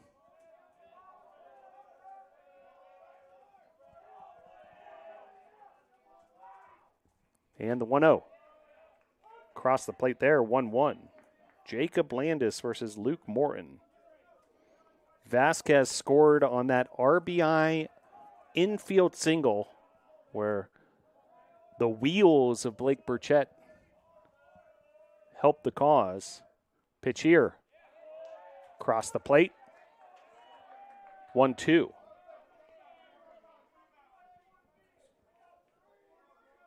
So Famero, your base runner at third. Zach Allison at second. Blake Burchett at first. Luke Morton at the plate. Pitch there, misses. Fastball.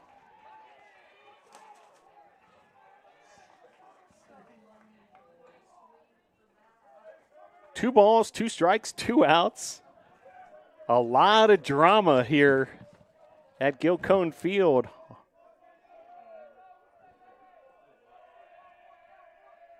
And the pitch.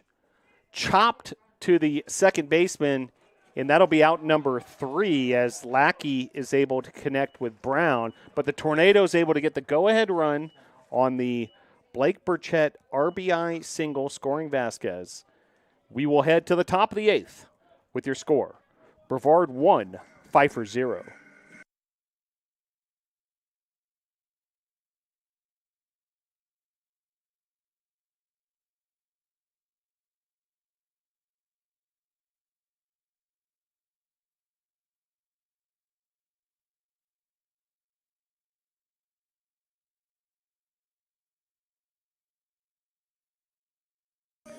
Back here at Gilcone Field, new pitcher for the Tornadoes is Bryce Bowers.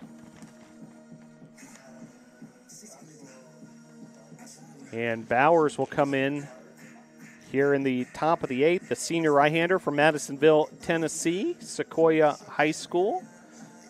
What an effort by Connor Crosby, sophomore lefty out of Tampa, Florida. 7 complete innings, 6 hits, no runs, 5 strikeouts, 1 walk. He did not allow an extra base hit. He threw 106 pitches, 71 strikes. Connor Crosby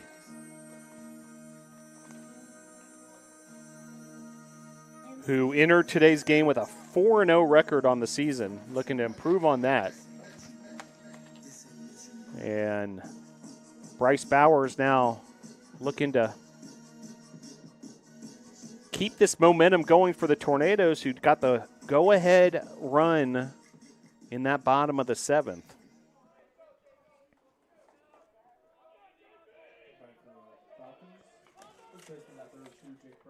Jake Brown will step to the plate. So 3, 4, 5 hitters for the Falcons here. Brown is 0 for 3 on the day. And the pitch from Bowers. Across the plate, strike 1 with the fastball.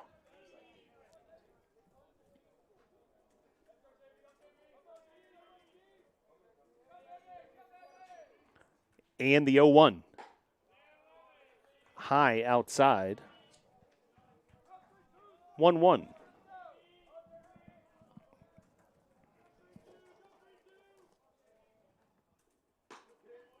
That pitch missing, so Bowers working that outside part of the plate. Another fastball there missing. Some more loosening, at least, in the Tornado bullpen, as this is driven to right field and able to make the play on the line out to right. Zach Allison.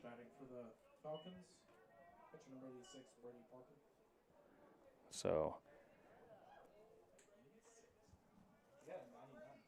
bring up Brady Parker, cleanup hitter for the Falcons.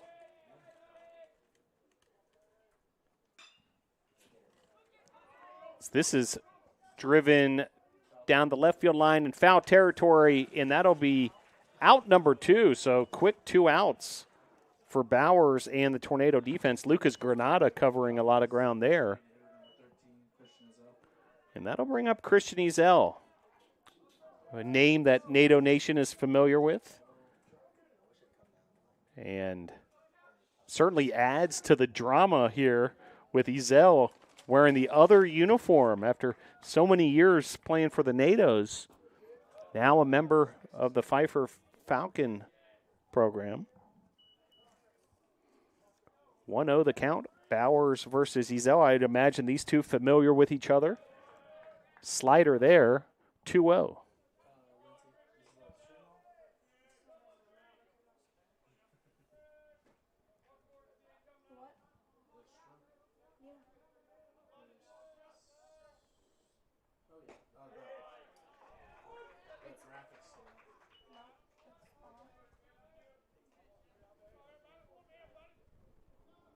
Two on the count with 2 outs. The pitch. Swing and a miss there. 2-2.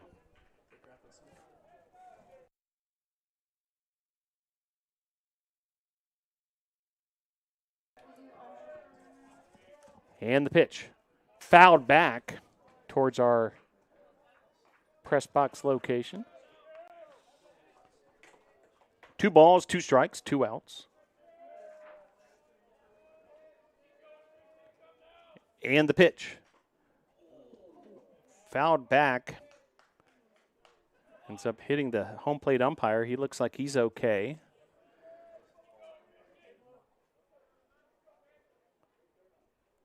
Two balls, 2 strikes, 2 outs.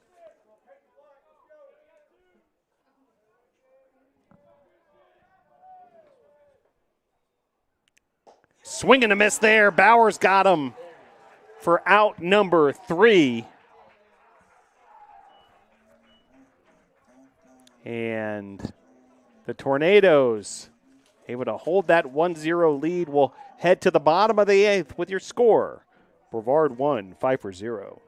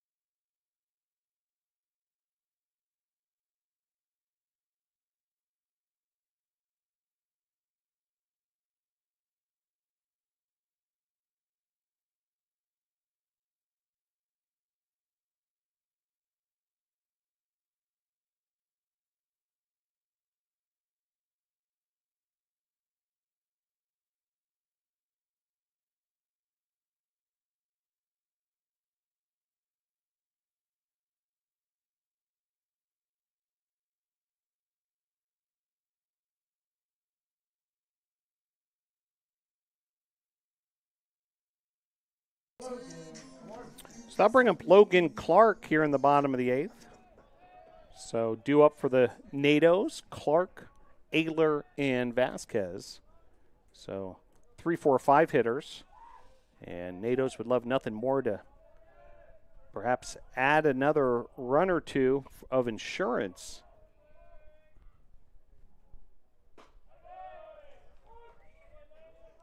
Jacob Landis, who got that final out. The bottom of the 7th, where the Tornadoes were able to get that one run. And that's going to be a base hit and add an E6 to the equation too, as Clark is able to get the base hit and then opportunistically make his way to second on the error by the Pfeiffer shortstop, Wood. And that'll bring up Cale Ayler.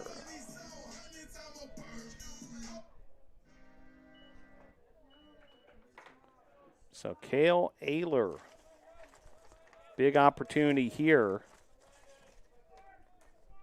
Sophomore out of Charlotte, Cox Mill High School. And runner in scoring position with no outs. First pitch, a fastball off the mark, ball 1.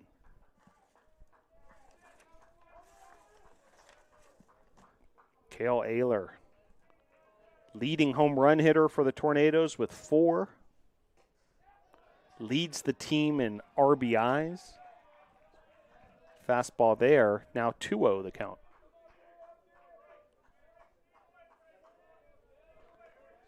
Entered today with a .431 batting average and .815 slugging percentage.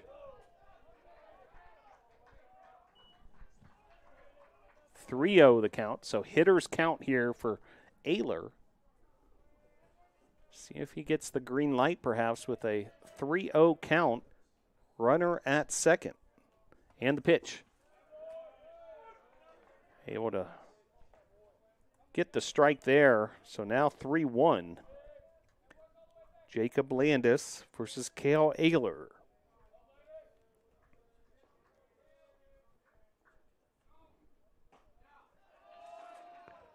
Ball 4, so now 2 aboard for the Tornadoes, and Frankie Vasquez steps to the plate.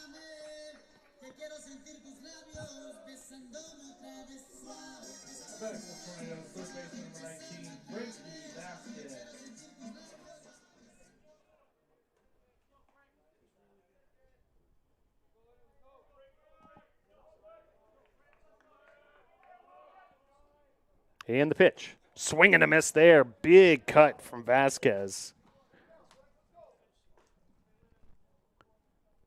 Yeah, 0-1 count. Landis ahead.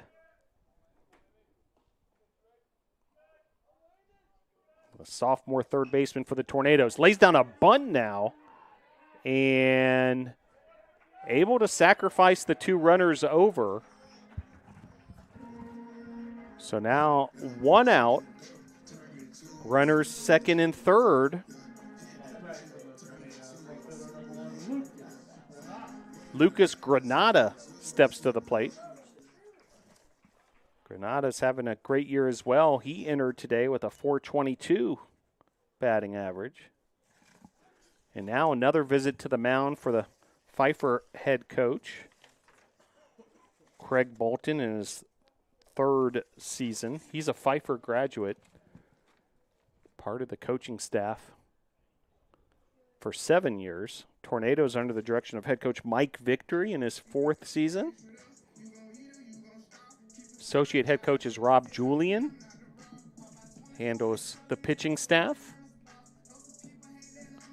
Volunteer assistant coach is Steve Huckey, and Brevard College alum Ben Melton. Great to see the alumni showing out here at Gil Cone Field, alumni weekend for the baseball program. So intentional walk will load the bases for Brett Burchett. So Granada takes first base. So 1 out here. Interesting strategy for Pfeiffer. See if it pays off, or perhaps the Tornadoes can capitalize it from it all. Pitch here, swing and a miss. Another big cut there. That one from Burchett. Some more action in the NATO bullpen, looks like.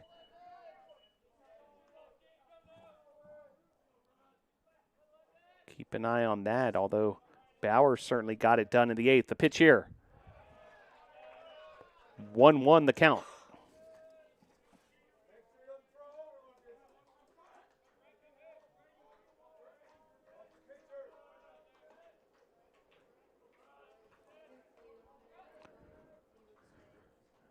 Swing and a miss. 1-2. 1-2 the count.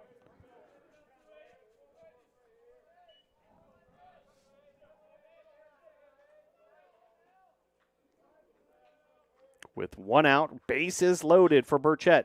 This is fouled off.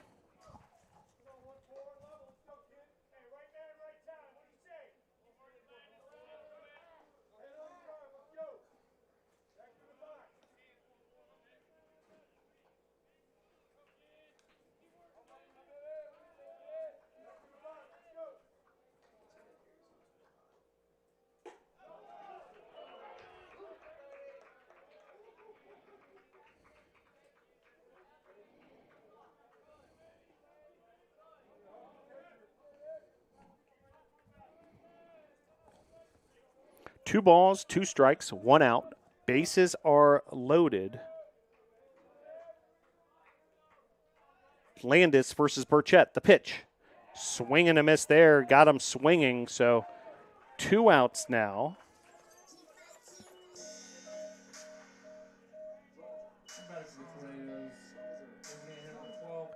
And that'll bring up Peter Famero. We saw Famero enter the game as a pinch runner. He remains in the game in that designated hitter spot where Parker Cruz was the starter. So opportunity here for Peter Famero,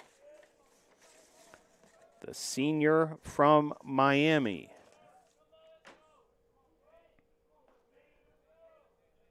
The pitch from Landis. Off the plate, ball 1. Big opportunity right here for the Tornadoes to add some insurance in a 1-0 ball game. Check swing, but ruled that he went around, so 1-1 the count.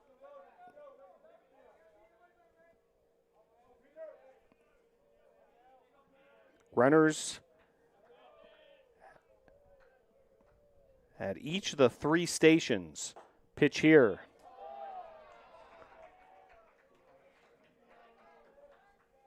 Missing there, 2-1. Logan Clark is your base runner at third. Cale Ayler, the base runner at second. Lucas Granada at first.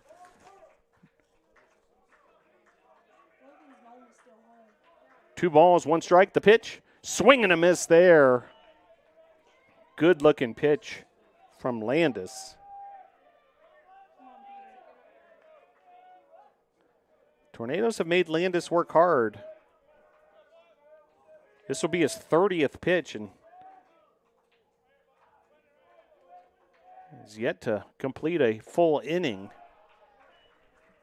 Pitch there, high. Full count.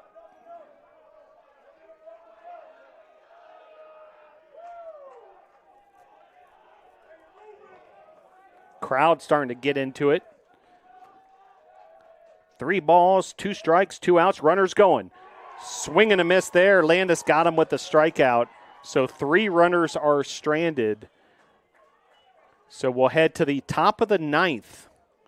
Tornadoes 3 outs away from taking a 2-0 lead in this series, but a slim 1-0 advantage as we head to the top of the 9th. The drama continues right here at Gilcone Field. Your score at the end of 8, Brevard 1, Pfeiffer 0.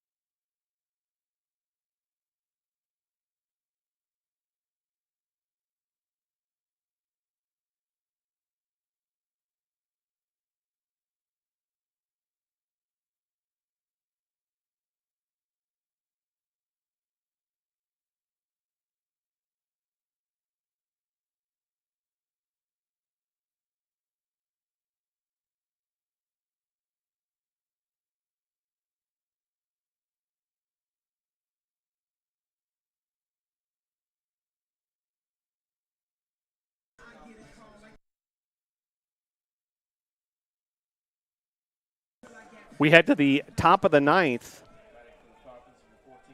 and Bryce Bowers is 3 outs away from taking the Tornadoes to a dramatic potential victory here. First pitch, strike.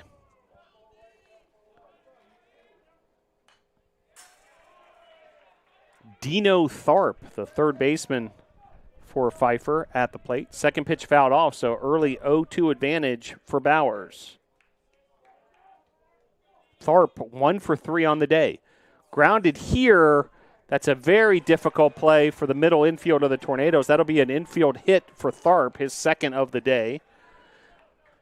So runner aboard, the tying run at first for the Falcons. And that'll bring up Thomas Ashby, and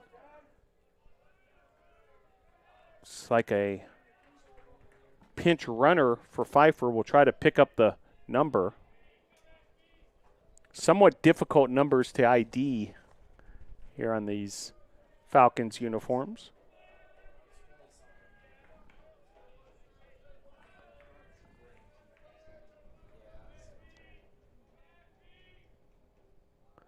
Pitch here.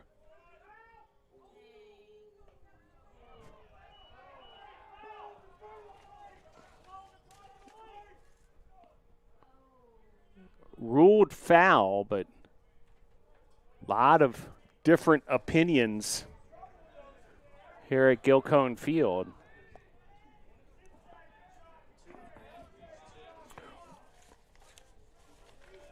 Pinch runner at first is number 2, Connor Welker, freshman out of Concord, North Carolina. Snap throw from Burchett. Pitch was a strike, and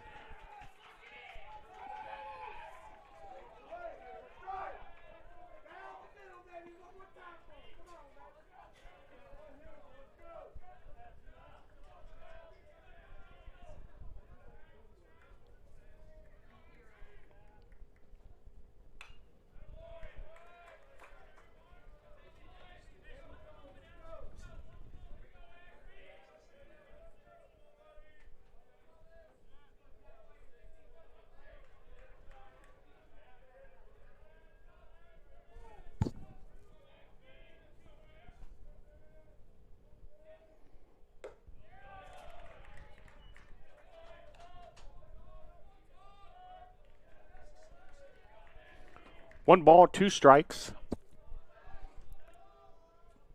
Top of inning number 9, runner at first. The pitch from Bowers. Fouled, out of play.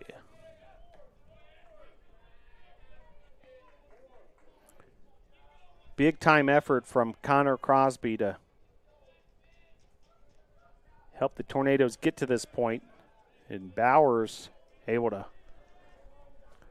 shut out the Falcons in the 8th. The pitch here, off the plate, 2-2.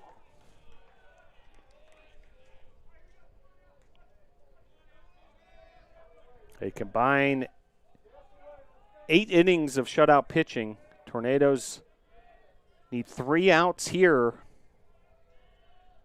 Take a 2-0 lead in the series heading into tomorrow, but still some work to do against these Falcon hitters as this is driven to the gap in right center field. Logan Clark, nice job covering a lot of ground there and able to make the play for out number 1.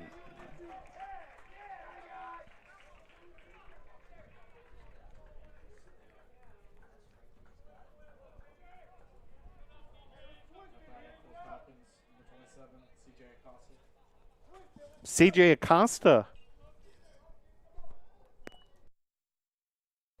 will step to the plate. He bats from the left side. And the right-hander Bowers gets his signal from Burchett and deals. Across the plate there, strike 1. Good-looking curveball there from Bowers.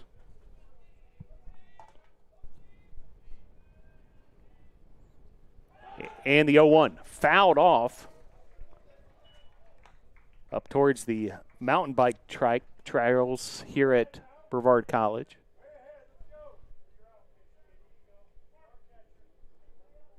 Beautiful Saturday afternoon here at Brevard.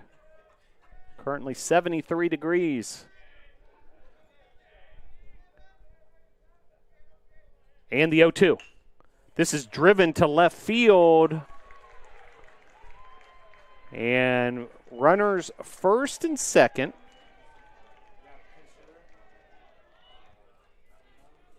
For Pfeiffer with 1 out after that base hit. And pinch hitter coming to the plate for the Falcons. So base hit there by Acosta.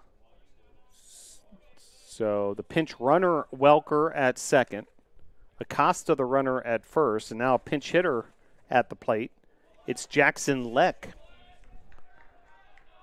Leck, certainly some experience, a graduate student out of High Point, North Carolina. Tying run now at second. 1 ball, no strikes, 1 out. The pitch from Bowers. Swing and a miss there. Bowers able to make it a 1-1 count.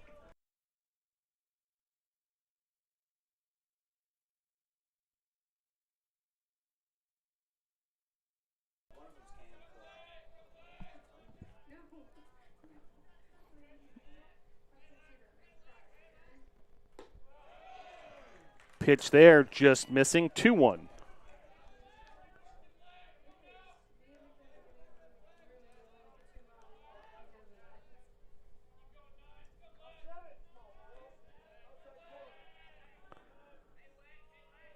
Runners first and second, the 2-1. Driven foul, 2-2.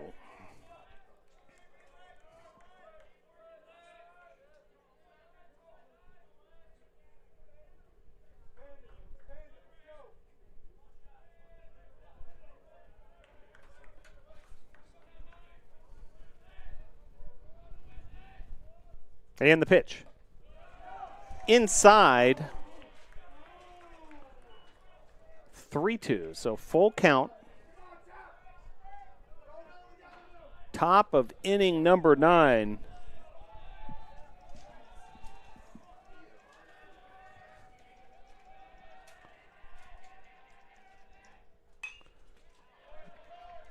as this is hammered foul.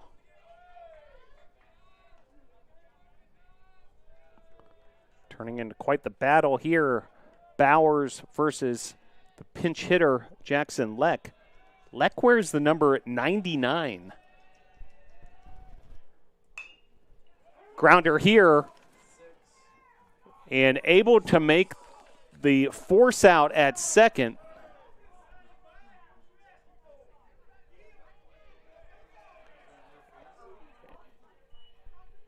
And shaken up on the play is Tornadoes second baseman Blake Burchett.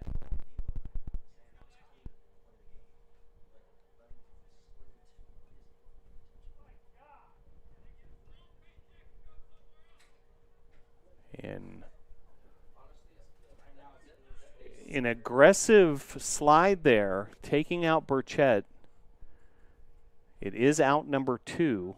Runners at the corners. Mike Victory, head coach of the Tornadoes, having a talking to the umpire who was working the bases.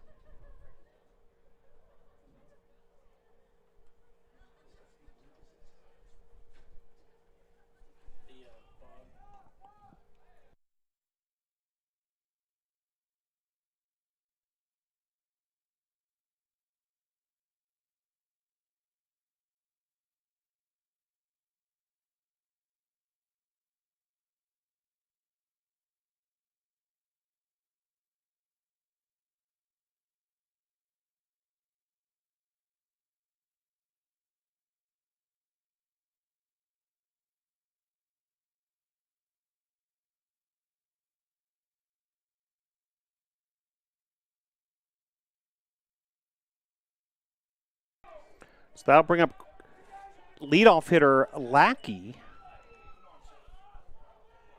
2 outs, 1 out away from pay dirt here for the Tornadoes, but another dangerous situation. Runners at first and third. And the pitch. Across the plate, strike 1.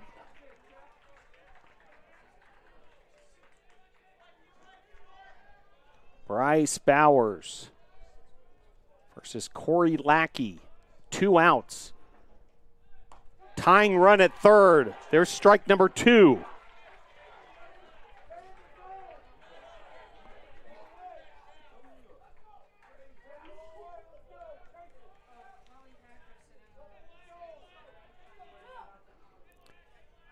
And the 0-2.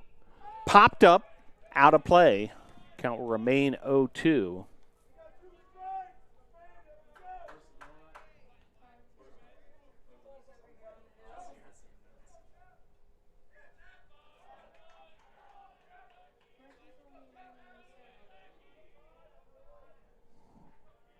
And the pitch. Missing. 1-2 now the count.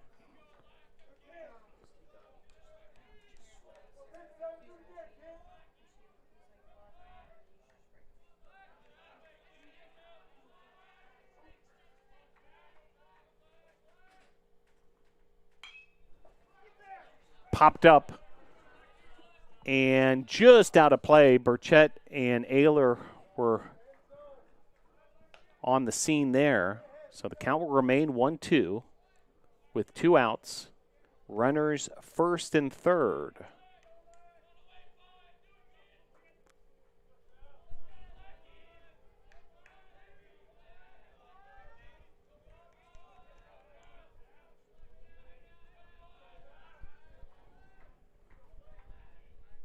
And the 1-2.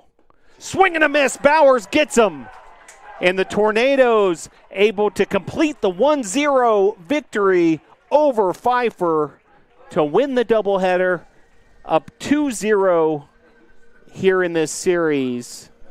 And the strikeout from Bowers to strand 2 Falcon runners. What a ball game here at Gilcone Field as the Tornadoes win. The Tornadoes take the 1-0 victory over the Falcons.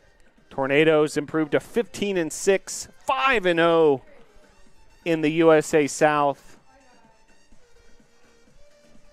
And a big-time win here. Bowers and Crosby combining for a shutout. Crosby went 7 innings, allowed just 6 hits, no runs, 5 strikeouts, 1 walk, did not allow an extra base hit. Bowers, 2 innings to earn the save. Crosby, of course, the win. Crosby now 5-0. 2 hits for Bowers, no runs, 2 strikeouts, no walks. The 2 pitchers did not allow an extra base hit in this one and did not allow a run, obviously, in the 1-0 shutout victory. The difference in this one, offensively, coming in the bottom of the 7th, a Blake Burchett single to third base, which drove in Vasquez. And that proved to be the game-winning RBI, the game-winning run. And what a day capped off for the Tornadoes with the 1-0 victory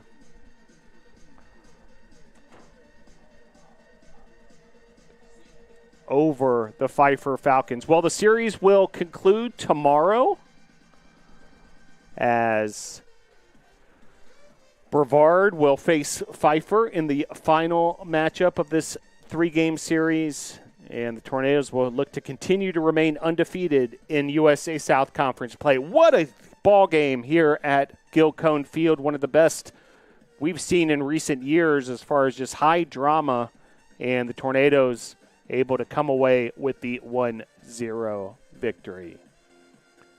Well, that'll just about do it for all of us here at Brevard College. Thanks for joining us for this edition of Brevard College Baseball. Hope to see you tomorrow. Come on out here to Gil Cone Field and see the action in person, or we'll also have you the action right here on this YouTube channel. Your final score for the final time. Game number 2 of the doubleheader. Brevard 1, Pfeiffer 0. Go Tornadoes.